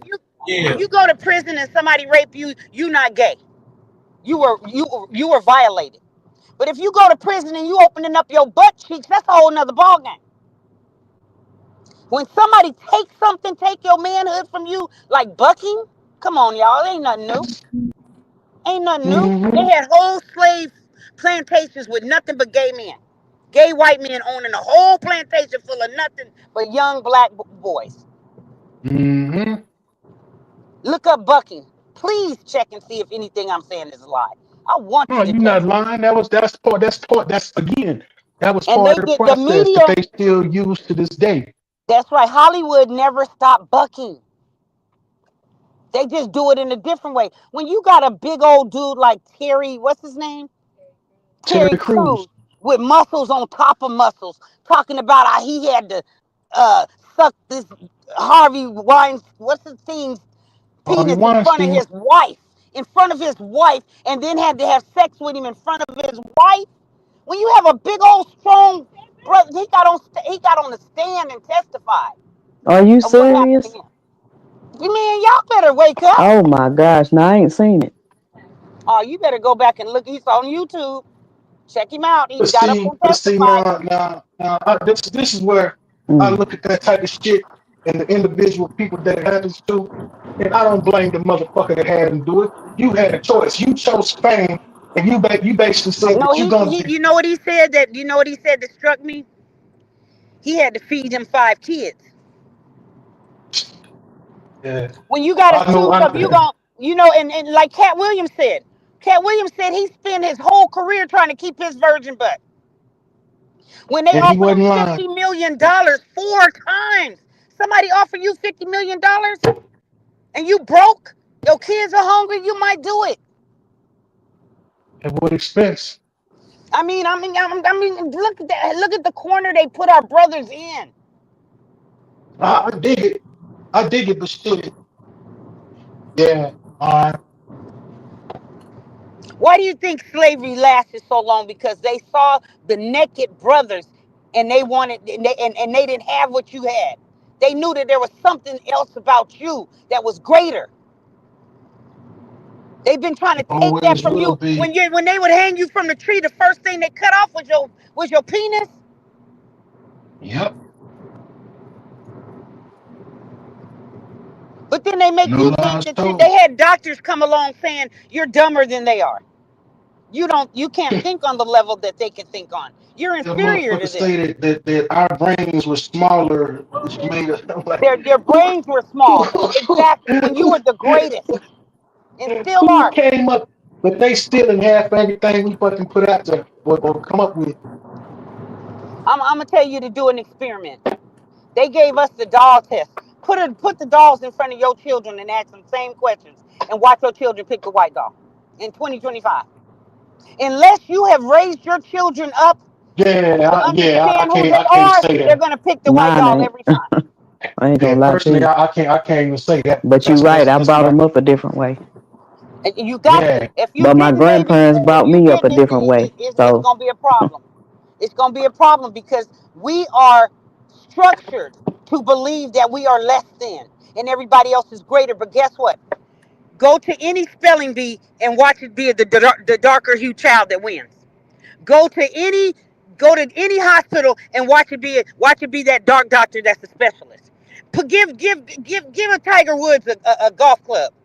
Give Serena Williams a tennis racket. You will never ever prove that theory because I we're had a always dude, showing you that that's not true.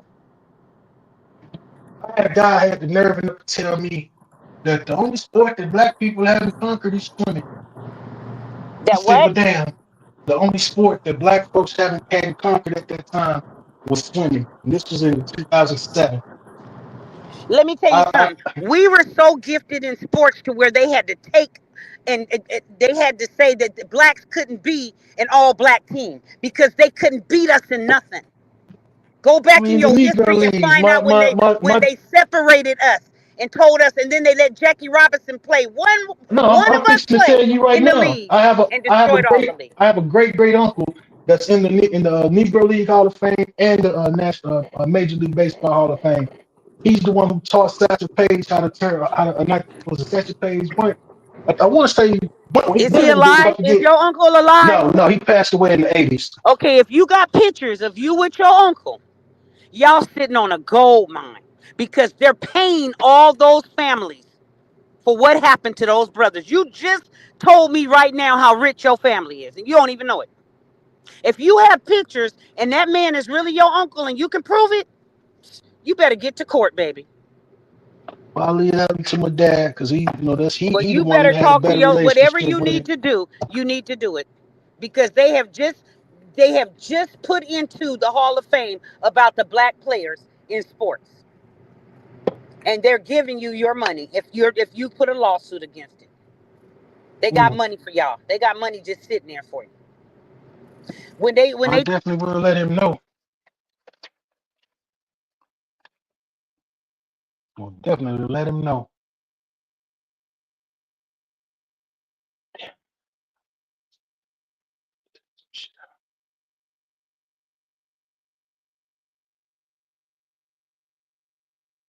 Oh shit.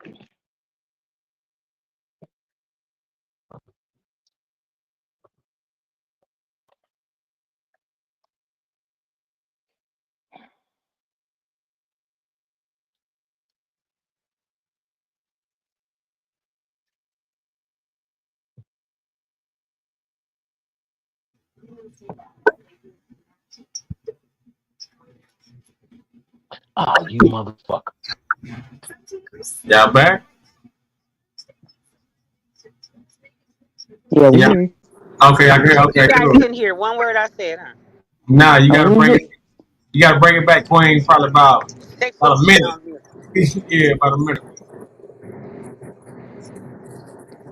From his, okay, if your people can prove that they were related to that gentleman who was in the black sports, you guys have money waiting on you. The Hall of Fame has money for you. If you can prove that your family was native, if you got pictures of your grandmama with that straight hair and that dark skin, they got money for you. It's no longer what it used to be, y'all. That's over. That's over. You can prove it now. They told you if you had one drop of black blood in you could no longer claim your nationality as a native. But guess what? All of that is over now because they don't have the right to tell you how much blood need to be in your body for from your ancestors. That was what they made up to keep you from getting paid. And guess what they were doing? They were getting the native money. This Wells Fargo, Chase Bank is getting money for every single slave that died. They had insurance policies. Look it up, see if I'm lying. You got that same money coming. You just don't know it because they don't want you to know it. But Elon Musk, Mr. Trump, and who's the other one? Trump, Elon Musk, and what's the one from Facebook? Oh, y'all thank them. Y'all can thank Zuckerberg. Y'all can thank them Zuckerberg because or Mark. yeah, you can Mark. thank them because guess what they did? They gave you the truth. Mark Now what Zuckerberg. you gonna do with it? Yeah, what you gonna do with it? They gave you the truth. Once you know the truth, that's what sets you free. That's why you've been a slave all this time because you didn't know the truth. But now that you know who you really are, come on now, let's get it together. All we got to do is stand together and you don't need to ask nobody for nothing because if enough of us come together, if everybody on this line right now, if everybody on this line put $100 a week in, at the end of the year, what we gonna have? We could buy anything we want. We could buy land. We can buy a building, and we can buy a Walmart. We can buy anything we want. Just with the few people on this phone right now. That's how powerful our money is. Because it's more of us than it is anybody else. Because remember, I told you how big Africa was. You could put all the countries in it and still have room. But as long as we divide it and we can't see that we're all brothers and sisters, that's where they get us every time. You can kill one leader, but you can't kill us all if we all leaders.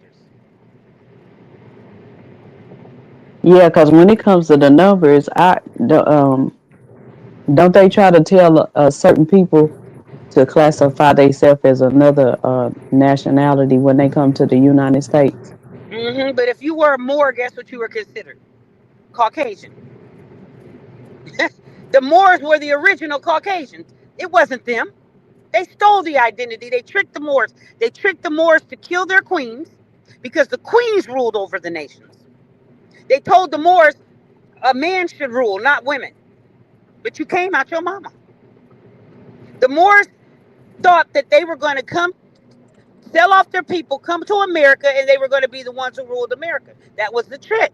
And when they got here, you see the Moors on the boat with George Washington sailing across because they thought the world was flat. We knew it was round. They thought it was flat. We had traveled all through the world, so that's how we knew how to guide them to the Americas. But they tricked the Moors to kill their women. You can't. And once we realize that we're nothing without each other, that's how we grow. But as long as you putting down a woman that looks like you just put down yourself because you got to come through her, whether you like it or not. They gonna teach you to hate your woman. Put her down. She's the worst. She's this, she's that. But no matter where you go back in history, you're gonna see them laying with your woman. You're going to see them having babies with your woman. But they tell you to hate her. Once you see the game, they tell you can only have one wife. But they can have they can have your woman, her sister, her mama, and have babies by all of them. And make their plantation strong off of your woman. If you're a brother and you sitting up with only one wife, I feel sorry for you.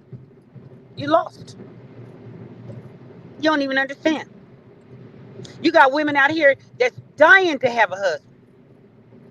You got more women than you have men. If you got 3 women and each one of them, if say they don't even have a career, they just work at McDonald's. That's $20 an hour coming in 3 times. You won't be paying off your house forever. You won't be poor. You won't need government assistance. But you're going to be with your one woman because they told you that. Not even seeing that it's women out here that need you. It was all right in biblical days. Abraham had wives, concubines, but you, brother, you can only have one. It's a game. They control the narrative of your thinking. You can't even see that together we stand. You got women that you don't have to be out here cheating. Cheating? What you cheating for? Know yourself.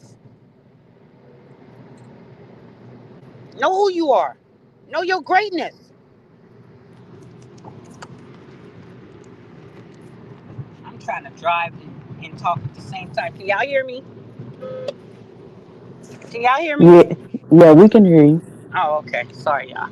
I was trying to put the camera on so we could see each other because I got people in here with me.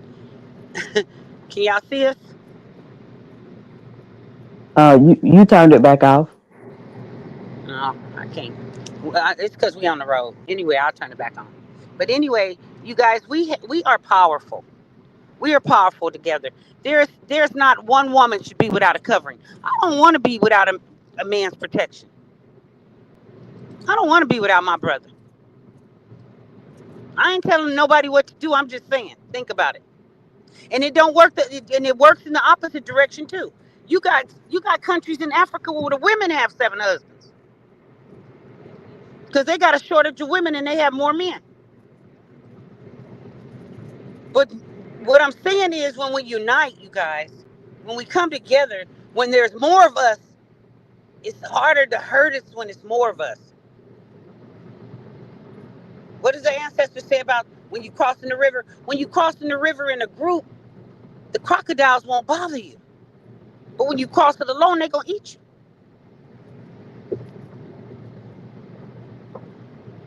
We should never be standing alone, y'all. It shouldn't be. It ain't a one-man show. It ain't a one-woman show. They done showed you how it goes. They got some in the kitchen cooking, some in the field plucking, some doing this, some doing that, and they making money off every one of them. But you got to have one.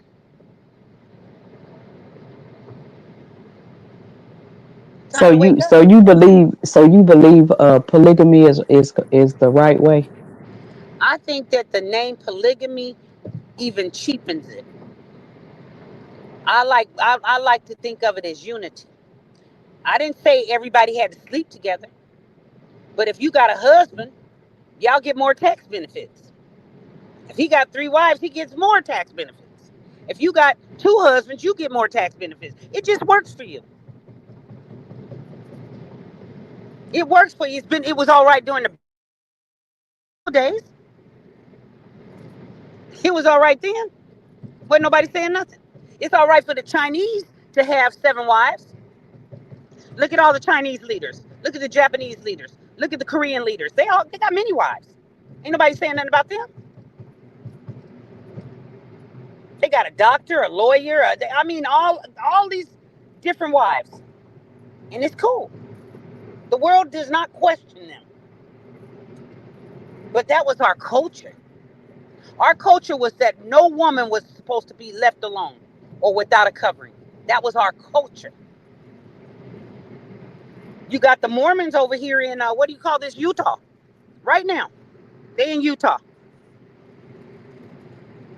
They sitting up in Utah with 7, 8, 9, 10 wives. Ain't nobody saying nothing. But let a brother go and try to get more than one wife and watch what happened to him. He's going to jail. It's called polygamy. Why is it laws against you that's not against others? And it was your culture. The culture was so that none of us are left alone, that no woman is out here by herself. Kind of makes sense, don't it? It's hard to grasp, though. It's hard to grasp, Well, think about it. but it's how we've been taught. If you working hard and you don't have to work hard, if he has more than one wife and somebody's one's taking care of the kids, one's doing this, one that, it takes the strain off of you. Your life expectancy is now longer. I was trying to get him back in, but hold on. Can y'all see us now? Can you see him, Kenesha? No. But think about it. Your life expectancy is longer when the workload is not so hard on you, baby. That's why. Our ancestors knew that we work smarter together and we work harder alone. Yeah, see, a one-on-one marriage it was only designed to keep you from for taxes, and things like that. What they want to do is For their taxes, right? they want to control your income. That's why they only want you to have one-on-one relationships and things of that nature. Because if you was to actually have a real team, you know what I'm saying, that could do wonders, because it will open up a lot of different avenues. Exactly. That's why it was culture. It was Mm-hmm. our culture. So no woman is left out there by herself. Yeah. We gotta wake up, y'all. We gotta stop trying to fit into their standards of life. And understand that we have a way of life as well. We were somebody before they got here and made up these rules. We got to remember the ways of the old. I don't have a problem. I'm a grown woman. If a man wants to marry me and he got 4 other women, I don't have a problem with that. If my life is easier, you mean to tell me, okay, you got these 4 wives, so how much work do I have to put in? Oh, you only have to put in this little bit, and then you just enjoy your. I'm down. Where do I sign?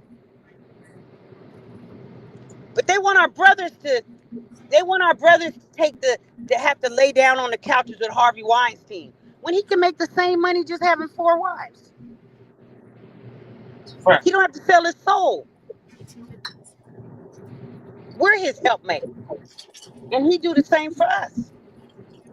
Life is easier. I know women that are in a relationship or in a marriage with 5 different husbands, and they travel all over the world. They got yachts.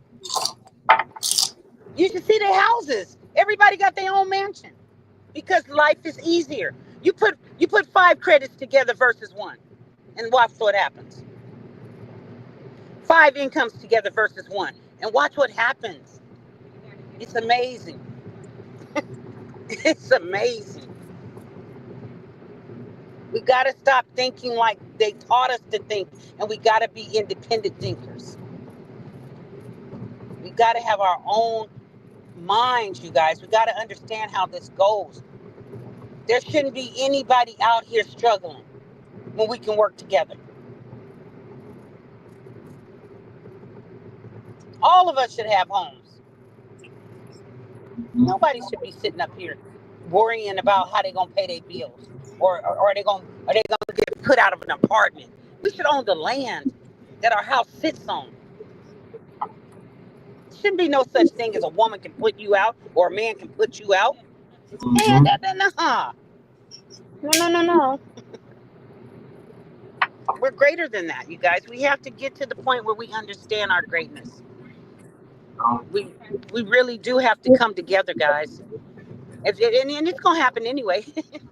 Because if the things go the way that they going, and from where I'm sitting, you gonna come together anyway. They're gonna have to wake up sooner or later. That's a fact. You gonna do it anyway. Watch and see. Right. Forced unity is the only way that we're gonna wake up and understand. And it ain't about sex, y'all. Take sex out of the equation. Take that out. People don't marry for sex. People marry for benefits.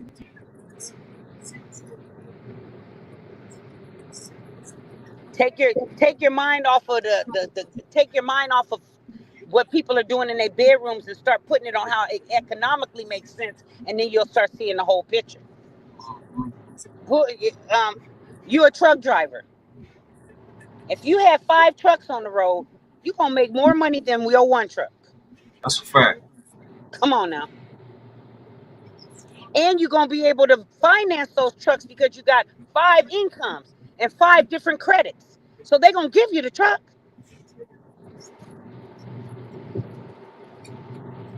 You ain't gonna be down because you're gonna have a brand new truck, not no old raggedy trucks. I mean, it's just all about waking up and understanding how it works. Economically, we're strong together. We are powerful. Nobody can stop us. I want 10 husbands. What you talking about? What you talking about? Y'all, what y'all talking about? I want 10 husbands. What you talking about? You have to treat it like every one of them will be on king status? What do you mean? Please.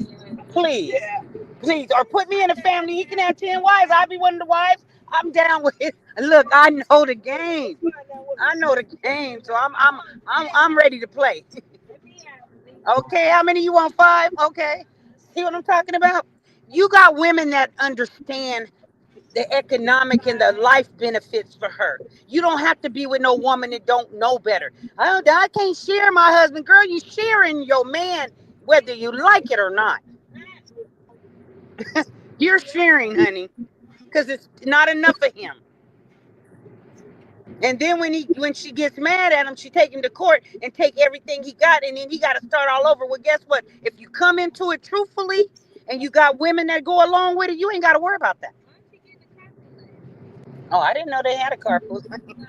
I've never been on this road, so I didn't go in the carpool lane because I didn't know. Now I know. Thank you. Appreciate it. See how it works? 2 minds are better than 1. But y'all, we just got to come out of the slave mentality for real. We got to come out of being slaves. We got to come out of thinking that we can do this by ourselves. And people are struggling unnecessarily. You got Hispanics, Asians, and other people. You'd be like 20 of them in one house until everybody owns a house. They get it.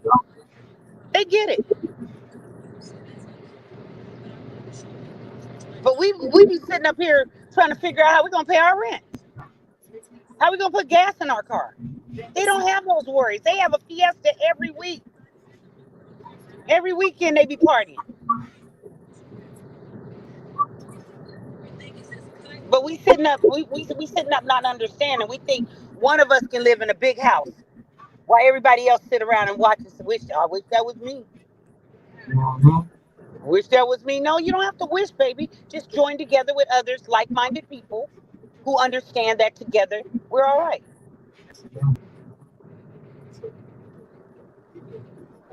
We just gotta wake up. That's all. I know it is shocking to hear it coming from a woman's mouth, especially a sister like me who love us and believe in us. But when I look at the ways of the old, we can't go wrong. And then you have the elders are respected, y'all. I'm talking about nothing but respect from the elders. When you get older, you get nothing but respect. When you're coming up in a cultural family. But when you're coming up alone, you might end up in a convalescent home when nobody ever come visit you.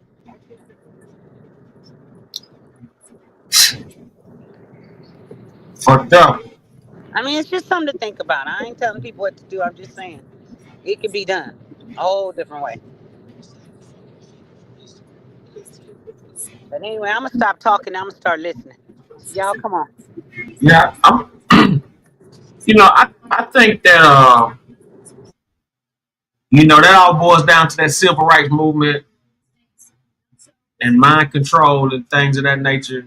You know what I'm saying? And the way they got us at this point right here. But I mean, slowly, things are changing. I will say that. But a lot of things definitely need to be reevaluated. I want to say this though, like like we were saying earlier, when it comes to marriage and couples and things that nature, anything with twos and all that, relationships, it was systematically designed for it to be the way it is. They don't necessarily want you to,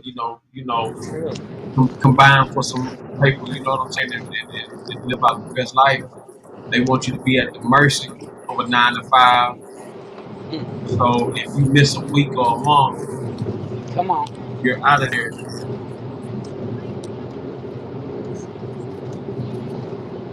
I know a man who got a security team. All his wives are the security guards that work for his company. You should see how they live. Oh, I can imagine. Life is good. I can imagine. He pulling up like the president. Come on. And treated like a king. Yeah. It's real. It's real. Hey, JG, you been tapping in? Yeah, I didn't log on my iPad. I'm trying to log off on the phone. So I'm Oh no, it's all good. I try to leave mine, leave up the avatar too. You know what I'm saying? You know, and then come back to it when I get back on. gotcha. Yeah. Right now, we on the topic of relationships. Unity. And yeah, and unifying for greaterness.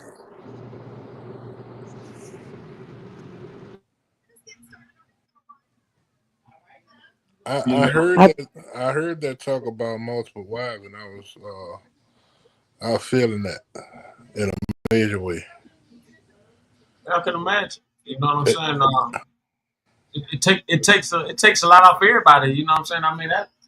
It's simple. It's a simple. 1+1, 2+2. Mathematics. And but like I said, it's civil rights. They after that during that whole little movement, then they played on a lot of people's brains, and they I think it was like up until like 1967, somewhere around that time. It was somewhere around in that area, maybe I might be 20 years off of it, but I think it was around 67 where they really started pushing the couple marriages and all that kind of stuff, and and all that. Like I said, they want to keep you at a certain amount of money.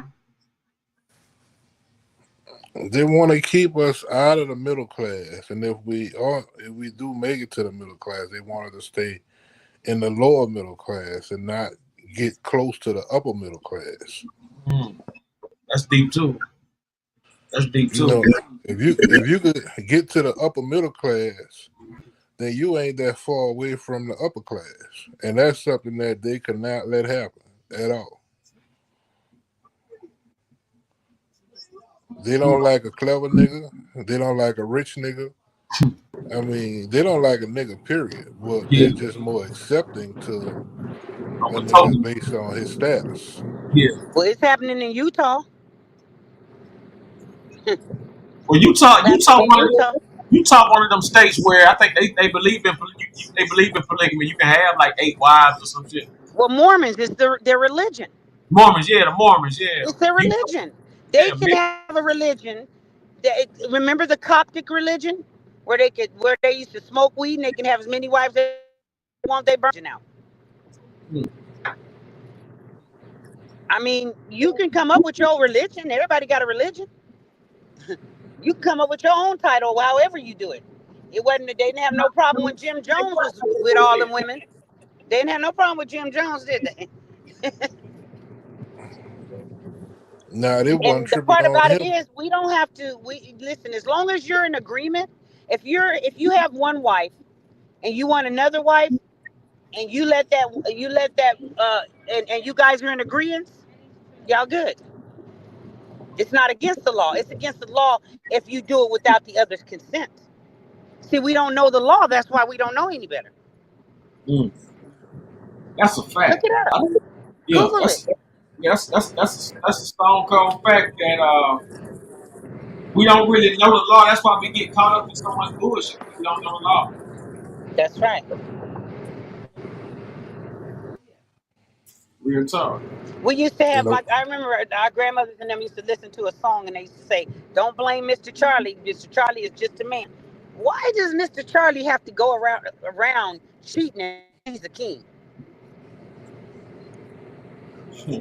Because see how they keep lowering our men to be what they say he is rather than him. That's your nature, brother. Your nature is not to have one woman. They want you to go against your nature and then call you a cheater when you do it. When nature takes its course. When you and them women are supposed to be together making that money.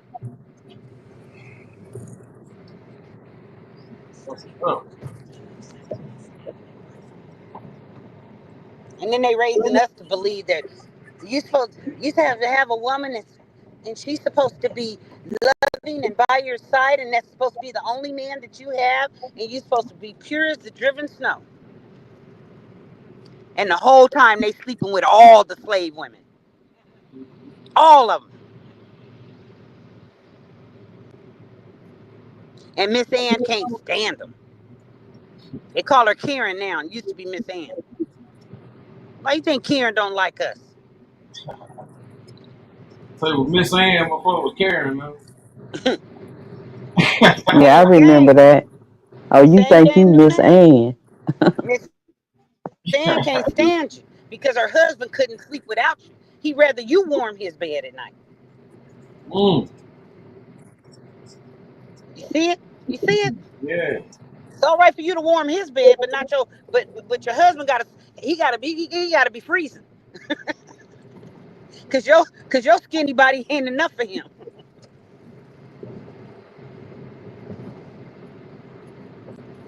But he got bed warmers. Come on, y'all. Oh, we. Well, yeah, you got my mind stung. I'm just speaking truth. That's all I know how to do. Cause I can't remember no lie. But that truth go far. That truth go far. We need to be getting together. As long as we in agreement, it's not against the law. I mean, I hear a few people talking about it, mainly men, and then I've had at least one older female that kind of brought it to my attention maybe years ago. But I just ain't never heard the older generation talk about it. So, you know. Yeah, but I mean, it's time. It's time. You want to stop. You don't want no STD. Don't have a man have to go out and get it from the streets. And then he'll be particular in what he bring home. See what I'm saying? Because he know if she not adding to the pot, she can't be part of the team. But they out here trying to get a quick hurry up and hit and get back home, and it's just not working for us. It just never did. You can eliminate all of that mess, and you'll see the finances just grow immediately, like right on cue. Then when you get older, you're an older woman, you ain't got to worry about being alone. And guess what? The new wives he bring in, they have to honor and respect you. They have to honor and respect you. They have to cater to you. It works for everybody. It's such a powerful show of respect that it's amazing. Did she send you the information? You know, we have to get out of their way of thinking and go back. And they got us believing in the Bible, but Abraham had many wives. All them brothers had many wives. I was about to say, mostly everybody in there had multiple wives. And they were rich.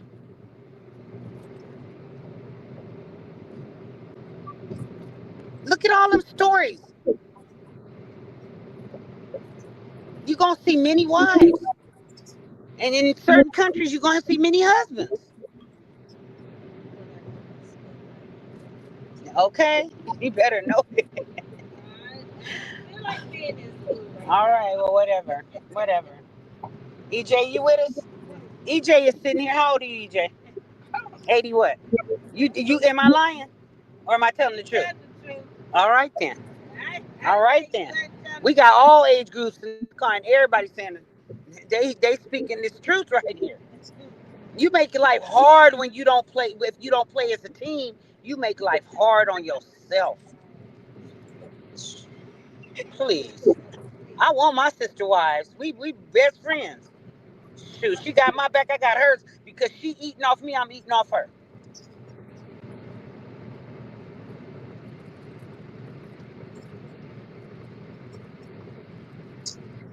And we honoring and respecting our king. And he's honoring and respecting his queens. Hey, I'm with it. Nobody said nothing to Elijah Muhammad. You think Farrakhan got one woman? Think again. Think That's again. impossible. Think again, guys. They can have as many women as they want. They just don't talk about it. I really think that's what really got Malcolm X out the way when we start bringing up this women. He started getting into his business with women and stuff like that. That's what, you know what I'm saying? You know, that's what he's like. Well, Muslims are allowed to marry more than one wife because Now, they understand the financial gain of it. it. Young girls though, Elijah Muhammad. Oh, well, the little girls is a whole different story, and it was Elijah Muhammad's son that turned him into Malcolm. Because Elijah, it wasn't that the girls' families had a problem with Elijah Muhammad. It was that Elijah Muhammad refused to take responsibility for the children he was bringing. That's what got him caught up.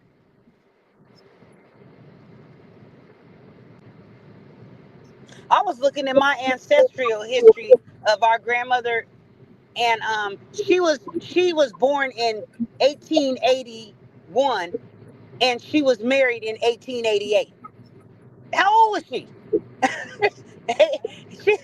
Yes, I'm gonna show it to you, and then they got her pictures and everything. I was like, look at this. Look how young she was. Her name was Nancy Biles, like the gymnast. You said 81, she got married in She was born in 1881, and she got married in 1888. Damn, I can believe that. Like I said, back in those times, the legal age of marriage is like 9 years old. Yes, it is. I'm gonna show it to you. Yeah. I'm telling you, it wasn't like that back then. Yeah, back in them days, 9 years old, 11 years old, they was bleeding, they could get married. Yeah, as soon as a girl get her cycle, she was ready for marriage. Well, hey, I don't know. I wasn't there. All I know is what I saw. Yeah, all I know is what I'm learning. Back in them days, a lot of those guys, you know, they were going to these families with daughters, you know, with money or you know, coins or whatever the trade, salt, sugar, spices, all that. Right. They would trade, you know. Sometimes a lot of times they pick up their kids. That's right. You got to think about this too. At 14 too. They had, you know, before all this shit we got right now, the kids like 4, 5, 6 years old, learning how to build houses and stuff like that. They, you know, slow down the process. I mean, these kids now are pretty smart as far as conversation, you know, trying to figure out, you know, problem solving stuff as well. Back in the day, like 1800s, early 1900s, kids was out there 4, 5, 6 years old building houses. You know what I'm saying?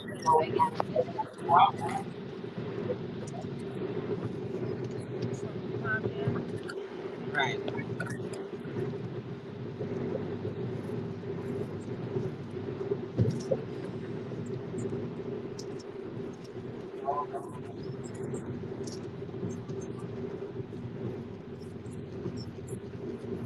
Y'all can't hear us because we're driving through these mountains.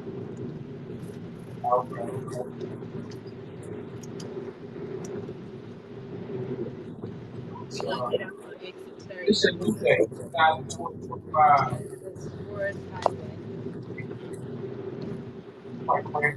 It's a no-brainer. It's a no-brainer. No-brainer. 10, 20 years ago, you have something there. You got to have something. Yeah, I think in some states that's trying to bring them ages back down in the present time. Well, I mean, the whole thing about it, parents get sick 15, 16, 17 years old. Parents get sick. You know, that was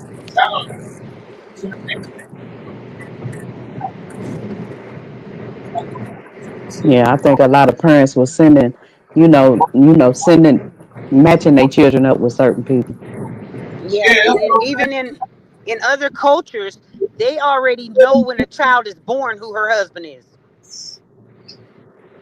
In India and Yeah, I Saudi was about to Arabia say, and other especially the places like Indians. that, the marriages are already arranged. That was our culture. That was our way of life. We've just been taught other ways, but that's how it was. And then, but when they married, you're not allowed to leave her. You're not allowed, and then there's a price on her. She's given gifts into that marriage. Hey, hey, some of these people need to fix them up with their husbands because they don't even understand.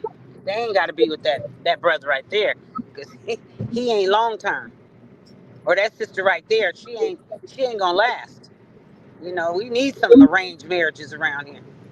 So you think that's what they was saying in the movie Color Purple? Color Purple. How would you define that in the movie The Color Purple? That Well, was I'm just looking at the part where she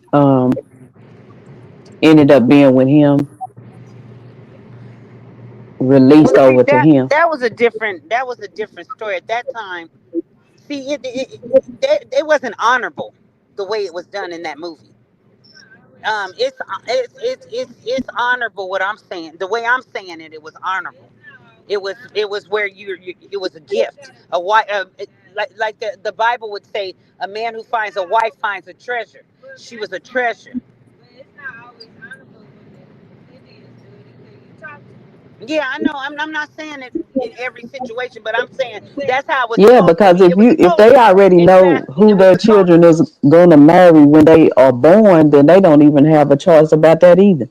Yeah, but what they do is you're born. Okay, for instance, your child was born, and there was a family that your family knew that had a son, and you knew that family and your family worked well together, and you guys were prosperous together. So the marriage would be arranged for those two children, so you'll keep the money in the family. You see how it works? It was all about the finances. The Jews do it every day. Right here, get off right here. The Jews do it every day. They know who their daughters are gonna marry. Am I getting off here or go up some? Yeah, they know it. It's being done all over. We just don't do it. We just don't know no better. I'm not. Don't even say that. Don't speak that in the universe. But yeah, their marriages are arranged.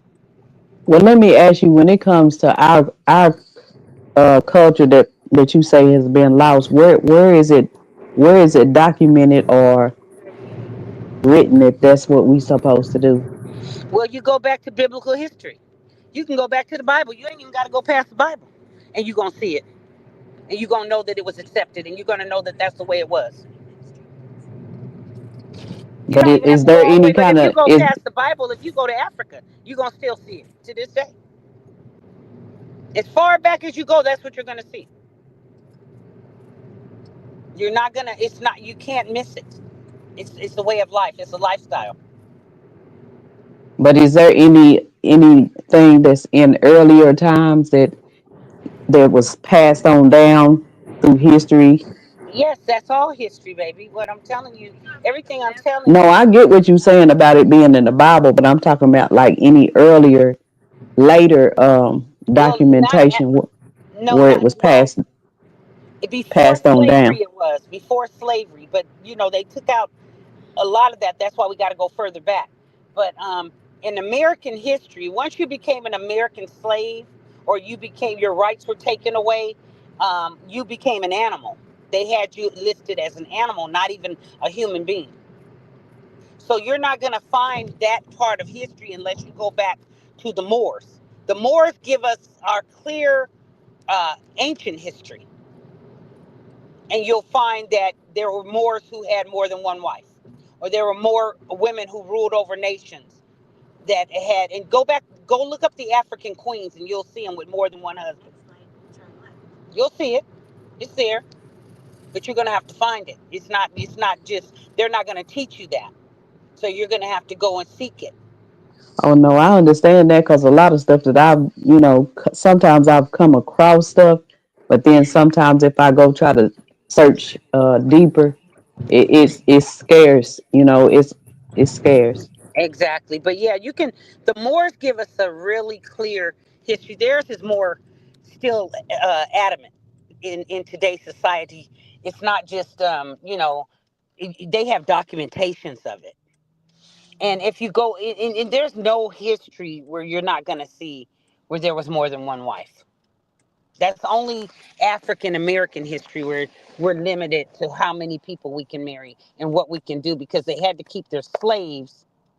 They had to keep you in the slave mentality. They had to keep you where you can only make enough to where you could barely make it. You can barely get by, but you can never get over. It's just like the jobs. You can work a job, but you'll never be the owner of that company unless you open up your own company. You see what I'm saying? The whole process about work is to make somebody else rich. When you become an employee of someone, you make that person rich. So he might have 2 or 3 wives in another country that you don't know about. So what determines who has the multiple wives and who has the multiple husbands? Who decides that? Hmm. You got some women that don't even like men and they have many wives. It's you. You decide what works for you. How will it work for you?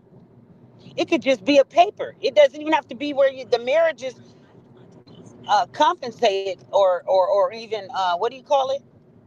Where the marriage is defiled. You don't even have to do anything. You could just be married on paper, and it just makes your life easier. It's you. You Yeah, that's a control lot your to take destiny. in. I ain't gonna lie to you. Yeah, you control your destiny. You control it. You decide what works for you in your life. You have men that come out here and they'll marry you to get their citizenship, and they got 5 wives in their other country, and it's nothing wrong with that.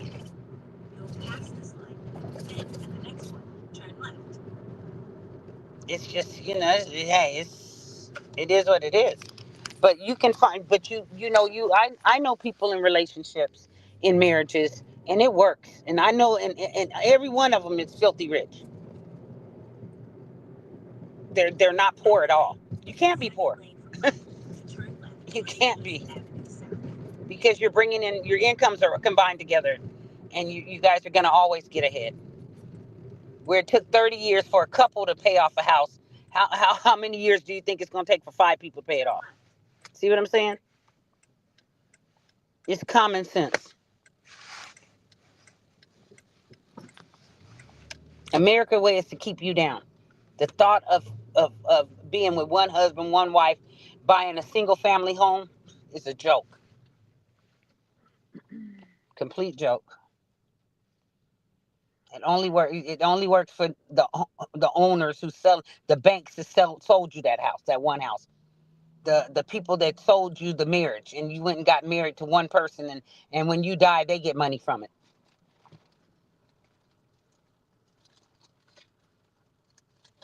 You can't win. You can only win if you do things in multiple. Even the ark, they took more than one animal. If you took one animal and it died, what good is that going to do you? But if you got 2 cows producing milk, you're gonna get a better. You're gonna get a, right, Miss EJ? It's gonna work more. It's gonna work for you. It's just in anything that you have multiples of, you get more money. It's just more. That's why they call it multiple. It's harder when you're trying to do it single. It's just too hard. And you age out. Somebody died. You lose the husband. You still got the sister wives. Y'all still going strong.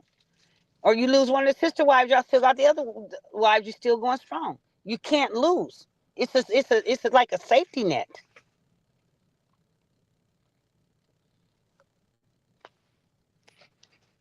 And you decide.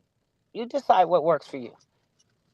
And in Africa, in the ancient days, the wife chooses the sister wife, not even the husband. He has to approve her, but she's the one that brought her home. Sarah brought Rebecca to Abraham, didn't she? If I remember the story correctly. Because she didn't think God was going to give her no kids, so she went and bought somebody to have the kids for her husband. Right? Shoot, I don't want no more kids. I'll go get you a young woman to have some babies for you. Yes, you want some babies, honey? Okay. I'm with it. I'm with it. And half a mile, take a slight right turn onto. So were you brought up that way, or you just you started learning that way when you got an adult? Well, my brother's a Moor. He's one of the top Moors. So I had a little knowledge of self. And I knew my place. Not my place, I knew my strength and I knew my greatness. And that's what they want to take from you. Because it never lowered me, it made me greater. Take a slight right turn. Because I knew that any man that got me was going to get a prize. He was going to get the gift. He was going to get that treasure. So I knew I would be part of a royalty. Not somebody's side chick. You feel me? Yeah. Something happened to him. We all got insurance policies. Ain't nobody broke. Ain't nobody left out. Right. So your brother being a Moor, were you learning that before you became an adult? I was learning. Was he older than you? I really was in more towards the Christian side of things, but the Moor side of things was really the Moors was the only religion that respected women to me. In Christianity, well, I'm gonna say this: they killed their queens, but they had. But hold on, I didn't say all of them killed their queens. Now everybody didn't fall into that. I'm just telling you what happened to their downfall, what their downfall was. But what I'm saying is that being a Moor woman, you're respected. The men have to respect you. They have to respect you. It's on a whole different level. Whereas other religions, I just felt like Eve was the bad person that ate the apple and made destruction and brought sin to men and women. It's just always putting the woman down. But in the Moors, them queens were running things. They was ruling nations, and they was on top of things and respected, and still respected to this day. And I felt like I deserved that. I felt like I should be a part of that royalty. I should have that bloodline. So it was my choice. Okay. It was my choice to be a part of the greatness and to know myself. And if you know yourself, you love yourself. I'm not gonna know it won't just be any brother trying to come and hit on me. No, he know what he gotta have. He know what it is. And I'm gonna add to him. Everything he got, I'm gonna make it stronger. 1907. So that's how, that's just how it is. Blue House. But you can get with a brother and he can be a complete lie. Not in the Moors, they gonna check him out. They gonna make sure he's the right brother for you. They gonna make sure he got everything he's supposed to have for you. Before you even marry him, he got his home, he got everything already set up for you. Because the brothers are gonna come together to see to it that he's standing in his position. That's just the way they run things. I'm not saying everybody's a real Moor. You got to find out now who you're dealing with. Got to go through the temples and have the leaders behind him. Don't just get with a brother because he's telling you he's more and you think that's what it is. Nah, you gotta go. You gotta do your homework. You gotta go to the heads of the temple and they give him. They say that they'll let you know that oh yeah, this brother right here is ready to be your husband and take care of you. And you ain't got to sit up and worry because they got your back. They're the only ones I found that can do it so far. So I'm not saying they're the only ones. That's just the one I know. Okay, y'all, come on, get out this car. What y'all doing? You made it. For you. Anyway, y'all, we made it to our destination, and we love y'all. And I hope that this went through.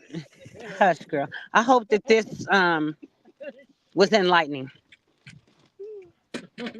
and that Well, thank you unity. for giving us your information. Well, you're welcome. I'm glad I can share it because we don't have to. Life can be easy, not hard. If you work smart instead of working hard, you're gonna last longer. I know. Damn, stop. Oh, hush. Yo, hush.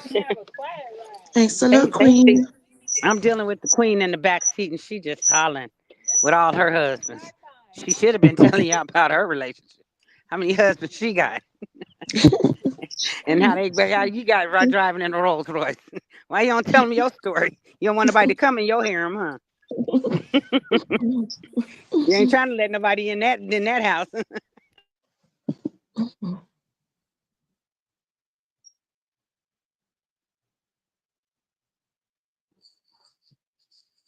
Yeah, you got my mind stung.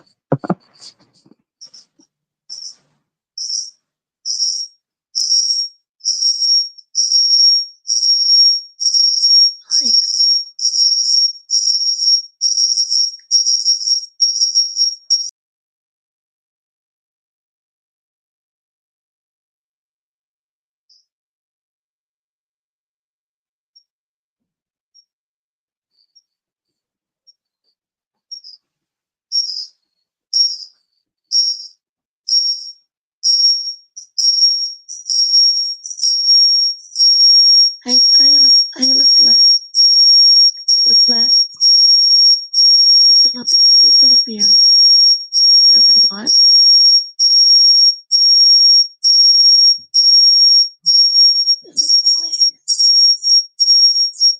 Hey, salute to the panel. Hey, how you doing? Fine, Lizette. Ronnie, he's to leave, so if you guys want to stay up there, you can, but I'm up here just in case if I need to let somebody up. But Okay. he's asleep right now. I'm gonna go ahead and step down. She got my Okay. mind stung. Okay. Well, enjoy the rest of Oh, your day. Thanks for coming okay. in. You too. Okay, take care. You too. Bye bye. Bye bye.